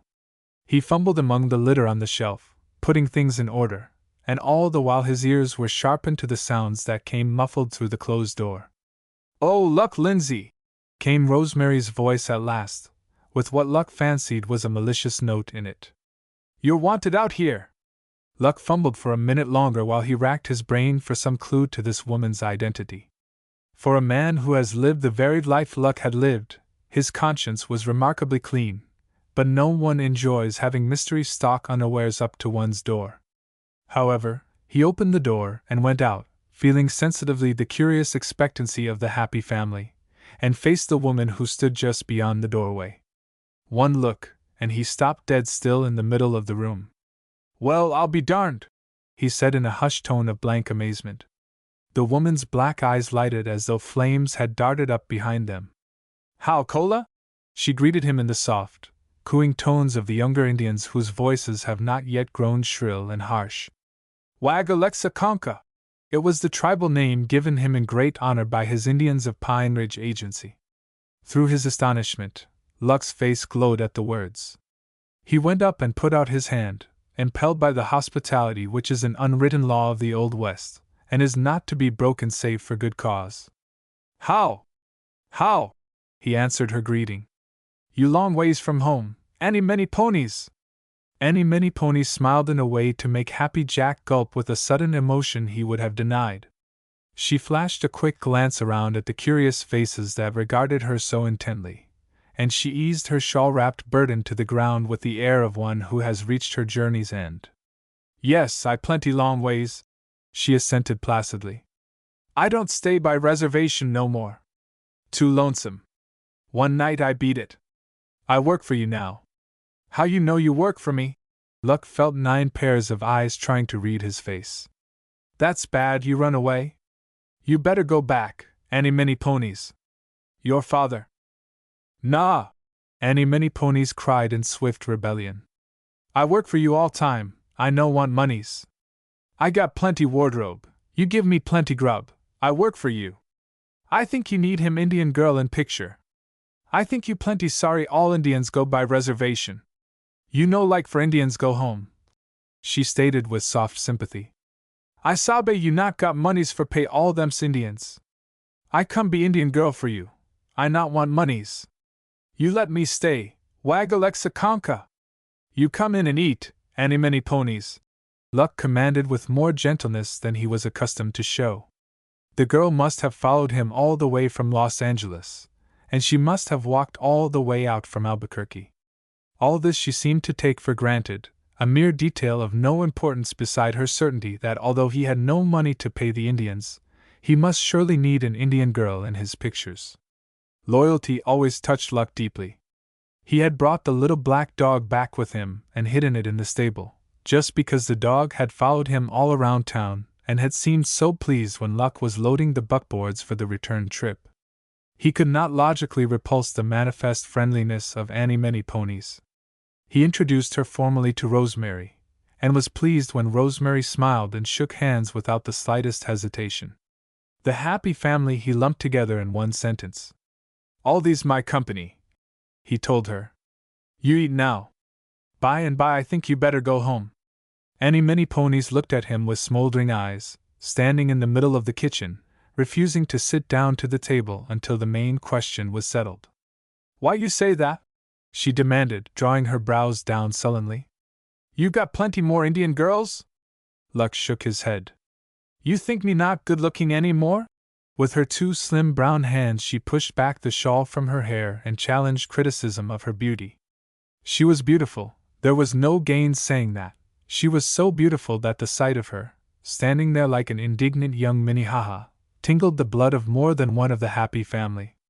You think I so homely I spoil your picture?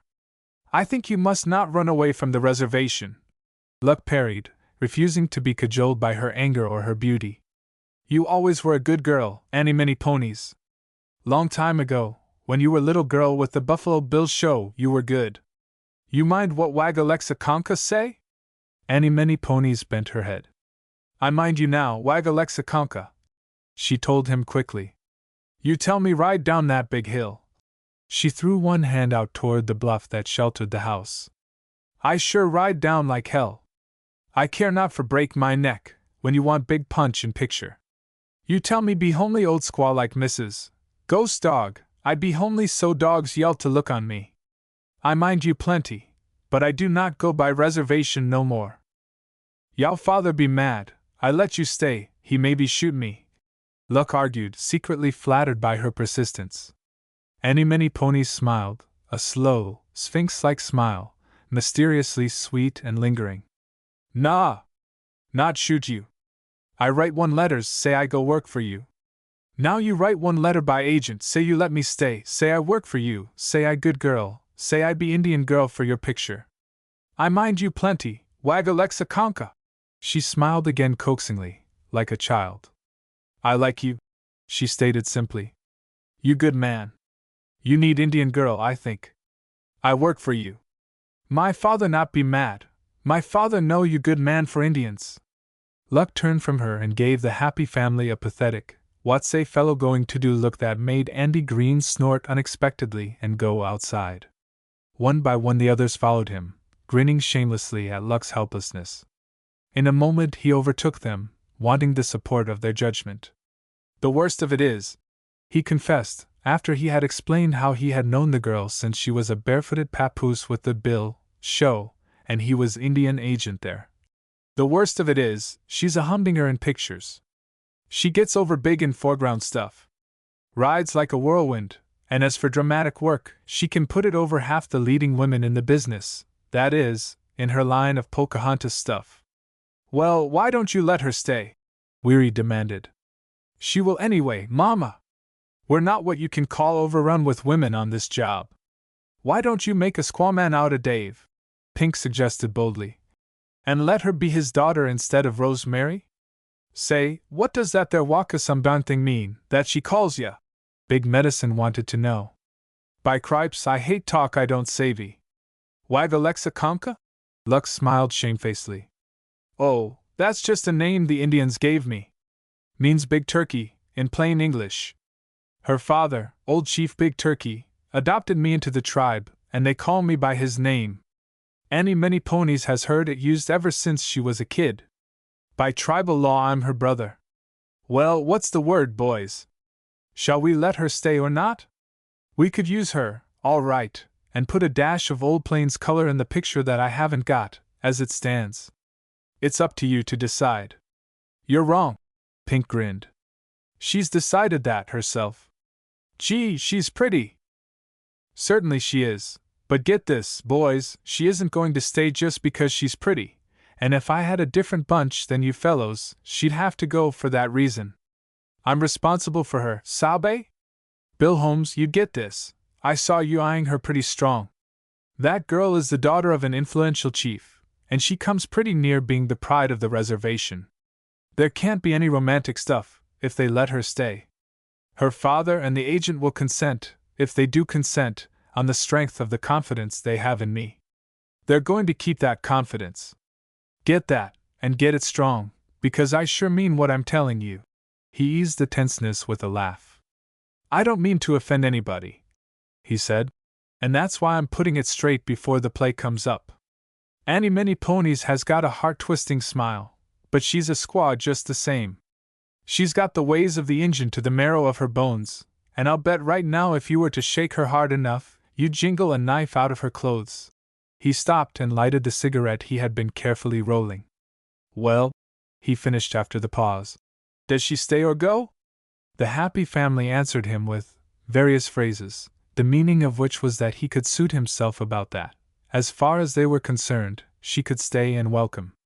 So she stayed, and Rosemary hung up a calico curtain across the one bedroom, so that Annie Mini Ponies might have a corner to call her own. She stayed, and Luck rewrote 2 reels of his scenarios so that there should be a place in it for a beautiful Indian girl who rode like a whirlwind and did not know the meaning of fear, and who had a mind of her own, and who was just exactly as harmless in that camp as half a quart of nitroglycerin, and added thereby a good bit to the load of responsibility which Luck was shouldering. Chapter 13. Pam. Bleak Mesa, cattle drifting before wind. Pam. Bleak Mesa, snow, cattle drifting before wind.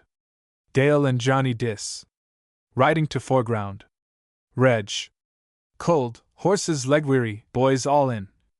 Out toward Bear Canyon, where the land to the north rose brokenly to the mountains, Luck found the bleak stretches of which he had dreamed that night on the observation platform of a train speeding through the night in North Dakota, a great white wilderness unsheltered by friendly forests, uninhabited save by wild things that moved stealthily across its windswept ridges. Beyond, the mountains rose barrenly, more bleak than the land that lay at their feet. Pam. Bleak Mesa, snow. With the camera set halfway up a gentle slope commanding a steeper hill beyond, down which the boys would send the cattle in a slow, uneasy march before the storm, Luck focused his telephoto lens upon bleakness enough to satisfy even his voracious appetite for realism. Bill Holmes, his tan pumps wrapped in gunny sacks for protection against the snow that was a foot deep on the level and still falling, thrashed his body with his arms, like a windmill whose paddles have suddenly gone limp in a high wind. When he was ready, Luck stopped long enough to blow on his fingers and to turn and watch for the signal from Annie Many Ponies, stationed on a higher ridge to the right of him, the signal that the cattle were coming. Through the drive of the snowstorm he saw her tall, straight figure as through a thin, shifting, white veil. The little black dog, for whom she had conceived a fierce affection in defiance of Rosemary's tacit opposition, was lying with its tail curled tight around its feet and its nose, hunting warmth in the shelter of her flapping garments. Annie Many Ponies was staring away to the north, shielding her keen eyes from the snow with one slim, brown hand, while she watched for the coming of the herd. Luck looked at her, silhouetted against the sky. He had no scene written in his script to match the picture she made. He had no negative to waste. But he swung his camera around and, using the telephoto lens he had adjusted for his cattle scenes, he called to her to hold that pose, and indulged his artistic sense in a 10 or 12-foot scene which showed Annie Many Ponies wholly absorbed in gazing upon farther bleakness. Annie Many Ponies was so keenly conscious of her duty to the camera that she dared not break her pose, even to give the signal, until he had yelled, "All right, Annie!" and swung the camera back with its recording eye fixed upon that narrow depression between 2 blunt ears of hilltop, through which the herd was to be sent down to the ridge and on past the camera to the flat, where other scenes were to be taken later on, when the cattle were hungry enough to browse miserably upon the basket of young cottonwoods. "Cows come!" she called out, because Luck had his back to her at the moment, and did not see the wave of hand she had been told to give him. Luck, squinting into the viewfinder, caught the swaying vanguard of the herd and swore. He had meant to pan Bleak Mesa for half a minute before those swaying heads and horns appeared over the brow of the ridge. Now, even though he began to turn the crank the instant he glimpsed them, he would not have quite the effect which he had meant to have. He would be compelled to make 2 scenes of it, and pan his Bleak Mesa afterwards and trust to a cut-in scene to cover the break. He did not trust Bill Holmes to turn the crank on that slow, plodding march of misery. With his diaphragm of the camera wide open to get all the light possible, because the air was filled with falling snow, he followed the herd, as it wound snake-like down the easiest descents, making for the more sheltered small canyons that opened out upon the flat. "Cattle drifting before the wind," read the script, and now Luck saw them coming, their snow-whitened backs humped to the driving storm, heads lowered and swaying weakly from side to side with the shambling motion of their feet. They were drifting before the wind, just as he had planned that they should do. That they shuffled wearily down that hill with poor cows and unweaned calves straggling miserably behind the main body in the drag herd, proved how well the boys had done the work which he had sent them out at daylight to do. The boys had gone out, under the leadership of Applehead, who knew that range as he knew his own dooryard, just when daylight began to break coldly upon the storm that had come with the sunset. Luck had already ridden out with them, and had chosen his location for the blizzard scenes. He had gone with them over every foot of that drive, and had told them just where the main body of riders was to fall back behind the ridge that would hide them from the camera, leaving Andy Green and the native son, since these were the two whom he always visualized in the scene, to come on alone in the wake of the herd. Under the leadership of old Applehead, they had combed every draw that sheltered so much as a lone cow and calf. Luck had told them to bring in every hoof they could spot and get over that ridge by 10 o'clock. He had a nervous dread of the storm breaking before noon, and his heart was set on getting that never-to-be successfully faked blizzard scene. Realism ruled him absolutely, now that he was actually producing some of the big scenes of this picture. He had told them just where to watch for Annie Many Ponies and the flag she would wave, a black flag, so that the boys could not fail to see it in the vague whiteness of the storm. He had located the jutting ledge behind which Happy Jack was to sneak, that he might watch for the signal as an extra precaution against an unseasonable appearance of the two riders over the ridge. When the herd straggled down in what seemed an endless stream of storm-driven animals, Luck knew that the boys had done their work well. He knew cattle as he knew pictures. He knew that a full 2,000 came over that ridge through a shallow pass he had chosen. "Every hoof is right," he remarked to Bill Holmes with a dry approval. "I'd hate to go hunting meat where that bunch was gathered from. Looks like they'd combed the country for 50 miles around." He sent a quick glance to the pinnacle where Annie Many Ponies stood waiting to give the signal. He wished that she had realized the importance of these cattle scenes keenly enough to have given him the signal at the cost of breaking her pose. But he had only himself to blame. He should not have taken the risk, even though he had believed that the cattle would not arrive for another half hour. He should have been ready. He had told the boys to send them right over the ridge when they came up to it, because he wanted to preserve unbroken that indescribable atmosphere of a long, weary journey. Still they came, a good 2,500, he was ready to wager, when the last few stragglers, so weak that they wobbled when they hesitated before descending a particularly steep place, came down the slope. It surely did eat up film to take the full magnitude of that march, but Luck turned and gloated in the bigness of it all. "All right, Annie," he called out when he had taken the last of the herd as they filed out of sight into the narrow gully that would lead them to the flat half a mile below, where he meant to get other scenes. "Wave flag now for boys to come." Annie Many Ponies lifted high the black flag and waved it in slow, sweeping half circles above her head. "Boys, come," she called a moment after.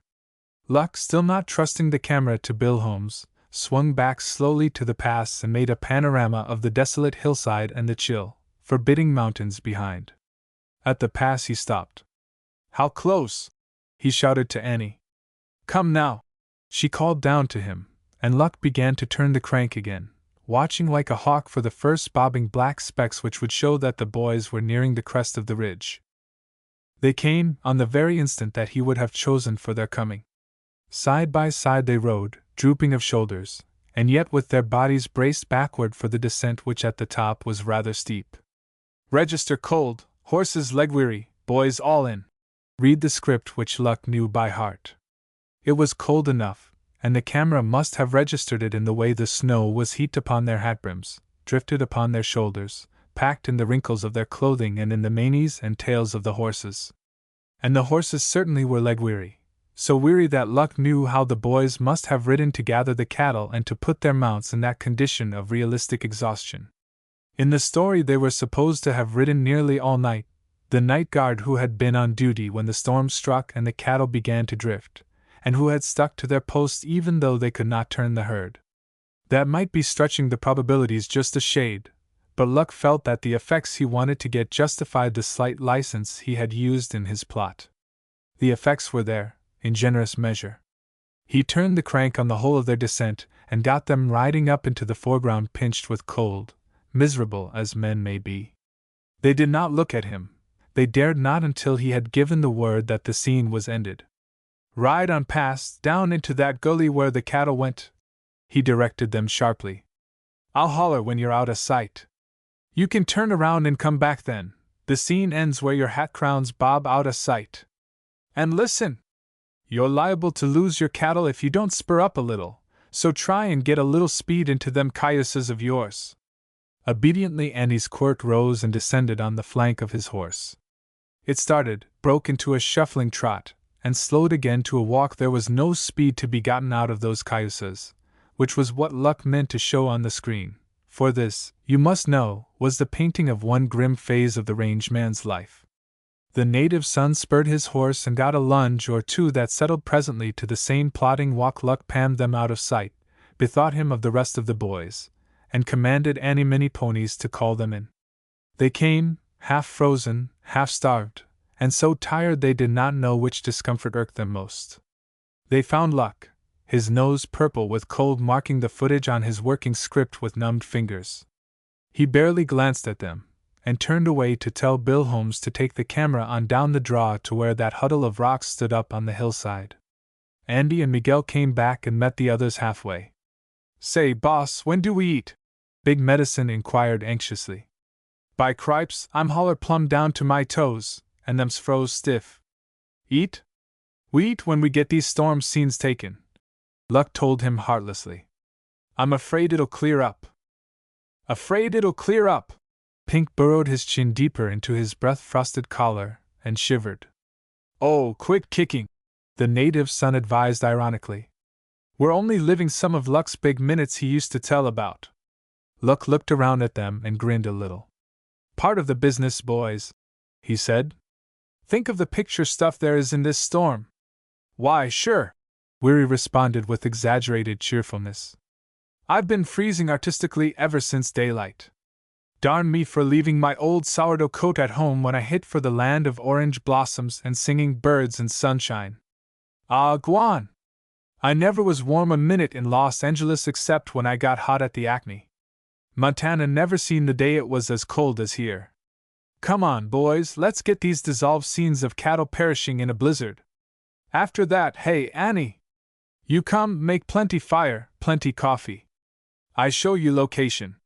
Annie called gently to the little dog, and came striding down through the snow to fall in docilely 3 paces behind her adored brother. Wag Alexa Conka after the submissive manner of squaws toward the human male in authority over them. "Coffee!" Weary murmured ecstatically. "Plenty fire, plenty coffee, oh mama!" Down in the flat where the bushes grew sparsely along the tiny arroyo now gone dry, the herd had stopped from sheer exhaustion, and were already nibbling desultorily upon the tenderest twigs. This was what Luck wanted in his scene, though the cattle must be moved into the location he had chosen where was just the background effect he wanted to get, with the bare mesa showing in the far distance. There was a dreary interval of riding and shouting and urging the cattle up over a low spur of the bluff and down the other side, and the placing of them to Luck's satisfaction. I fear that more than one of the boys wondered why that first bit of the flat would not do, and why Luck insisted that they should bring the herd to one particular point and no other, and why they must wear out their horses, and themselves just fussing around among the cattle, scattering one bunch, bringing others closer together, and driving certain animals up to foreground, when they very much objected to going there. Luck had concealed his camera behind the rocks so that he could get a close shot, without registering the fact that the cattle were watching him. His commands to edge that black steer over about even with that white bank, and later, put that cow and calf out this way and drive the others back a little, so she will have the immediate foreground to herself, were easier given than obeyed. The cow and calf, for instance, were much inclined to shamble back with the others, and did not show any appreciation for the foreground, wherein they were vastly unlike any other extras ever brought before a camera. Still, in spite of all these drawbacks, the moment arrived when Luck began to turn the crank with his eyes keen for every detail of that bunch of forlorn, hungry, range cattle huddled under the scant shelter of a 10-foot bank, while the snows fell steadily in great flakes which Luck knew would give a grand storm effect on the screen. The happy family, free for the moment, crowded close to the fire of dead sagebrush which many ponies had lighted in the lee of a high rock, and sniffed longingly at the smell which came steaming up from the dented 2-gallon coffee boiler blackened from many a camp fire. Luck was turning the crank and watching his foreground stuff, so that he did not at first see the 2 riders who came loping down the hill which he was using for background. Whether he would or no, he had got them in several feet of good scene before he saw them and stopped his camera. He shouted, but they came on headlong, slipping and sliding in the loose snow.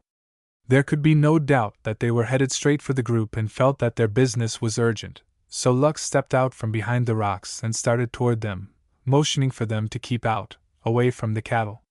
"Better let me get in the lead right now," Applehead advised hastily, and jumped in front of Luck as the 2 came lunging up.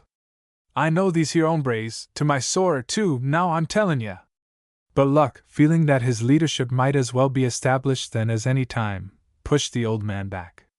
"What you want?" he demanded of the foremost who rode up. "Didn't you hear me tell you to keep out around the cattle? Adonde vie con mi vaca?" snapped the first rider in high-keyed Spanish. "My brother say where you go with our cattle?" interrupted the other one, evidently proud of his English. "I know what he said." Luck snubbed this one bluntly. "I don't know that they are your cattle." "I don't care. We're using them to make motion pictures. Get out of the way so we can go on with our work." Had he not spoiled several feet of film because of their coming, he might have been more inclined to placate them. As it was, he did not welcome their interference, he did not like their looks, and their tones were to his temper as tow would be to a fire. Their half-Mexican, half-American dress irritated him, the interruption exasperated him. He was hungry and cold and keyed to a high nervous tension in his anxiety to make the most of his present big opportunity. He knew too well that he might not have another chance all winter, with the snow falling as if under his direction. "Get over there out of range of the camera," he commanded them sharply. "Then you can spout Mex till you're black in the face, for all I care. I'm busy." To make himself absolutely understood, he repeated the gist of his remarks in Spanish before he turned his back on them to finish his interrupted scene. Whereupon one swore in Spanish and the other in English, and they both declared that they would take their cattle right now, and reined their horses toward the shifting herd. "Hold on thar, Ramon Chavez!" shouted Applehead, striding forward. "Didn't you hear the boss tell ye to get out of the way, both of ye? You better do it, now I'm tellin' ye, 'cause if you don't, they's goin' to be right smart of a ruction around here. A good big share of them thar cattle belongs to me. Don't ye go messin' in there amongst them, you just ride back out of the way of that thar Camry. Git!" At Applehead's command they got, at least as far as the campfire, where the bright shawl of Annie Many Ponies caught and held their interest. Annie Many Ponies, being a woman who had both youth and beauty and sensed instinctively the value of both, sent a slant-eyed glance and a half-smile toward Ramon, who possessed more good looks and more English than his brother. The happy family eyed them with a tolerant indifference, and moved aside with reluctant hospitality when Ramon dismounted shiveringly, and came forward to warm his fingers over the blaze. "She's cold day, you bet," Ramon remarked ingratiatingly. "She ain't what you could call hot," Big Medicine conceded drily, since no one else showed any disposition to reply. "We don't get much snow like this. You live in Albuquerque, perhaps?" There was really no excuse for snubbing these two, who had been well within their rights in making an investigation of this unheralded and unauthorized gathering of all the cattle on this range. Andy told Ramon where they were staying and where they came from, and let it go at that. The less Americanized brother dismounted and joined the group with a nod of greeting. "My brother Tomas," announced Ramon, with a flash of white teeth, his eyes shifting unobtrusively toward Annie Many Ponies, who wore a secret, half-smiling air of provocative interest in him. "Not speak much English, my brother. Always stay too much at home. Me, I travel all over, Denver, Los Angeles, San Francisco. I ride in all contests, Pueblo, San Antonio, all over. Tomas, he go not so often. His head, all for business, making money, get rich some day. Me, I spend. My hand wide open always. Money slip fast. There's plenty of us marked that way. Weary made good-natured comment, turning so that his back might feel the heat of the fire. Shunka Chistala, murmured Annie Many Ponies in her soft contralto to the little black dog, and moved away to the mountain wagon, with the dog following close to her moccasined heels. Ramon looked after her with frank surprise at the strange words. Not Spanish, then? He ventured. Indian, the native son explained briefly, and added, perhaps for reasons of his own, Sioux squaw. Ramon very wisely let his curiosity rest there. He had a good excuse, for Luck, having finished work for the time being, came tramping over to the fire. At him Ramon glanced apologetically. We borrow comfort from your fire, senor, he said indifferently.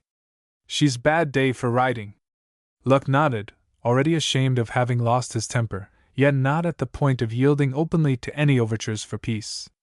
Soon as we eat, he said to Weary and those others who stood nearest, I'll have you cut out that poor cow and calf and drive 'em down the flat here, so I can get that other scene I was telling you about.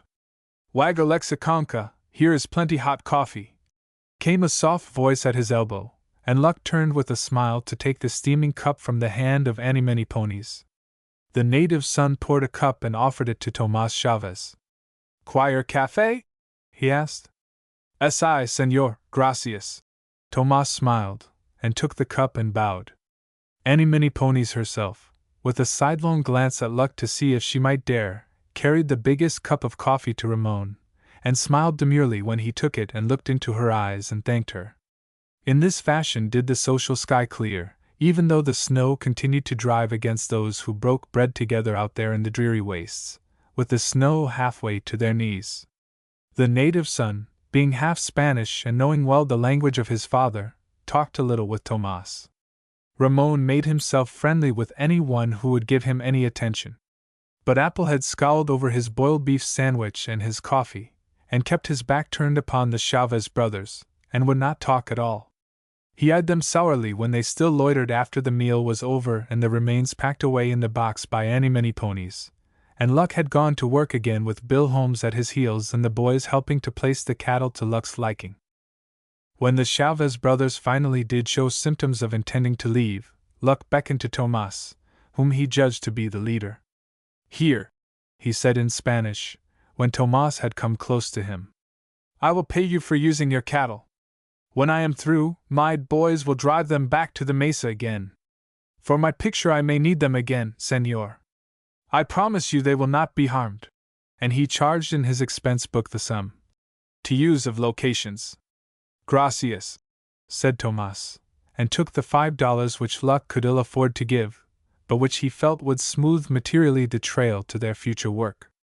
Cattle he must have for his picture, cattle he would have at any cost, but it would be well to have them with the consent of their owners. So the Chavez brothers rode away with smiles for their neighbors instead of threats, and with $5 which had come to them like a gift. You might better a kicked him out of here without no soft soapin' about it, now I'm tellin' ya, Apple had grumbled when they were out of earshot. You may know your business better and what I do, but by thunder I wouldn't a give 'em no $5, na 5 cents. S like feedin' a stray dog, you won't never get rid of 'em now. They'll be hangin' around under your feet. At that I might have use for them, Luck retorted unmoved. They're fine types. Types? Old Applehead exploded indignantly. Types? They're sneak thieves and cutthroats I wouldn't trust fur's I could throw a bull by the tail. That's what they be. Types, my granny. Chapter 14. Plumb spoiled, d'ye mean? Luck came out of the dark room with the still, frozen look of a trouble that has gone too deep for words. Annie Many Ponies eyed him aslant and straightway placed the hottest, juiciest piece of steak on his plate, and poured his coffee even before she poured for old Dave Wiswell, whom she favored as being an old acquaintance of the Pine Ridge country. Once when her father, old Chief Big Turkey, had broken his leg and refused to have a doctor attend him, and had said that he would die if his son did not make his leg well, Luck had looked as he looked now. Still, he had set Chief Big Turkey's leg so well that it grew straight and strong again.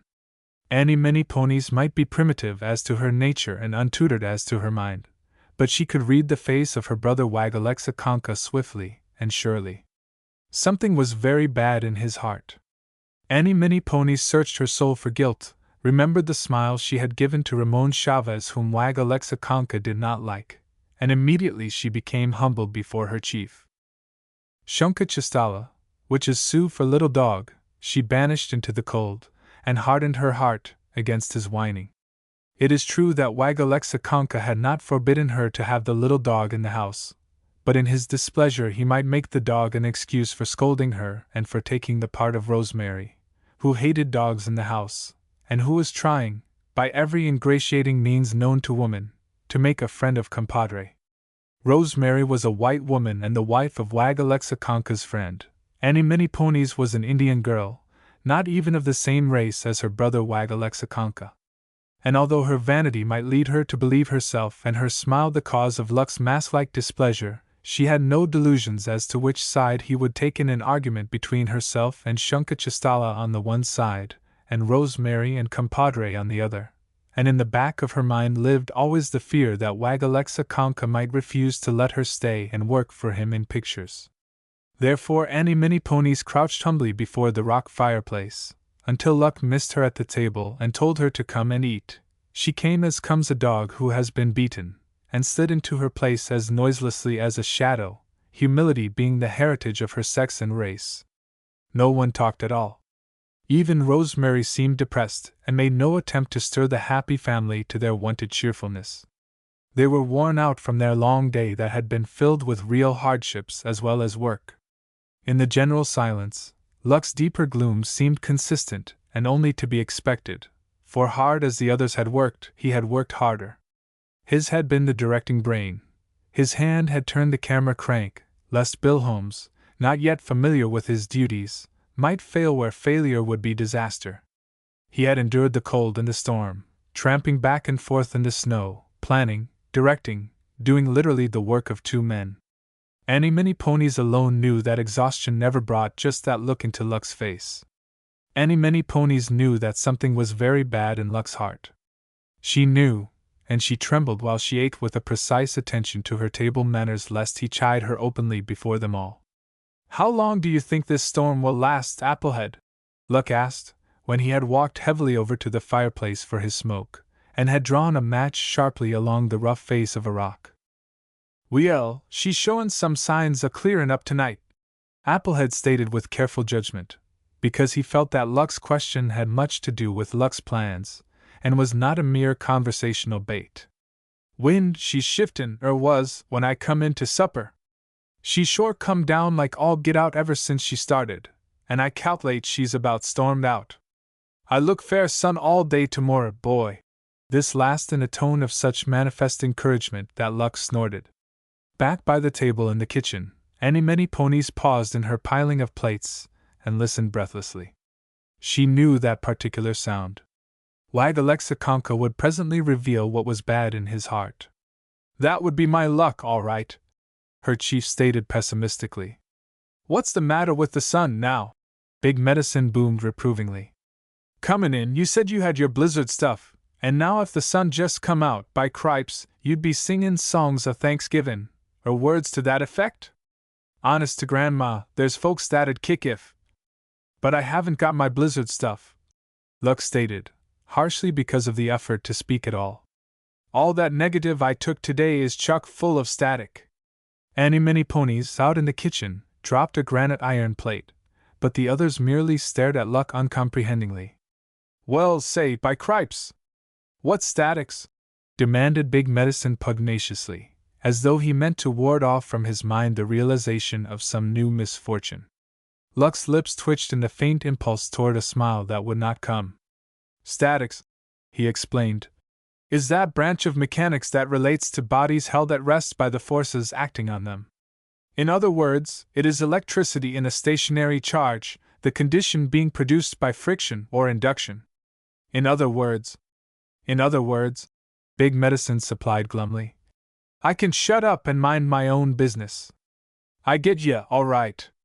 "Nothing like that, bud," Luck corrected more amiably, warmed a little by the sympathy he knew would follow close upon the heels of understanding. "Static is a technical word used a good deal in motion picture photography. In this case it was caused, I think, by the difference of temperature in the metal parts of the camera and negative, and the weather outside the camera box.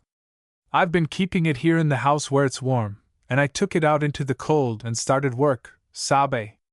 And the grinding of the bearings, and the action of the film on the race plate, generated static electricity in tiny flashes which lighted up the interior of the camera, and light exposed the negative, as it was passing from one magazine to another. When it's developed, these flashes show up in contrasty lights, like tiny grapevines.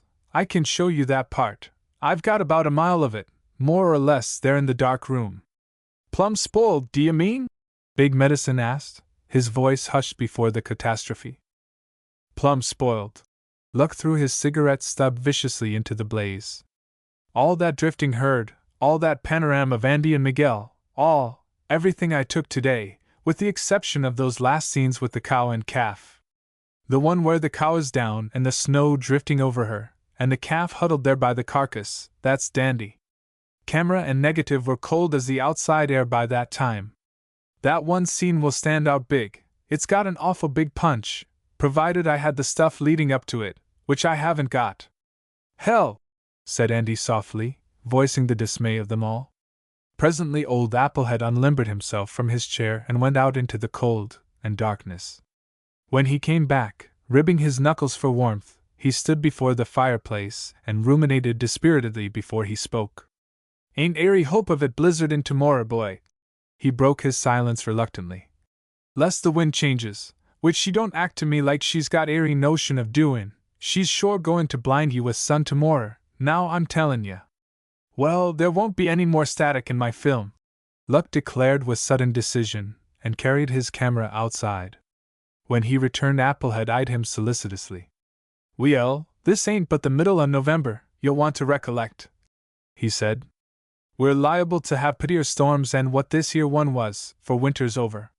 Cattle be in worse condition, too, ribs sticking out so'st you can count 'em a mile off and more. Way winter's startin' in, wouldn't surprise me a mite if we had storms all through till spring opens up. Luck knew the old man was trying in his crude way to encourage him, but he made no reply, and Applehead relapsed into drowsy meditation over his pipe. The boys, yawning sleepily, trailed off to bed in the catch-all cabin. Rosemary and Annie Many Ponies, having finished washing the dishes and tidying the kitchen, came through the room on their way to bed, Annie Many Ponies cunningly hiding the little black dog behind her skirts.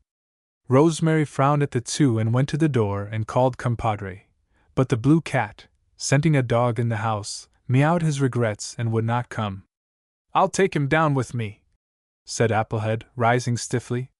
He can't take no comfort in the house no more, not till he spunks up and licks that thar dog a time or two. Comin', Luck? He added, waiting at the door. But Luck was staring into the fire and did not seem to hear him, so Applehead went off alone to where the happy family were already creeping thankfully into their hard bunks. The house grew still, so still that Luck could hear the wind whispering in the chimney, coming from the quarter which meant clearing weather.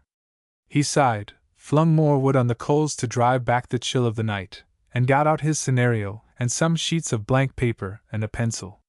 He had sold his typewriter when he was raising money for this trip, and he was inclined now to regret it. But he sharpened the pencil, laid a large-surfaced movie magazine across his knees, and prepared to revise his scenario to meet his present limitations. With a good 1,000 feet of film spoiled through no real fault of his own, and with the expenses he knew he must meet looming inexorably before him, he simply could not afford a leading woman. Therefore, he must change his story, making it a character lead instead of the conventional hero and heroine theme. Chance, he called it luck, had sent him Annie Many Ponies, who wants no moneys. He must change his story so that she would fit into it as the necessary feminine element, but he was discouraged enough that night to tell himself that, just as he had her placed and working properly, the Indian agent or her father, Old Big Turkey, would probably demand her immediate return. In his despondent mood he had no faith in his standing with the Indians or in the letter he had written to the agent. His one best bet, as he put it, was to make her scenes as soon as possible, before they had time to reach him with a letter.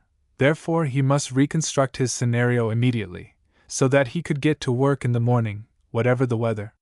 He read the script through from beginning to end, and his heart went heavy in his chest. He did not want to change one scene of that big picture.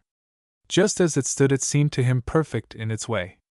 It had the bigness of the West when the West was young. It had the red blood of courage, the strength of achievement, the sweetness of a great love. It was, in short, Luck's biggest, best work. Still, without a woman to play that lead. Luck sighed and dampened his pencil on his tongue and drew a heavy line through the scene where Marian first appeared in the story. It hurt him like drawing a hot wire across his hand. It was his first real compromise, his first step around an obstacle in his path rather than his usual bold jump over it.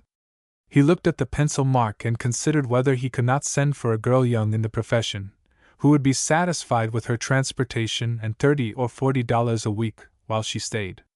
He could make all her scenes and send her back. But a little mental arithmetic, coupled with the cold fact that he did not know of any young woman who was capable of doing the work he required and would yet be satisfied with a small salary, killed that newborn hope. He drew a line through the next scene where the girl appeared. When he had quite blotted the girl from his story, he was appalled at the gap he must fill in the continuity and in the theme. He had left old Dave Wiswell, his dried little cattleman, a childless old man, or else a squaw man whose squaw has, presumably, died before the story began.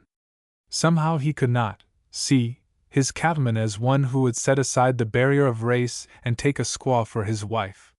He could not see Annie Minnie Ponies as anything save what she was, a beautiful young savage with an odd adornment of civilized speech and some of the civilized customs, it is true, but a savage for all that. He did not want to spoil her by portraying her as a half-caste in his picture. He must make his story a man's story, with the full interest centered about the man's hopes, his temptations, his achievements. The woman, Annie, as he saw the woman now, must be of secondary interest. He laid his head against the chair back in his favorite attitude for uninterrupted thought, and stared into the fire. In this way he had stared out into the night of the Dakota prairie, at first brooding in discontent because things were not as he would have them, then drifting into dreams of what he would like, then weaving his dreams together, and creating a something complete in itself. So had he created his big picture, the picture which was already beginning to live in the narrow strips of negative. A few 100 feet of that negative were even dry and filed away ready for cutting, unimportant scenes, to be sure, with all of his big stuff yet to be produced. His mind went methodically over the completed scenes, judging each one separately, seeking some change of plot that would yet permit these scenes to be used. From there his thought drifted to the day's work in the blizzard, the day's work that had been lost because of atmospheric conditions. Blizzard stuff he must have, he told himself stubbornly. Not only was that a phase of the range which he must portray if his picture were to be complete, he must have it to lead the story up to that tragic, pitifully eloquent scene which had come out clear and photographically perfect, the scene of the old cow's struggle against the storm and of her final surrender, too weak to match her puny strength against the furies of wind and snow and cold. That scene would live long in the minds of those who saw it. That scene alone would lift his picture above the dead level of mediocrity. But he must have another blizzard. His eyelids drooped low over his tired eyes. Through their narrowing opening he stared at the yellow glow of the fire. Only half awake, he dreamed of the herd drifting down that bleak hillside, with Andy and the native son riding doggedly after them. Only half awake, his story changed, grew indistinct, clarified in stray scenes, held aloof from him, grew and changed, and was another story. And always in the background of his mind went that drifting herd. Sometimes snow-whitened, their backs humped in the wind, their heads lowered and swaying weakly from side to side, the cattle marched and marched before him, sometimes obscured by the blackness of night, a vague procession of moving shadows, sometimes revealed suddenly when the lightning split the blackness. Like a phantom herd. The phantom herd! Aloud he cried the words. The phantom herd! He sat up straight in his chair. Here was his title, for which his mind had groped so long and could not grasp. His title. What, that you, Luck? Andy Green's voice came sleepily from the next room. What you want? I've got my title! Luck called back, his voice exultant. "And I've got my story, too! Get up, Andy, and let me tell you the plot!" Whereupon Andy proved himself a real friend and an unselfish one. He felt as if getting up out of bed was the final, supreme torture under which a man may live. But he got up, for there was something in Luck's voice that thrilled him even through the clogging sleep-hunger. Presently he was sitting in his trousers and socks and shirt, sleepy-eyed beside Luck. "Shoot it out of your system," he mumbled, and began feeling stupidly for his cigarette papers. "Oof," he yawned, if so inarticulate a sound may be spelled. "I knew you'd have to work your story over," he said, more normal of tone after the yawn. And he added bluntly, "Rosemary's one grand little woman, but she couldn't act if you trained her 1,000 years. What's your next best bet?" "No next best, it's the picture this time. The Phantom Herd. Get that as a title?" "Gee!" Andy softly paid tribute. Then he grinned. "By gracious, they sure didn't act to me like any phantom herd when we first headed 'em into that wind. Them babies are going to march us up to a pile of real money, though," Luck asserted eagerly. "Listen. Here's the story, the part I've changed. All the first part is the same, the trail herd and all. You're old Dave's son, and you're wild. You quarrel, and he turns you out, thinking he'll let you rustle for yourself a while, and maybe tame down and come back more like he wants you to be. But you don't tame that way. You throw in with Miguel, and you two turn rustlers. You hold a grudge against your dad, and you rustle from him mostly, on the plea that by rights what's his is yours, you know. Annie is Mig's sweetheart, and she's a kind of go-between, keeps you posted on what's taking place on the outside, and all that. I haven't," he explained hastily, "doped out the details yet. I'm giving you the main points I want to bring out. Well, here's the big stuff. You get a big herd together. You're holding 'em in a box canyon. I know the spot, all right, waiting for a chance to drive them out of the country. See? This blizzard hits, and you take advantage of it to drive the herd out under cover of the storm.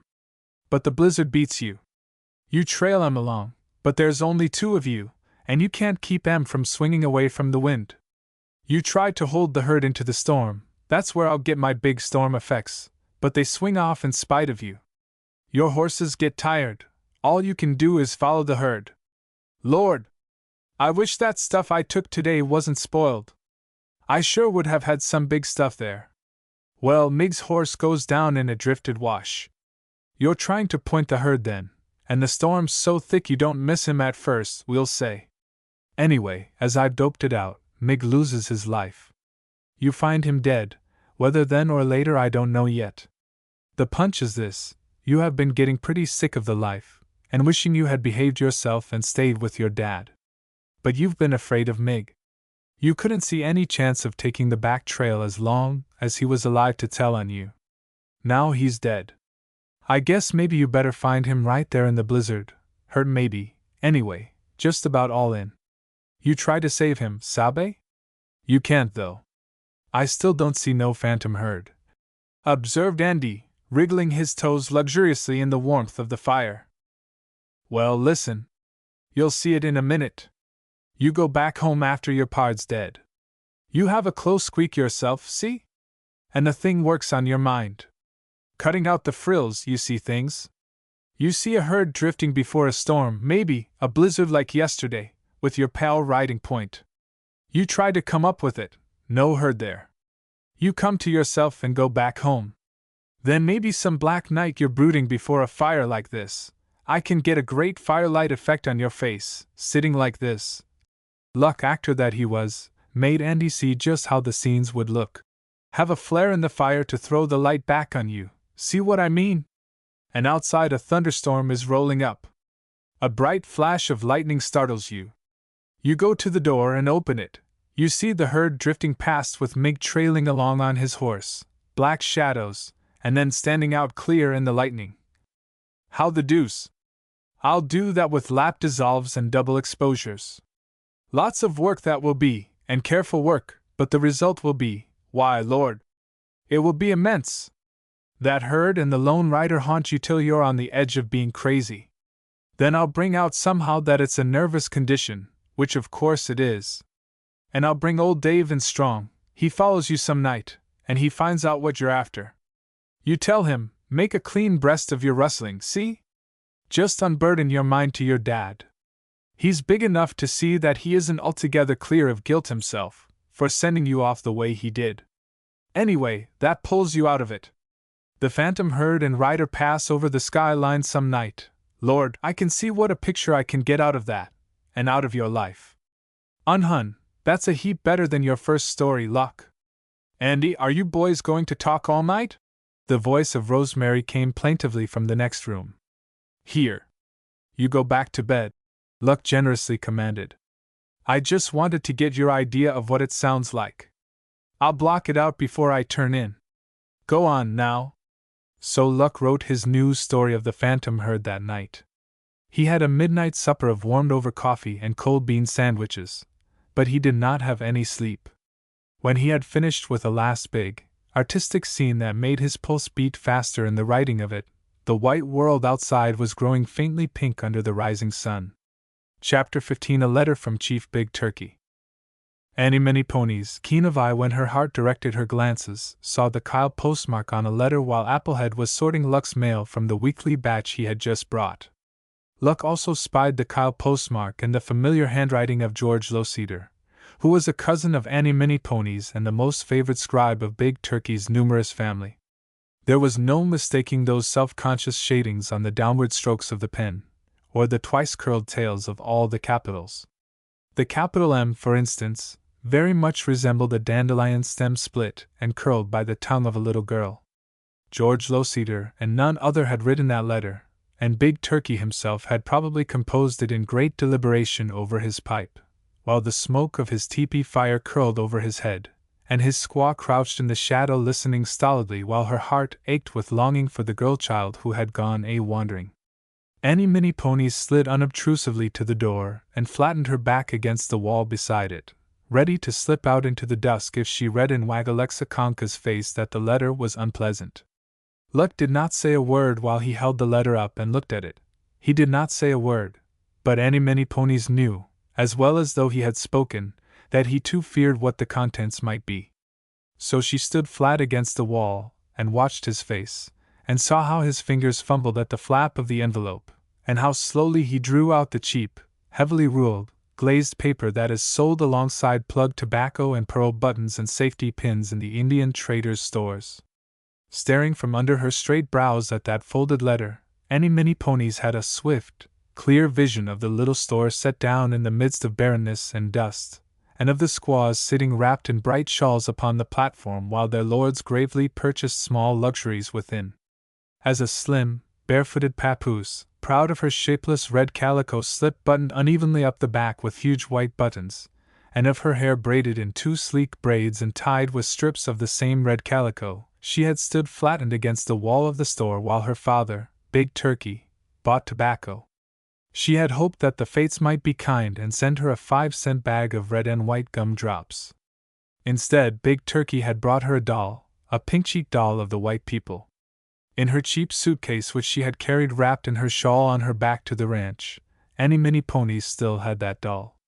So with her eyes fixed upon the letter, her mind stared trance-like at the vision of that long-ago day which had been to her so wonderful. Then Wagalexiconka looked at her and smiled, and the vision of the store and the slim, barefooted papoose with her doll vanished. The smile meant that all was well, that she might stay with Wagalexiconka and be his Indian girl in the picture of the phantom herd. Annie Many Ponies smiled back at him, the slow, sweet, sphinx-like smile which Luck called heart-twisting, and slipped out into the night with her heart beating fast in a strange mixture of joy that she might stay, and of homesickness for the little store set down in the midst of barrenness and dust, and for that long-ago day that had been so wonderful. "Read this," said Luck, still smiling, and gave the letter into the flour-dusted hands of Rosemary. "Ever see a real, dyed-in-the-wool Indian letter? Sure takes a load off my mind, too. You never can tell how an idea is going to hit an Indian. Pass it on to the boys." So Rosemary read, with the whole happy family crowding close to look over her shoulder. Kyle P. Office Pine Ridge, so. D. Monday, NOV. Luck Lindsay at Motion Pictures Ranch, Albuquerque, New M. Friend son. I this day gets letter from agent at agency who tell my girl you sisters are now at New Mexico's with you pictures. She's go way one days at night times and tomorrow mornings I know find him. I am glad she sees you. You take care same as with shows them Buffalo Bill. All Indians have hard times for cold and much haze and fires of prairies loses much. Them Indians shake you hands with good hearts they have with you. Send me blue silks ribbon send me pictures so I can see you. Again I shake you by hand with good heart same as I see you. Speak one letters quick again. You father big turkey. Pretty good spelling for an Indian letter, Rosemary commented suspiciously. Are you sure an Indian wrote it, Luck Lindsay? Why, certainly, I'm sure. Luck was shuffling his other letters with the air of a man whose mind has for the moment lost its load of trouble. George Loceder wrote it. I know his writing. He's Annie's cousin, and he thinks he's highly educated. Indians have great memories, and once they learn to spell a word, they never seem to forget it. They learn to spell in school. What they don't learn is how to put the words together the way we do. Cousin George is also shaky on capitals, you notice. Now tomorrow we can go ahead with that big cattle stuff. I can take my time about making Annie's scenes. I was afraid I might have to rush them all through first thing, so as to send her back. I'm sure glad she can stay. She's good to have around, to help in the house. Rosemary screwed up her lips and gave him a queer look, but Luck had turned his attention to another letter, and she did not say what was in her mind. Annie Many Ponies, speaking theoretically, was good to have around to help Rosemary. In actual practice, however, Rosemary found her not so good. Personally, Annie was fastidiously tidy, which Rosemary ungenerously set down to youthful vanity rather than to innate cleanliness. When it came to washing dishes, however, Annie Many Ponies left much to be desired. She was prone to disappear about the time she reached the biscuit basin and the frying pan stage of the thrice daily performance. She was prone to fancy she heard Wag Alexa Conka calling her, or Shunka Chistala barking in pursuit of the cat, or a hen cackling out in the weeds. Whatever the sound, it invariably became a summons which Annie Many Ponies must instantly obey. Then she forgot to come back within the next 2 or 3 hours, and Rosemary must finish the dishes herself. But all this, as Rosemary well knew, was an unimportant detail of the general scheme of work going on at Applehead's ranch. To her it seemed wonderful, the way Luck was pushing his picture to completion against long odds sometimes, fighting some difficulty always. Much as she secretly resented certain Indian traits in Annie Many Ponies, and pleased as she would secretly have been if the girl had been recalled to the reservation, she was generously relieved because Luck could now go ahead with his roundup and trail herd scenes while the weather was mild and sunny, and need not hurry the Indian girl scenes at all. In the 10 days since the blizzard, Luck had worked hard. Some night scenes in a cow town he had already taken, driving late in the afternoon into Albuquerque with his radium flares and his full company. Rosemary's memory cherished those nights as rare and precious experiences. First there were the old-time scenes, half Mexican in their atmosphere, when the dried little man was young, and the trail herd started north. For these scenes Luck himself played the part of Dave Wiswell, turning the camera work over to Bill Holmes. Then there were the scenes of a later period, scenes of carousal which depicted her beloved Andy as a very wild young man who spent his nights riotously. One full day of sunshine had also been spent at the stockyards there, taking shipping scenes. On this day the two women had stayed at home, and Rosemary had nearly quarreled with Annie Many Ponies because Annie would not mend her stockings, but had spent the whole afternoon teaching Shunka Chistala to chase prairie dogs, the game being to try and frighten them away from their holes and then catch them. Annie Many Ponies attended to the strategic direction of the enterprise and let Shunka Chistala do most of the running. The high, clear laughter of the girl and her unintelligible cries to the little black dog had irritated Rosemary to the point of tears. There had been no more days wasted because of spoiled film. Luck was carefully guarding against that, and it seemed to Rosemary that there were miles of it developed and dried and pigeonholed, ready for assembling. That part of the work she was especially interested in, because it was done in the house. To her it might seem that miles of film had been made, but to Luck it seemed as though the work crawled with maddening deliberation. delays fretted him. The mounting expense account worried him, though as a matter of fact it mounted slowly, considering the work he was doing and the size of the company he was maintaining. When he took film clippings to a town photographer to have enlargements made for stills, the pictures which must accompany each set of prints as advertising matter, the cost of the work gave him the blues for the rest of that day. Then there were the Chavez boys, whom he had found it expedient to use occasionally in his big range scenes and in his Cowtown stuff. They had no conception of regular rates as extras, but Luck had a conscience, and he had also established a precedent. Whenever he used them in pictures, he gave Tomas $5 and left it to Tomas to divide with Ramon. And $5, added to other 5s and 10s and 25s, soon amounts to an amazing whole when anxiety holds the pencil. As his story had changed and developed into the Phantom Herd plot, it had lengthened appreciably, because he could not and would not sacrifice his big range stuff. And double exposures meant double work, of course. He found himself with a 5-reel picture in the making instead of the 4-reeler he had started to produce. Thus he was compelled to send for more raw stock. Also, he soon ran out of lumber for his interior sets and must buy more. As the possibilities of his production grew plainer to him, Luck knew that he could not slight a single scene nor skimp it in the making. He could go hungry if it came to that, but he could not cheapen his story by using makeshift settings. Thanksgiving came, and they scarcely knew it, for the weather was fine, and they spent the day far afield and came in after dark, too tired to be thankful for anything save the opportunity to sleep. Christmas came so suddenly that they wondered where the month had gone. Christmas Eve the happy family spent in arranging a round-up campout behind the house where the hill rose picturesquely, and in singeing themselves heroically in the heat of radium flares, while Luck took his campfire scenes that were triumphs of lighting effects and photography, scenes which he would later tone red with aniline dyes. Annie Many Ponies and Rosemary brought out the 2-gallon coffee boiler and a can of cream and a small lard pail of sugar, with cups and tin spoons and a pan of boiled beef and cold bean sandwiches. Rosemary called, "Merry Christmas!" when the dying radium flares betrayed her approach, and the happy family jumped up and shouted, "Merry Christmas!" to her and one another, just as exuberantly as though they had been celebrating instead of adding 6 hours or so to a hard day's work. "That was beautiful, Luck Lindsay," Rosemary declared, giving him a bean sandwich for which he declared himself strong, and holding the sugar bucket steady while he dipped into it 3 times.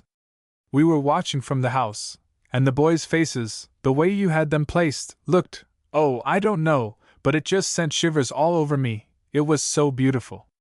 I just hope it comes out that way in the picture." "Better," mumbled Luck, taking great, satisfying bites into the sandwich. "Wait till you see it, after it's colored, with the chuck box end of the wagon showing, and the night horses standing back there in the shadows, she will sure look like $1,000,000.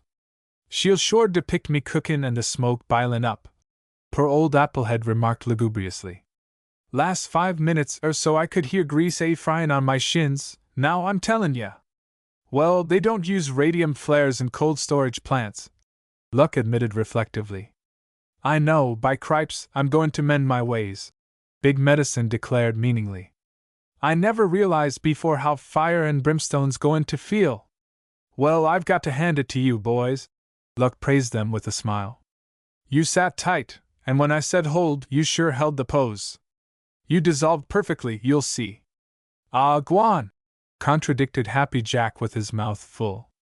"I never dissolved, I plumb melted. If you boys could just see how beautiful you looked," Rosemary reproved, starting on her second round with the coffee boiler.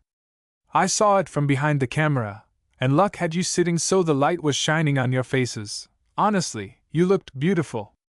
"Ah, gwan," gurgled Happy Jack, reddening uncomfortably. "It's late," Luck broke in, emptying his cup the second time. "But I'm going to make that firelight scene of you, Annie. The wind happens to be just right for the flame effect I want. Did you make up as I told you?" For answer, Annie Many Ponies threw back her shrouding red shawl and stepped proudly out before him in the firelight. Her brown arms were bare and banded with bracelets of some dull metal. Her fringed dress of deerskin was heavily embroidered with stained porcupine quills. Her slim feet were clothed in beaded moccasins. It was the gala dress of the daughter of a chief, and as the daughter of a chief she stood straight and slender and haughty before him. The happy family stared at her, astonished. They had not even known that she possessed such a costume.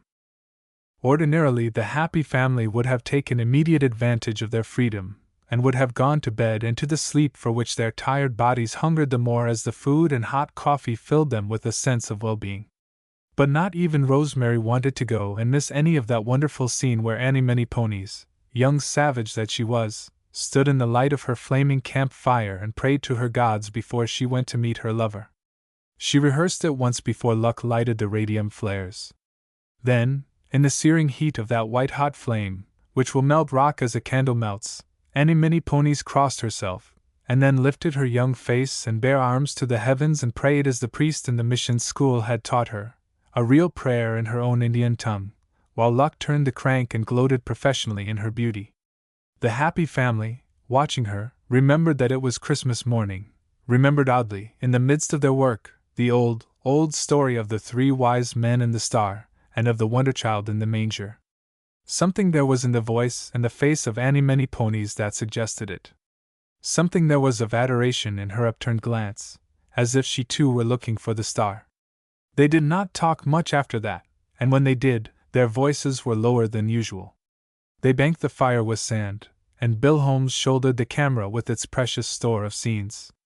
As they trooped silently down to the house and to their beds, they felt something of the magnitude of life, something of the mystery. Behind them, treading noiselessly in her beaded deerskin moccasins, Annie Many Ponies followed like a houseless wraith of the plains, the little black dog at her heels. Chapter 16.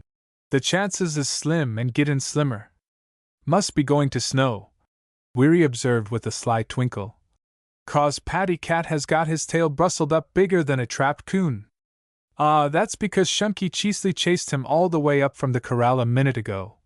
Happy Jack explained the phenomenon. I'd betcher he swaps ends some of these times and gives that dog the prize of his life. He come pretty near makin' a stand tonight. Well, when he does turn on that thar mongrel perp, they's goin' to be some dogs scattered around over the premises. Now I'm tellin' ya. Applehead cocked his eye toward Annie Many Ponies and nodded his head in solemn warning. He's talking a mighty long chance. Every time he turns that thar trick chasin' compadre all over the place, and them that thinks anything of that thar dog. I betcher it's goin' to snow, all right. Happy Jack interrupted the warning.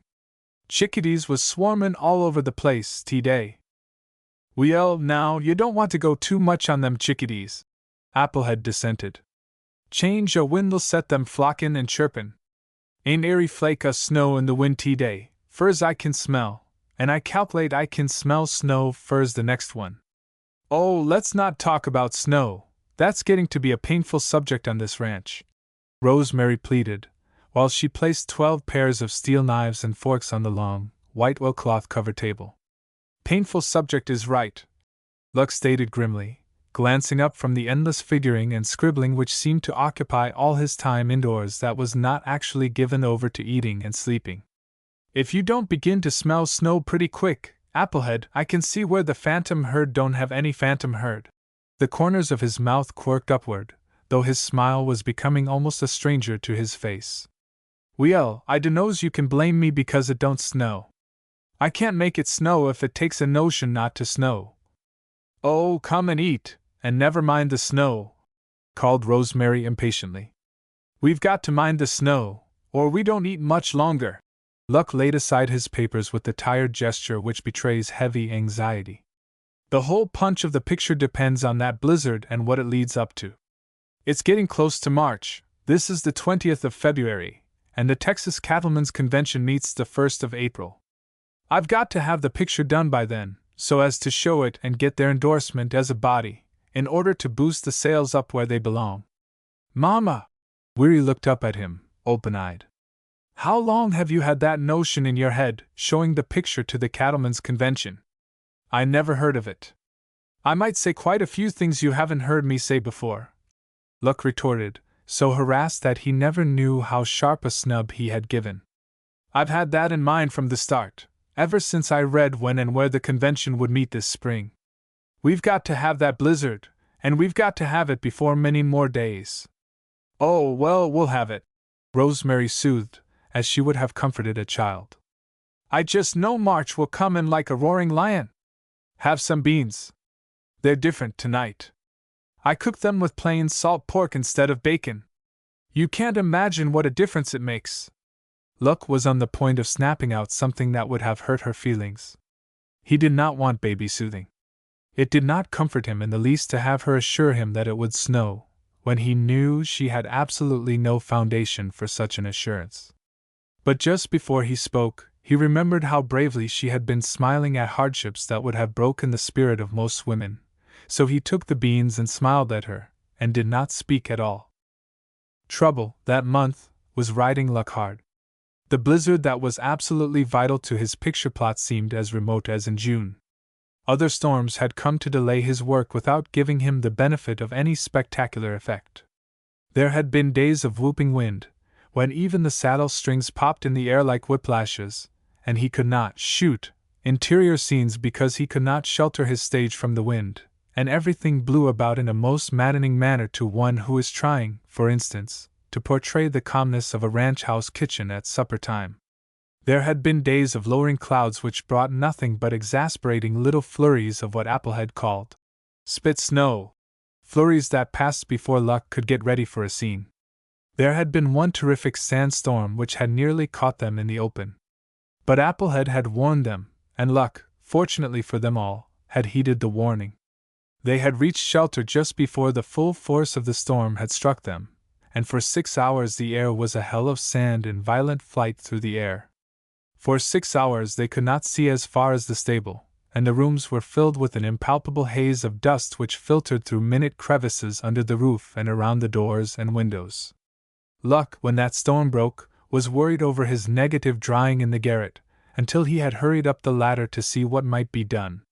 He had found the film practically dry, and had carried it down in much relief to his dark room which, being light-proof, was also practically dust-proof. There had been other vexations, but there had been fine, clear days as well. Luck had used those fine days to their full capacity for yielding him picture light. Could he have been certain of getting his blizzard stuff, now, he would have left but his one load of financial worry. That was a heavy one, but he felt he could carry it with a better grace if only he could be sure that his picture would be completed in time. Pass the beans, Luck. Pink broke into his abstraction. Seems like I've had beans before this week, but I'll try them another whirl anyway. Ever try syrup on 'em? Old Dave Wiswell looked up from his plate to inquire. Once you get to leaking 'em that way, they go pretty good for a change. Pink, anxious for variety in the monotonous menu, but doubtful of the experiment, poured a teaspoon of syrup over a teaspoon of beans, conveyed the mixture to his mouth, and made a hurried trip to the door. Say, was that a joke? He demanded, when he returned grimacing to his place. Joke? No, ain't no joke about that, the dried little man testified earnestly. Once you get to leaking 'em that way. Pink scowled suspiciously. I'll take mine straight, he said, and sent a resentful glance at Annie Many Ponies who was tittering behind her palm. I calculate I'd better beef another critter, Applehead suggested pacifically. Worst of it is, the cattle's all so dongate poor they ain't much pickin' left on their bones after the hide's scun off. If that blizzard ever does come, Luck's sure goin' to have all the poor cow atmosphere he wants. To Luck their talk, good-humored though it was, hurt him like a blow upon bruised flesh. For their faith in him they were eating beans 3 times a day with laughter and jest to sweeten the fare. For their faith in him they were riding early and late, enduring hardships and laughing at them. If he failed, he knew that they would hide their disappointment under some humorous phase of the failure, if they could find one. He could not tell them how close he was to failure. He could not tell them in plain words how much hung upon the coming of that storm in time for him to reach the cowmen at their convention. Their ignorance of the profession kept them from worrying much about it. Their absolute confidence in his knowledge let them laugh at difficulties which held him awake when they were sleeping. But for all that he went doggedly ahead, trusting in luck theoretically while he overlooked nothing that would make for success. While Applehead sniffed the air and shook his head, Luck was doing everything he could think of to keep things going steadily along to a completion of the production. He made all of his close-ups, his inserts and subtitles. He cut negative by his continuity sheet at night after the others were all in bed, and pigeonholed the scenes ready for joining. He ordered what positive he would need, and he arranged for his advertising matter. All his interior scenes, save the double exposure, vision, scenes, were done by the 15th of March, which had not come in like a roaring lion, as Rosemary had predicted with easy optimism, but which had been nerve-wrackingly lamb-like to the very middle of the month. With a dogged persistence in getting ready for the fulfillment of his hopes, he ordered tanks and printer for the final work of getting his stuff ready for the market. He had at best a crudely primitive outfit, though he saw his bank balance dwindle and dwindle to a most despairingly small sum. And still it did not snow nor show any faint promise of snow. "Well," he remarked grimly one morning, when the boys asked him at breakfast about his plans, "you can go back to bed, for all I care. I've done everything I can do, till we get that snowstorm. All we can do now is sit tight and trust to luck." "What day of the month is this?" Applehead wanted to know. His face was solemn with his responsibility as a weather prophet. "The 20th day of March," Luck replied, with the air of one who has the date branded deep on his consciousness. 20th of March, Well, now, I have noted to storm, and storm hard, after this time o' year. But comin' the way she did last fall, and all this here wind and bluster and snowin' on the Zandias and never comin' no further down, I calc'late the chances is slim, boy, and gettin' slimmer every day, now I'm tellin' ye. Well, say, ain't you got a pretty fair picture the way she stands?" Big Medicine inquired aggressively. "Seems to me we've done enough writin' and actin', by cripes, to make half a dozen pictures better'n what I've ever saw." "That isn't the point." Luck's voice was lifeless, with a certain dogged combativeness that had come into it during the last 2 months. "We've got to have that storm. This isn't going to be any makeshift affair. We've got some good film, yes. But it's like starting a funny story and being choked off before you get to the laugh in it. We've got to have that storm, I tell you!" His eyes challenged them harshly to dispute his statement. "Well, darn it, have your storm, then." "I'm willin'," Big Medicine bellowed with ill-timed facetiousness. "Pink, you run and get Luck a storm. Get him a good big one, guaranteed to last him 4 days or money refunded. You get one. Listen, Bud." Luck stood suddenly before Big Medicine, quivering with nervous rage. "Don't joke about this. There's no joke in this at all. No one with any brains can see anything funny in having failure stare him in the face. 12 of us have put every ounce of our best work and our best patience, and every dollar we possess in the world into this venture. I've worked day and night on this picture. I've worked you boys in weather that wasn't fit for a dog to be out in. I've seen Rosemary Green slaving in this dark little hole of a kitchen because we can't afford a cook for the outfit. You've all been dead game, I'll hand it to you for that. Every white chip has gone into the pot. If we fail, we'll have to borrow carfare to get out of here. And here's Applehead. We've used his ranch, we've used his house and his horses and himself, we've killed his cattle for beef, and we've got just that one chance, the chance of a storm, for winning out. One chance, and that chance getting slimmer every day, as he says. No, there's no joke in this, or if there is, I've lost my appetite for comedy. I can't laugh." He stopped as suddenly as he had begun his rapid speech, caught up his hat, and went out alone into the soft morning sunlight. He left silence behind him, a stunned silence that was awkward to break. "It's a perfect shame," Rosemary said at last, and her lips were trembling. "He's just about crazy, and I know he hasn't slept a wink lately, just from worrying." "I calc'late that's about the how of it," Applehead agreed, rubbing his chin nervously.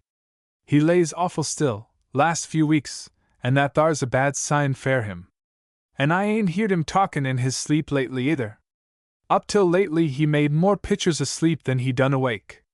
Take it when things was movin' right along, Mis' Green, and Luck was sure talkative, now I'm tellin' ye. My father, he got one uncle. Annie Minnie Pony spoke up unexpectedly from her favorite corner. Big medicine man. Maybe I write one letter, maybe Noisy Owl he come, make plenty storm. Noisy Owl, he got awful strong medicine for make storm come. Well, by cripes, you better send for him then, Big Medicine advised gruffly, and went out. Chapter 17 The Storm. The Phantom Herd, as the days slipped nearer and nearer to April, might almost have been christened the Forlorn Hope. On the 21st the sun was so hot that Luck rode in his shirt sleeves to Albuquerque, stubbornly intending to order more positive for his prints in the final work of putting his big picture into marketable form. He did not have the slightest idea of where the money to pay for the stuff was coming from, but he sent the letter ordering the stock sent COD. He was playing for big results, and he had no intention of being balked at the last minute because of his timidity in assuming an ultimate success which was beginning to look extremely doubtful. On the 22nd, a lark flew impudently past his head and perched upon a bush near by and sang straight at him. As a general thing, Luck loved to hear bird songs when he rode abroad on a fine morning, but he came very near taking a shot at that particular lark, as if it were personally responsible for the sunny days that had brought it out scouting ahead of its kind. On the 23rd the sky was a brassy blue, and Applehead won Luck's fierce enmity by remarking that he calculated he'd better get his garden in. Luck went away off somewhere on the snuffy little bay that day, and did not return until after dark. On the 24th he took the boys away back on the mesa, where the mountains shoulder the plain, and scattered them on a wide circle, rounding up the cattle that had been permitted to drift where they would in their famished search for the scant grass growth. Bill Holmes and the camera followed him in the buckboard with the lunch, and Luck, when the boys had met with their gleanings, shot 2 or 3 short scenes of poor cows and their early calves, which would go to help along his range atmosphere. To the happy family it seemed a waste of horseflesh to comb a 20-mile radius of mesa to get a cow and calf which might have been duplicated within a mile of the ranch. The happy family knew that Luck was wading chin deep in the slough of despond, and they decided that he kept them riding all day just for pure cussedness. I suppose they thought that his orders to range herd the cattle they had gathered came from the same mood, but they did not seem to mind. They did whatever he told them to do, and they did it cheerfully, which, in the circumstances, is saying a good deal for the happy family. So with the sun warm as early May, and the new grass showing tiny green blade tips in the sheltered places, they began range herding 2,000 head of cattle that needed all the territory they could cover for their feeding grounds. The 25th day of March brought no faintest promise of anything that looked like snow. Applehead sharpened his hoe and went pecking at the soil around the roots of his grapevine arbor, thereby irritating Luck to the point of distraction. He had reached a nervous tension where he could not eat, and he could not sleep, and life looked a nightmare of hard work and disappointments, of hopes luring deceitfully only to crush one at the moment of fulfillment. It was because he could not sleep, but spent the nights stretched upon his side with his wide-open eyes boring into vacancy and a drab future, that he heard the wind whine over the ridgepole of the squat bunkhouse and knew that it had risen from a dead calm since bedtime. The languor of nervous exhaustion was pulling his eyelids down over his tired eyes, and he knew that it must be nearly morning, for sleep never came to him now until after Applehead's brown rooster had crowed for 2 o'clock. He closed his eyes and dreamed that he was shooting blizzard scenes with the snow to his armpits. He was chilled to the middle of his bones, and his hand went down unconsciously and groped for the blankets he had pushed off in his restlessness. In his sleep he was yelling to the Cattlemen's Convention to wait, not to adjourn yet, because he had something to show them. "Well, show 'em, dang it, and shut up," muttered Applehead crossly, and turned over on his good ear so that he could sleep undisturbed. Luck, half awakened by the movement, curled up with his knees close to his chin, and went on with his dream. With the wind still mooing lonesomely around the corners of the house, he slept more soundly than he had slept for weeks, impelled, I suppose, by a subconscious easement from his greatest anxiety. A slow tap-tap-tapping on the closed door near his head woke him just before dawn. The lightest sleeper of them all, Luck lifted his head with a start, and opened his sleep-blurred eyes upon blackness. He called out, and it was the voice of Annie Many Ponies that answered. "Wag Alexa Conka!" You come quick. Plenty snow come. You be awful glad when you see. Soon day comes. You hurry. I make plenty breakfast, wag Alexa conka. As a soldier springs from sleep when calls the bugle, Luck jumped out into the icy darkness of the room. With one jerk he had the door open and stood glorying in the wild gust of snow that broke over him like a wave. In his bare feet he stood there, and felt the snow beat in his face, and said never a word, since big emotions never quite reached the surface of Luck's manner. Day come quick, wag Alexa conka! The voice of Annie Many Ponies urged him from without, like the voice of opportunity calling from the storm. All right. You run now and have breakfast ready. We come quick. He held the door open another half-minute, and he heard Annie Many Ponies laugh as she fought her way back to the house through the blinding blizzard. He saw a faint glow through the snow whirl when she opened the kitchen door, and he shut out the storm with a certain vague reluctance, as though he half feared it might somehow escape into a warm, sunny morning and prove itself no more than a maddeningly vivid dream. Hey! Wake up!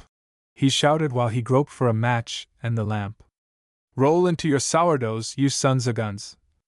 Say, Applehead, came a plaintive voice from Pink's hunk. Make Luck turn over on the other side, can't ya? Darn a man that talks in his sleep! By cripes, Luck's got to sleep in the hay loft, or I will. Big Medicine growled, making the boards of his bunk squeak with the flop of his disturbed body. Then Luck found the lamp and struck a match, and it was seen that he was very wide awake, and that his face had the look of a man intent upon accomplishment. The native son sat up in one of the top bunks and looked down at Luck with a queer solemnity in his eyes. What is this, amigo? He asked with a stifled yawn. Another one of your big minutes? Quien sabe? Luck retorted, reaching for his clothes as his small ebullition subsided to a misleading composure. Storm's here at last, and we'll have to be moving. Roll out and saddle your ridge runners. Annie's got breakfast all ready for us. Ah, Guan! Grumbled Happy Jack from sheer force of habit, and made haste to hit the floor with his feet before Luck replied to that apparent doubt of his authority. Dress warm as you can, boys, Luck advised curtly, lacing his own heavy buckskin moccasins over thick German socks, which formed his cold-weather footgear. She's worse than that other one, if anything. Mama! Weary murmured, in a tone of thanksgiving. She didn't come any too soon, did she? Luck did not reply. He pulled his hat down low over his forehead, opened the door and went out, and it was as though the wind and snow and darkness swallowed him bodily. The horses must first be fed, and he fought his way to the stables, where Applehead's precious hay was dwindling rapidly under Luck's system of keeping mounts, and a 4-horse team up and ready for just such an emergency. He labored through the darkness to the stable door, lighted the lantern which hung just inside, and went into the first stall. The manger was full, and the feed box still moist from the lapping tongue of the gray horse that stood there munching industriously. Annie Many Ponies had evidently fed the horses before she called Luck, and he felt a warm glow of gratitude for her thoughtfulness. He stopped at the bunkhouse to tell the boys that they had nothing to do but eat breakfast before they saddled, and found them putting on overcoats and gloves and wrangling over the probable location of the herd that would have drifted in the night. So they plowed in a straggling group to the house, where Annie Many Ponies was already pouring the coffee when they trooped in. Day was just breaking when they rode out into the full force of the belated storm and up on the mesa where they had left the cattle scattered and feeding more or less contentedly at sundown. They had not gone a mile until their bodies began to shrink under the unaccustomed cold. Bill Holmes, town-bred and awkward in the open, thankfully resigned to the Indian girl the dignity of driving the mountain wagon with its 4-horse team, and huddled under blankets, while Annie Many Ponies piloted them calmly straight across country in the wake of the riders whom her beloved wag Alexa Conka was leading on the snuffy bay. Save for the difference in his clothes, Annie Many Ponies thought that he much resembled that great little war chief of the white people who rode ahead of his column in a picture hanging on the wall of the mission school.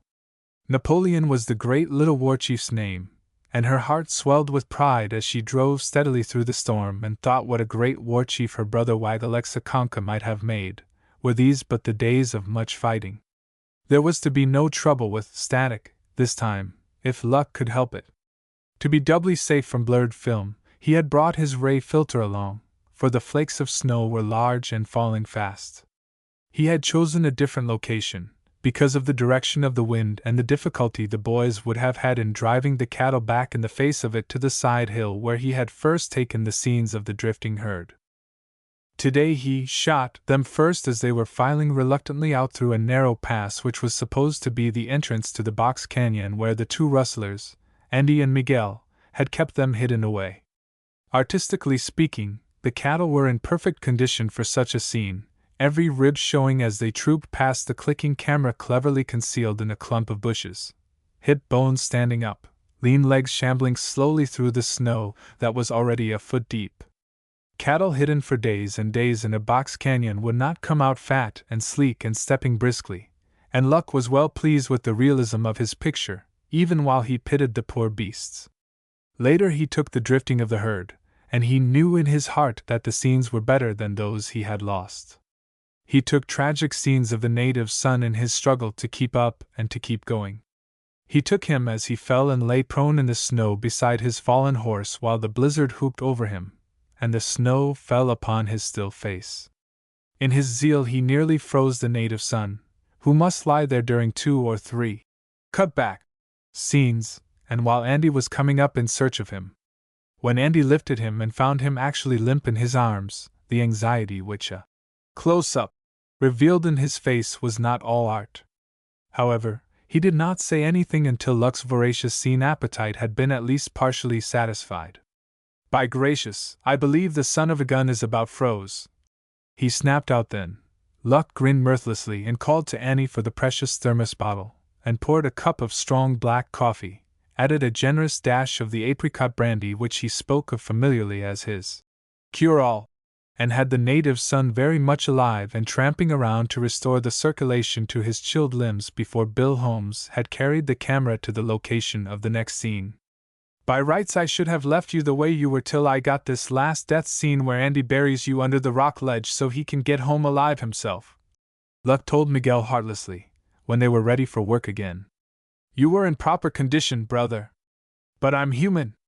So you'll have to do a little more acting from now on." With his mats placed with careful precision, he took his dissolve, vision stuff, of the blizzard and the death of Miguel, scenes which were to torment the conscience of Andy the rustler into full repentance and confession to his father.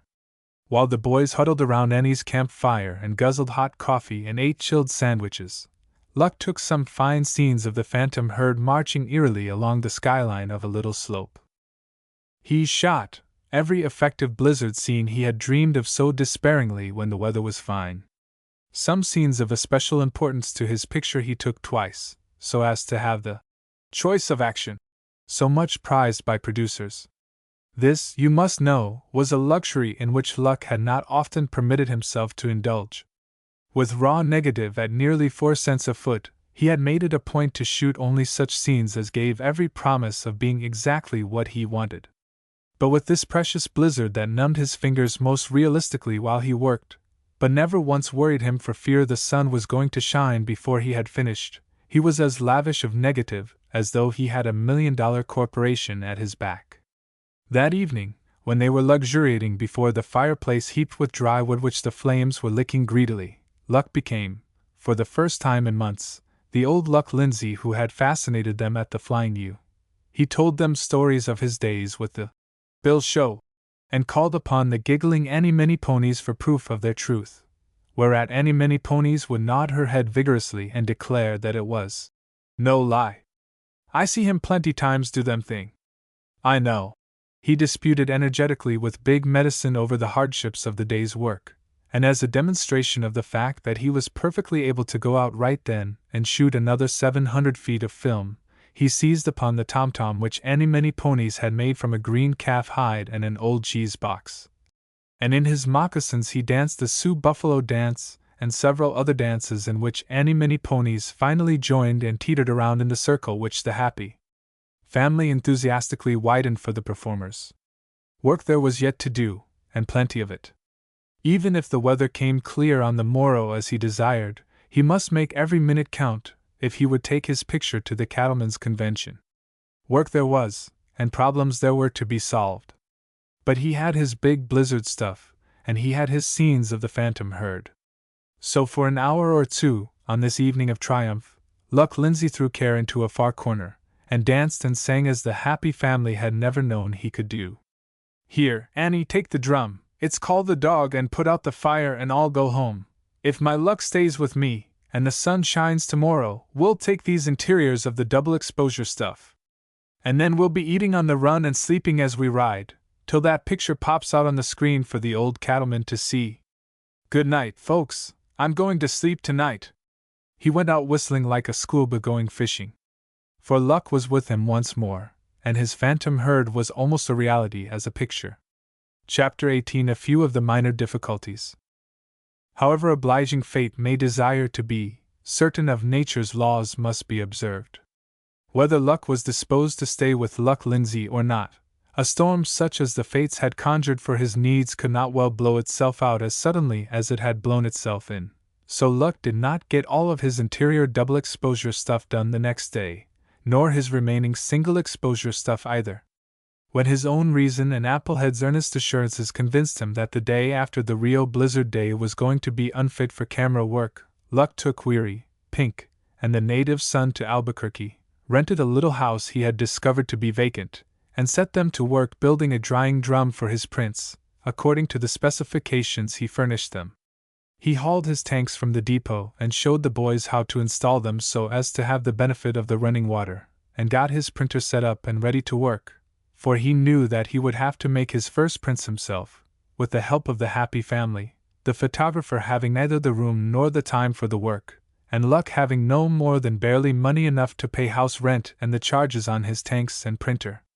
Then, being an obliging young man when the fates permitted him to indulge his natural tendencies, Luck made a hurried trip to a certain little shop that had dusty mandolins and watches and guns and a cheap Kodak in the dingy window.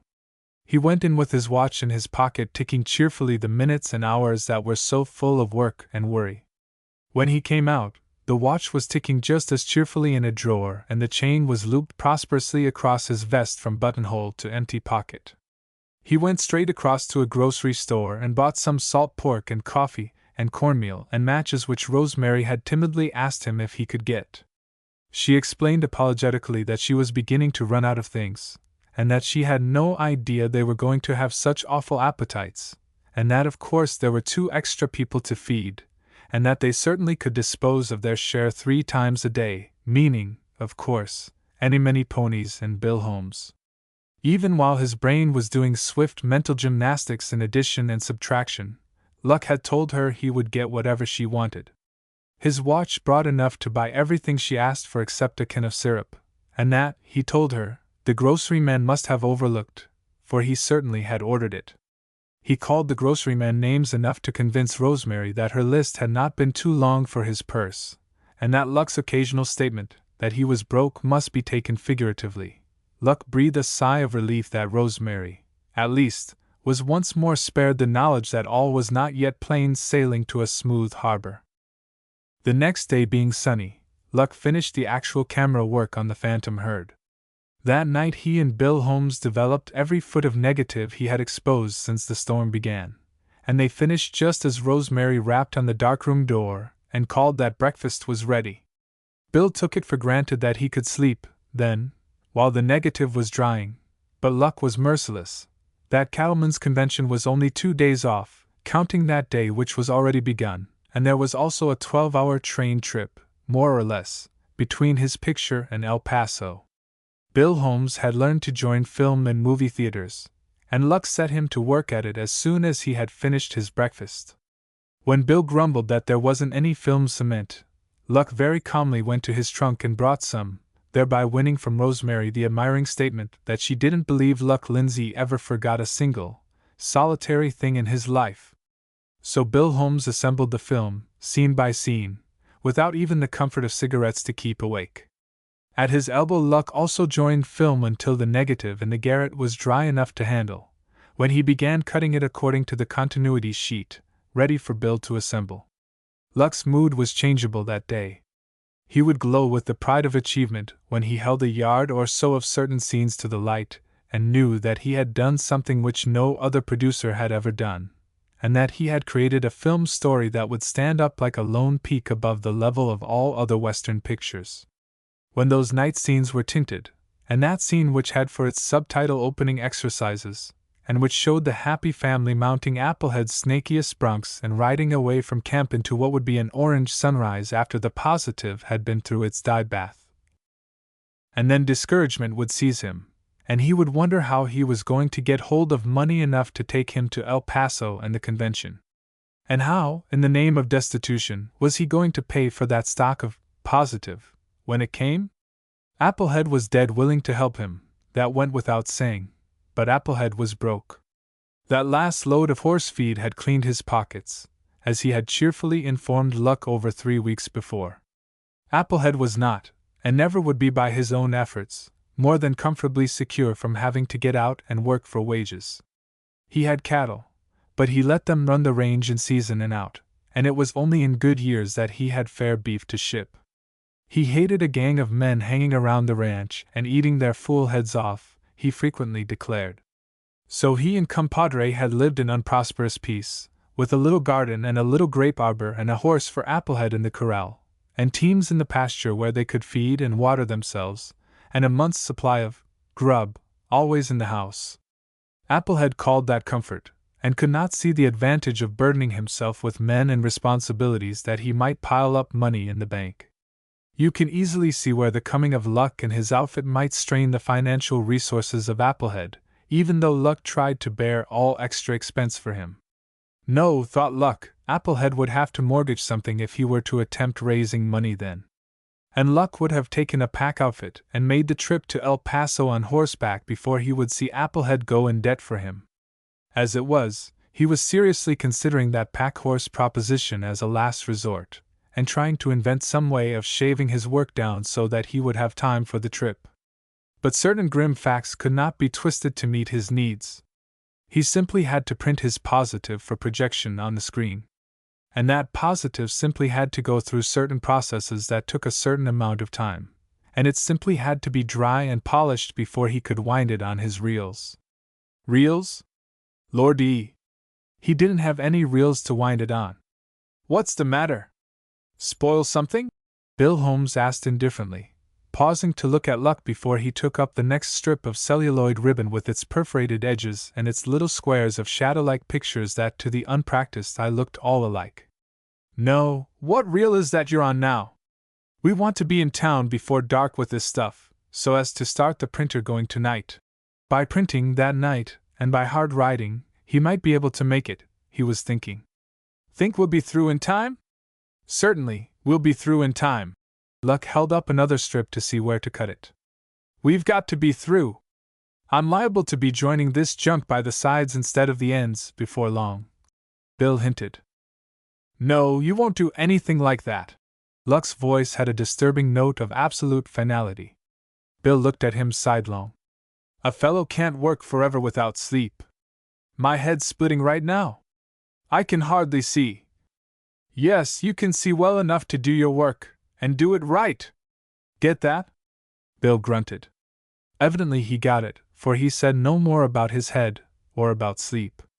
He did glance frequently out of the tail of his eye at Luck's absorbed face with his jaw set at a determined angle and his great mop of iron-gray hair looking like a heavy field of grain after a thunderstorm, standing out as it did in every direction. Now and then Luck pushed it back impatiently with the flat of his palm, but he showed no other sign of being conscious of anything at all save the picture, though he could have told you offhand just how many times Bill turned his eyes upon him. At noon they were not through, and to Bill the attempt to finish that day seemed hopeless, not to say insane. But by 4 o'clock they were done with the cutting and joining, and had their film carefully packed and in the mountain wagon, and were ready to drive through the slushy mud which was the aftermath of the blizzard to the little house in Albuquerque which the boys had turned into a crude but efficient laboratory. Their Luck continued to be merciless in his driving energy. He canvassed the moving picture theaters of the town, and borrowed reels on which to wind his film when it was once ready for winding. He went back to the little house and set every one within it to work and kept them at it. He printed his positive, dissolved his aniline dye, which was to be firelight effect, in the bathtub, and I should like to know what the landlord thought when next he viewed that tub. He made an orange bath for sunrise effects in one of the stationary tubs, and his light blue for night tints in the other. He buzzed around in that little house like a disturbed bluebottle fly that cannot find an open window. He had his sleeves rolled to his shoulders and his hair more tousled than ever. He had blue circles under his eyes and dabs of dye distributed here and there on his face and his arms. He had in his eyes the glitter of a man who means to be obeyed instantly and implicitly, whatever his command may be, and if you want to know, he was obeyed in just that manner. Happy Jack and Big Medicine took turns at the crank of the big drying drum, around which Andy and Weary had carefully wound the wet film. Being a crude, homemade affair, the crank that kept that drum turning over and over did not work with the ease of ball bearings. But Happy Jack, rolling his eyes up at Luck when he hurried past to attend to something somewhere, did not venture his opinion of the task. Nor did Big Medicine bellow any facetious remarks whatever, but turned and sweated, and used the other hand a while, and turned, and goggled at Luck whenever Luck came within his range of vision, and changed off to the other hand and turned, and still said nothing at all. Bill Holmes went to sleep about midnight, and came near ruining a batch of firelight scenes in the aniline bath, and after that Luck did all the technical part of the work himself. The happy family did what they could and wished they were not so ignorant, and could do more. They could not, for instance, help Luck in the final assembling of the polished film and the putting in of the subtitles and inserts. But they could polish that film, after he showed them how, so Pink and Weary did that. And at daylight Luck shook Bill Holmes awake and set him to work again. Just to show that Luck was human, even though he was obsessed by a frenzy of work, he sent the boys outside, whenever one of them could be spared, for the smoke they craved and could not have among that 5,000 feet of precious but highly inflammable film. But he did not treat himself to the luxury of a cigarette. Luck had not yet solved the problem of meeting the expense of the trip to El Paso. Riding down with a pack horse would take him too long. The best he could do would not be quick enough, for the convention would be over before he got there, and his trip therefore useless. He worked just as fast, however, as though he had only to buy his ticket and take the train. And then, when the last drumful was drying, he got his idea, and took Andy by the shoulder and led him out into the little front hall. "Boy," he said, "you hook up the team and drive like hell out to the ranch and get the camera and all the lenses. And right under the lid of my trunk you'll find a letter file marked receipts. In the C pocket you'll find the sales slips of camera and so on. You bring them along. And bring my bag and any clean socks and handkerchiefs you can find, and my gray suit and some collars and ties. Oh, and my shoes. Make it back here by 2 o'clock if you can, before 3 at the latest." "You bet ya," assented Andy just as cheerfully as though he saw some sense in the order. Luck's clothes were a reasonable request, but Andy could not, for the life of him, figure any use for the camera and lenses, and as for the receipts, that sounded to him like plain delirium. Andy's brain, at that time, seemed to be revolving slowly round and round like the big drying drum, and his thoughts were tangled in exasperating visions of long, narrow strips of wet film. However, at 2:30 he drove smartly up to the little house with the camera and Luck's brown leather bag packed with the small necessities of highly civilized journeying, and a large flat package wrapped in old newspapers.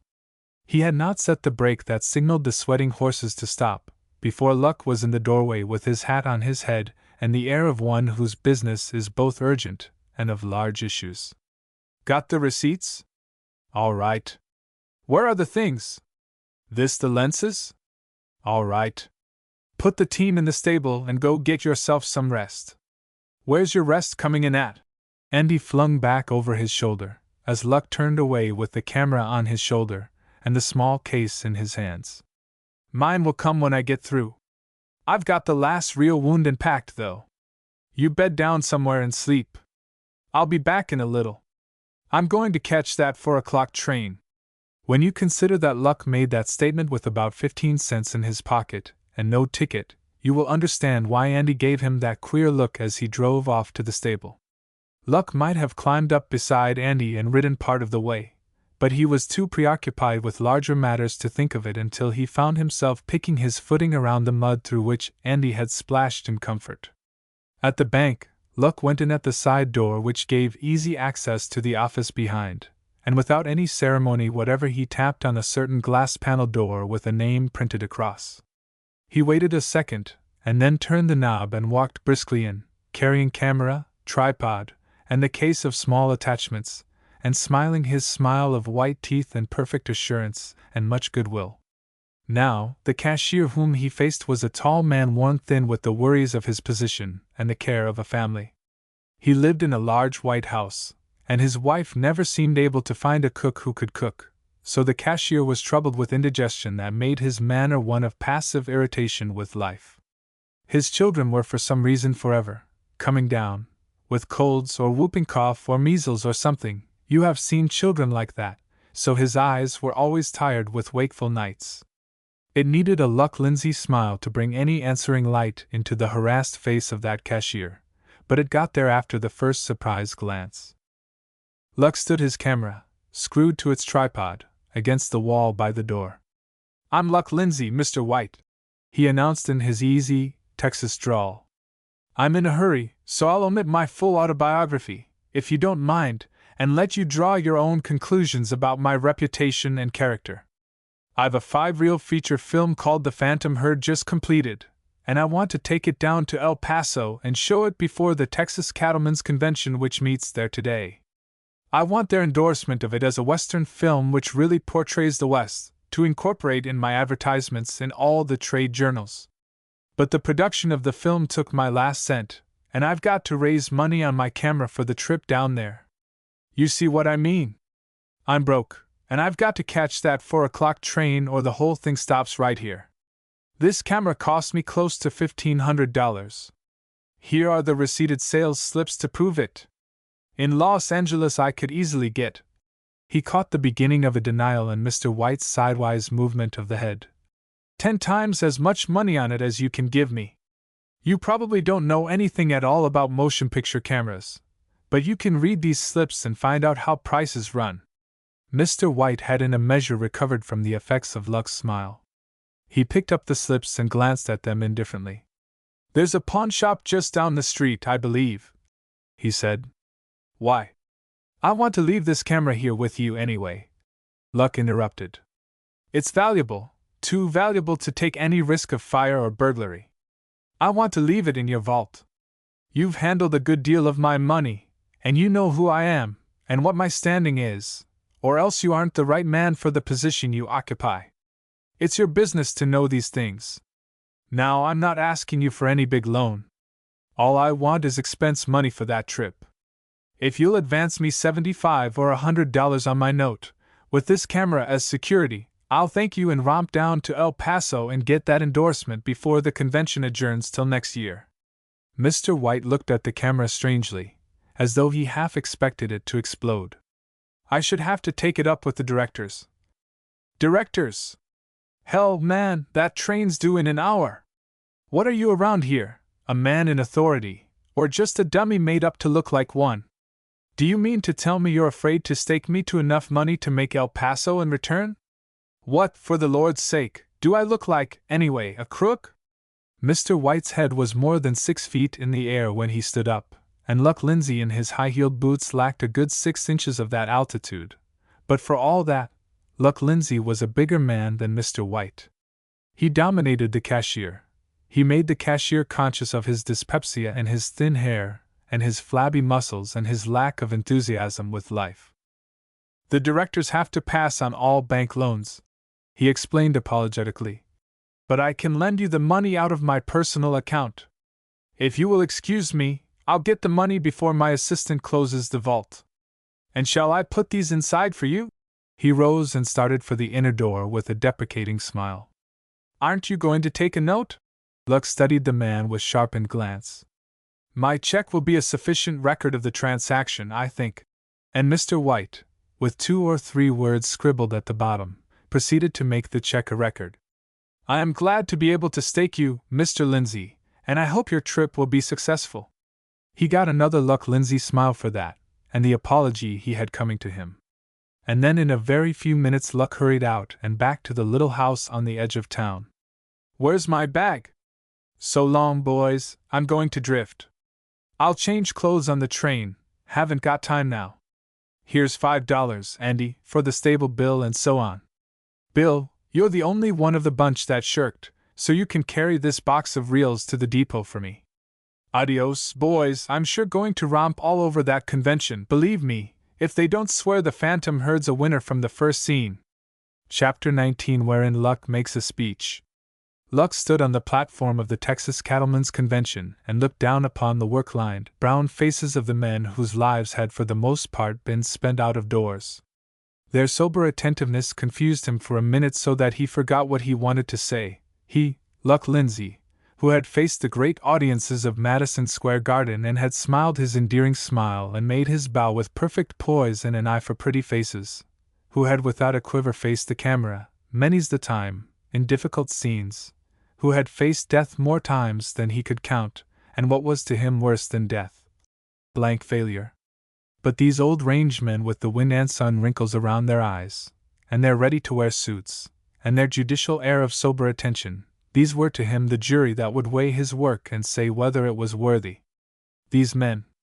And then one of them suddenly cleared his throat with a rasping sound like old Dave Wiswell, his dried little comment of the picture, and embarrassment dropped from Luck like a cloak flung aside. He was here to put his work to the test, to let these men say whether the Phantom Herd was worthy to be called a great picture, one of which the West could be proud. So he pushed back his mop of hair, grayer than the hair of many here old enough to be his father, with the fee out of his palm, and looked straight into the faces of these men and said what he had to say.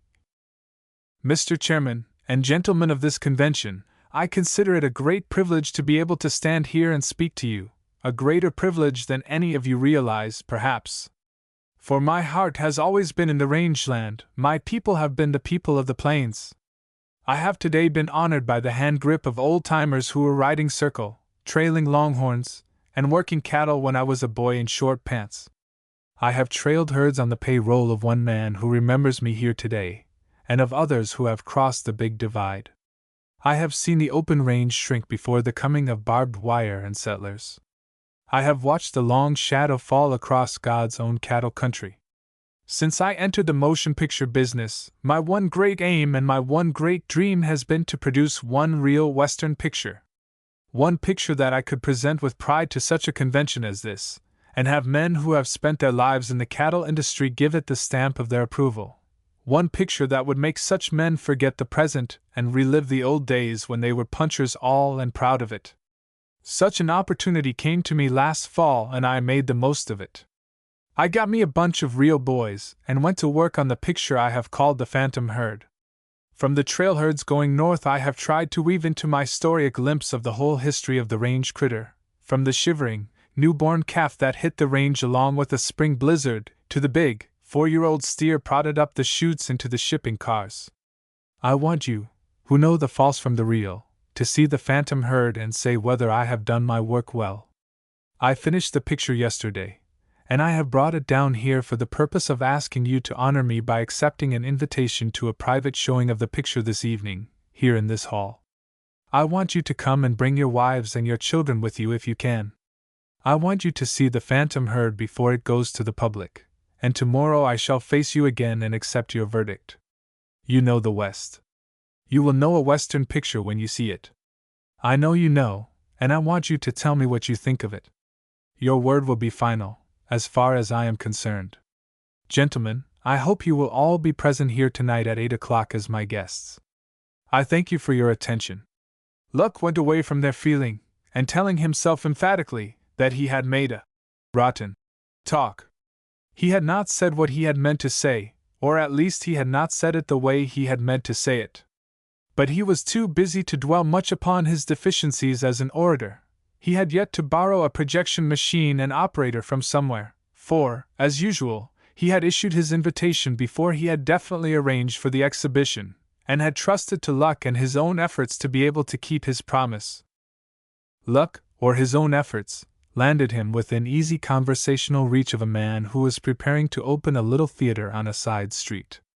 The seats were not in yet, But he had his machine, and he meant to operate it himself, while his wife sold tickets and his boy acted as usher, a family combination which to Luck seemed likely to be a success. This man, when Luck made known his needs, said he was perfectly willing to limber up his machine and himself on the phantom herd if Luck would let his wife and boy see the picture, and would pay the slight operating expenses. So that was settled very easily. At 5 minutes to 8 that evening, all of the cattlemen, and a few favored, influential citizens of El Paso whom Luck had invited personally, sat waiting before the blank screen. Up in the operator's cramped quarters, Luck was having a nervous chill and trying his best not to show it, and he was telling the operator to give it time enough, for the Lord's sake, and to be sure he had everything ready before he started in, and so forth, until the operator was almost as nervous as Luck himself. "Now look here," he cried exasperatedly at last. "You know your business, and I know mine. You're going to have me named in your write-ups as the movie man that run this show for the convention, ain't you? And I'm going to open up a picture house next week in this town, ain't I? And I ain't going to advertise myself as a bum operator, am I? Now you vamos out of here and get down there in the audience, if you don't want me to get the fidgets and spoil something. Go on, beat it." Luck must have been in a strange condition, for he beat it promptly and without any retort, and slid furtively into a chair between two old range men just as the operator's boy usher switched off the lights. Luck's heart began to pound so that he half expected his neighbors to tell him to close his muffler, only they were of the saddle horse fraternity, and would not have known what the phrase meant. The phantom herd flashed suddenly upon the screen and joggled there dizzily, away over to one side. Luck clapped his hand to his perspiring forehead and murmured, "Oh my God!" like a prayer, and shut his eyes to hide from them the desecration. He opened them to find that the cast was just flicking off and the first scene dissolving in. The man at his left gave a long sigh and crossed his knees, and leaned back and began to chew tobacco rapidly between his worn old molars. "Oh, a $10 hoss and a $40 saddle, I'm going to punch in Texas cattle." The subtitle dissolved slowly into a scene showing a cowpuncher, who was weary, swinging on to his rangy cow horse and galloping away after the chuck wagon, just disappearing in the wake of the dust-flinging remuda. Back somewhere in the dusk of the audience, a man began to hum the tune that went with the words, and the heart of Luck Lindsay gave an exultant bound.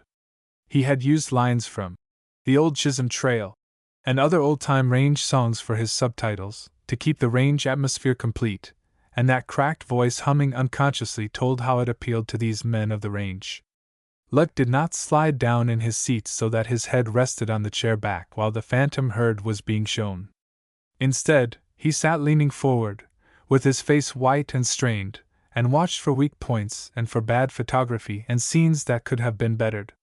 He saw the big trail herd go winding away across the level, with Weary riding point, and Happy Jack bringing up the drag, and the others scattered along between, riding slouched in their saddles, hat brims pulled low over eyes smarting with the dust that showed in a thin film at the head of the herd and grew thicker toward the drag, until riders and animals were seen dimly through a haze. "My, I can just feel that dust in em throat," muttered the man at his right, and coughed. Luck saw the storm come muttering up just as the cattle were bedding down for the night. He saw the lightning, and he knew that those who watched with him were straining forward. He heard someone say involuntarily, "They'll break and run, sure as hell," and he knew that he had done that part of his work well. He saw the night scenes he had taken in town. He almost forgot that all this was his work, so smoothly did the story steal across his senses and beguile him into half believing it was true and not a fabric which he had built with careful planning and much toil.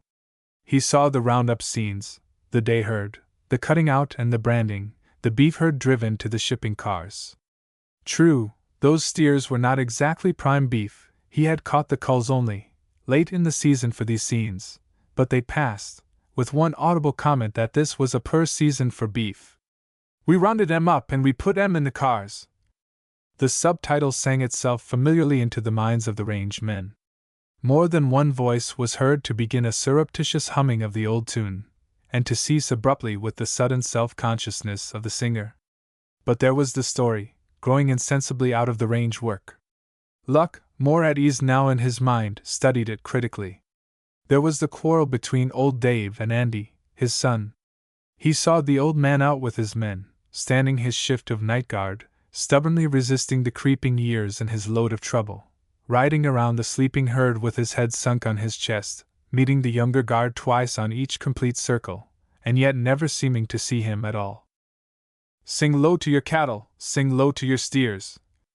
The words and the scene opened wide the door of memory and let whole troops of ghosts come drifting in out of the past. The hall, Luck roused himself to notice, was very, very still, so still that the sizzling sound of the machine at the rear was distinct and oppressive. There was the blizzard, terrible in its biting realism. There was the old cow and calf, separated from the herd, fighting in the primal instinct to preserve themselves alive, fighting and losing. There was that other, more terrible fight for existence, the fight of the native son against the snow and the cold. Men drew their breaths sharply when he fell and did not rise again. They shivered when the snow began to drift against his quiet body, to lodge and shift and settle, and grow higher and higher until the bank was even with his shoulders, to drift over him and make of him a white mound, and then, when Andy staggered up through the swirl, leading his horse and shouting, when he stumbled against Miguel and tried to raise him and rouse him, a sound like a groan went through the crowd. "Close a call as I ever had was in a blizzard like that," the old man at Luck's left whispered agitatedly to Luck behind his palm, when the lights snapped on while the operator was changing for the last reel. There was Andy, haunted and haggard, at home again with his father.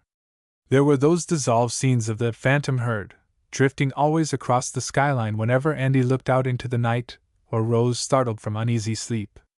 Weird it was, weird and real and very terrible. And at last there was that wonderful campfire scene of the Indian girl who prayed to her gods before she went to meet her lover who was dead and could not keep the tryst. There were heartbreaking scenes where the Indian girl wandered in wild places, looking, hoping, despairing. Luck had planned every little detail of those scenes, and yet they thrilled him as though he had come to them unawares. He did not wait after the last scene faded out slowly. He slipped quietly into the aisle and went away, while the hands of the old-timers were stinging with applause. Halfway down the block he heard it still, and his steps quickened unconsciously. They were calling his name, back there in the hall. They were all talking at once and clapping their hands and, as an interlude, shouting the name of Luck Lindsay. But Luck did not heed. He wanted to get away by himself. He did not feel as though he could say anything at all to anyone, just then. He had seen his big picture, and he had seen that it was as big and as perfect, almost, as he had dreamed it. To Luck, at that moment, words would have cheapened it, even the words of the old cattleman. He went to his hotel and straight up to his room, regardless of the fact that it would have been to his advantage to mingle with his guests, and to listen to their praise. He went to bed and lay there in the dark, reliving the scenes of his story. Then, after a while, he drifted off into sleep, his first dreamless, untroubled slumber in many a night. By the time the convention was assembled the next day, however, he had recovered his old spirit of driving energy. The chairman had invited him by telephone to attend the afternoon meeting, and Luck went, to be greeted by a rousing applause when he walked down the aisle to the platform where the chairman was waiting for him. Resolutions had already been passed, the convention as a body thanking Luck Lindsay for the privilege of seeing what was in their judgment the greatest Western picture that had ever been produced. The chairman made a little speech about the pleasure and the privilege, and presented Luck with a letter of endorsement, and signed with due formality by chairman and secretary, and sealed with the official seal. Attached to the letter was a copy of the vote of thanks, and you may imagine how Luck smiled when he saw that. He stayed a little while, and during the recess which presently was called he shook hands with many an old-timer whose name stood for a good deal in the great state of Texas. Then he left them, still smiling over what he called his good luck, and wired a copy of the letter of endorsement to all the trade journals, to be incorporated in his full-page advertising. By another stroke of luck he caught most of the trade journals before their forms closed for the next issue, so that the Phantom Herd was speedily heralded throughout the profession as the first really authentic Western drama ever produced. By still another stroke of what he called luck, an Associated Press man found him out, and was pleased to ask him many questions and to make a few notes. And Luck, wise to the value of publicity, answered the questions and saw to it that the notes recorded interesting facts. That evening Luck, feeling that he had reached the last milepost on the road to success, hunted up a few old-timers who appealed to him most as true types of the range, and gave them a dinner in a certain place which he knew was run by an old round-up cook. There was nothing about that dinner which would have appealed to a cabaret crowd. They talked of the old days when Luck was a lad, those old-timers. They talked of trail herds and of droughts and of floods and blizzards and range wars and the market prices of beef. On the hoof, they called in the old round-up cook and cursed him companionably as one of themselves, and remembered that more than one of them had run when he pounded the bottom of a frying pan and hollered, "Come and get it!" They ate and they smoked and they talked and talked and talked until Luck had to indulge himself in a taxi if he would not miss the 11 o'clock train north. His only regret, in spite of the fact that he was practically and familiarly broke again, was that circumstances did not permit the happy family to sit with him at that table. Especially did he regret not having old Applehead and the dried little man with him that night to make his gathering complete. Chapter 20. She's shaping up like a bankroll. Well, said Luck to the happy family, we've come this far along the trail, and now I'm stuck again. Bank won't loan any more on the camera, and I've got $1.06 to market the phantom herd with. Everything's fine so far, she's advertised, or will be when the magazines come out, and she's got some good press notices to back her up, but she ain't out of the woods yet. I've got to raise some money somehow. I hate to ask poor old Applehead. Poor old Applehead, my granny! Bawled Big Medicine, laughing his big haw-haw. Poor old Applehead's sure steppin' high these days. He'd mortgage his ranch and feel like a millionaire, by cripes! His old compaddy cat jest naturally walloped the tar out of Shunky Cheesley, and Applehead seen him doin' it. Compaddy, he's hangin' out in the house now, by cripes, 'cept when he takes a sachet down to the stable lookin' fair more. And Shunky, he's bedded down under the catch-all, when he ain't hittin' fair the tall timber with his tail clamped down between his legs. Honest to Grandma, Luck, you couldn't hit Applehead at a better time. He'll borry money or do anything you care to ask, except shut up that there cat of his'n. Well, Luck may come my way, I'll just sit tight a few days and see, said Luck. When that positive film comes, I'll have to rustle money somewhere to get it out of the express office, so we can make more prints. And grind our daylights out again on that there drum that never does get wound up, groaned Big Medicine, and felt his biceps tenderly. We won't rush the next job quite so hard, Luck soothed, perfectly amiable and easy to live with, now that the worst was over. We made a darn good set of prints, just the same. Boys, you oughta seen that picture. I've a good mind to get some house here in town to run it. Say, I might raise some money that way, if I can't do it any other. And then his enthusiasm cooled. Town isn't big enough for a long enough run, he considered disgustedly.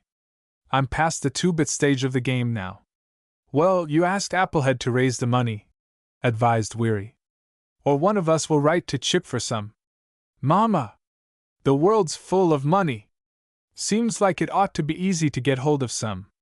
It is, but it ain't, Luck stated somewhat ambiguously, and turned the talk to his meeting with the old-timers, and prepared to sit tight and wait for his good luck to smile upon him. The smile arrived at noon the next day, in the form of a wire from Philadelphia. Luck read it, and gave a whoop of joy quite at variance with his usual surface calm. Can offer you $1,500 for Pennsylvania, writes the phantom herd, usual 10 cents per foot positive prints if accepted, wire at once and shipped to this point. R.J. Crittenden. I hollered too soon, groaned Luck, when he had read it the second time, pushing back his hair distractedly. How the devil am I going to send him any positive prints at 10 cents a foot or 10 cents an inch or any other price? Till I get that shipment of positive, I can't fill any orders at all.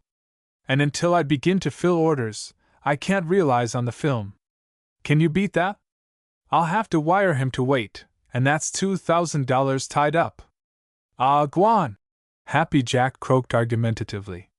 Why don't you send him what you took to the convention? Luck stared at Happy stupefied before he said a word. Say, Miguel, you saddle your Ridge Runner while I get ready to take this wire hack to town and send it off, he snapped, preparing to write.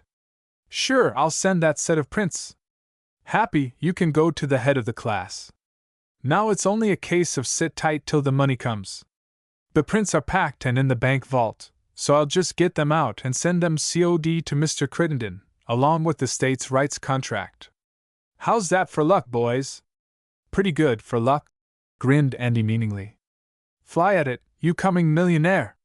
Just a case of sit tight, boys. Adios, cried Luck jubilantly as he hurried away. Once start along a smooth trail, and everything seems to conspire toward a pleasant trip. To prove it, Luck found another telegram waiting for him in Albuquerque. This was from Martinson, and might be interpreted as an apology more or less abject. Certainly it was an urgent request that he return immediately to Los Angeles, and to his old place at the Acme, and produce Western pictures under no supervision whatever. Luck gave a little chuckle when he pocketed that message, but he did not send any answer.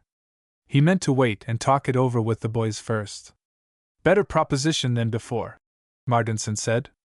Well, perhaps it would be best to look into it.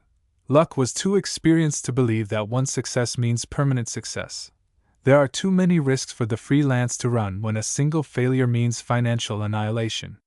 If the Acme would come to his terms, it might be to his advantage to take his boys back and accept this peace offering.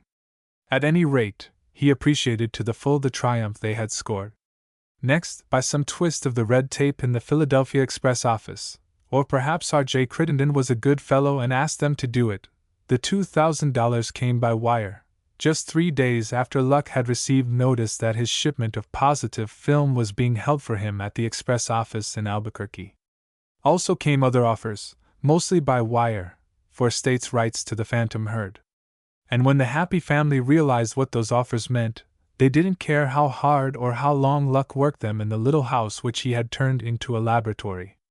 Being human, intensely so in some ways, the first set of prints they turned out Luck sent to Los Angeles with a mental godspeed and a hope that Bentley Brown and Martinson would see it, and get wise to what a real Western picture looked like. There were other orders ahead of Los Angeles in Luck's book, but they waited a little longer so that he might the sooner taste a little of the sweets of revenge. Whether Bentley Brown and Martinson saw the phantom herd, Luck was a long time finding out. But he learned that someone else did see it, and that right speedily. For among his many telegrams that came clicking into Albuquerque was this one which makes a fitting end to this story. Luck Lindsay, Albuquerque, New Mexico. Congratulations on the Phantom Herd wonderful production. New proposition you to produce Western features with your present company on straight salary and bonus basis. Miss Jean Douglas to play your leads. If I can sign her up, can you come here at once to close deal? Answer. DeWitt. All right, boys, you can run and play. Luck handed them the telegram, looked at his watch, and began to roll down his sleeves. I'll catch the next train for Los and see DeWitt. Don't take any studying to know that's the thing to do. And if you'll pack all this negative, Bill, I'll take that along and hire the rest of the prints made. Andy, you're riding herd on this bunch while I'm gone. Just hold yourselves ready for orders, because I don't know how things will shape up. But believe me, boys, she's shaping up like a bankroll.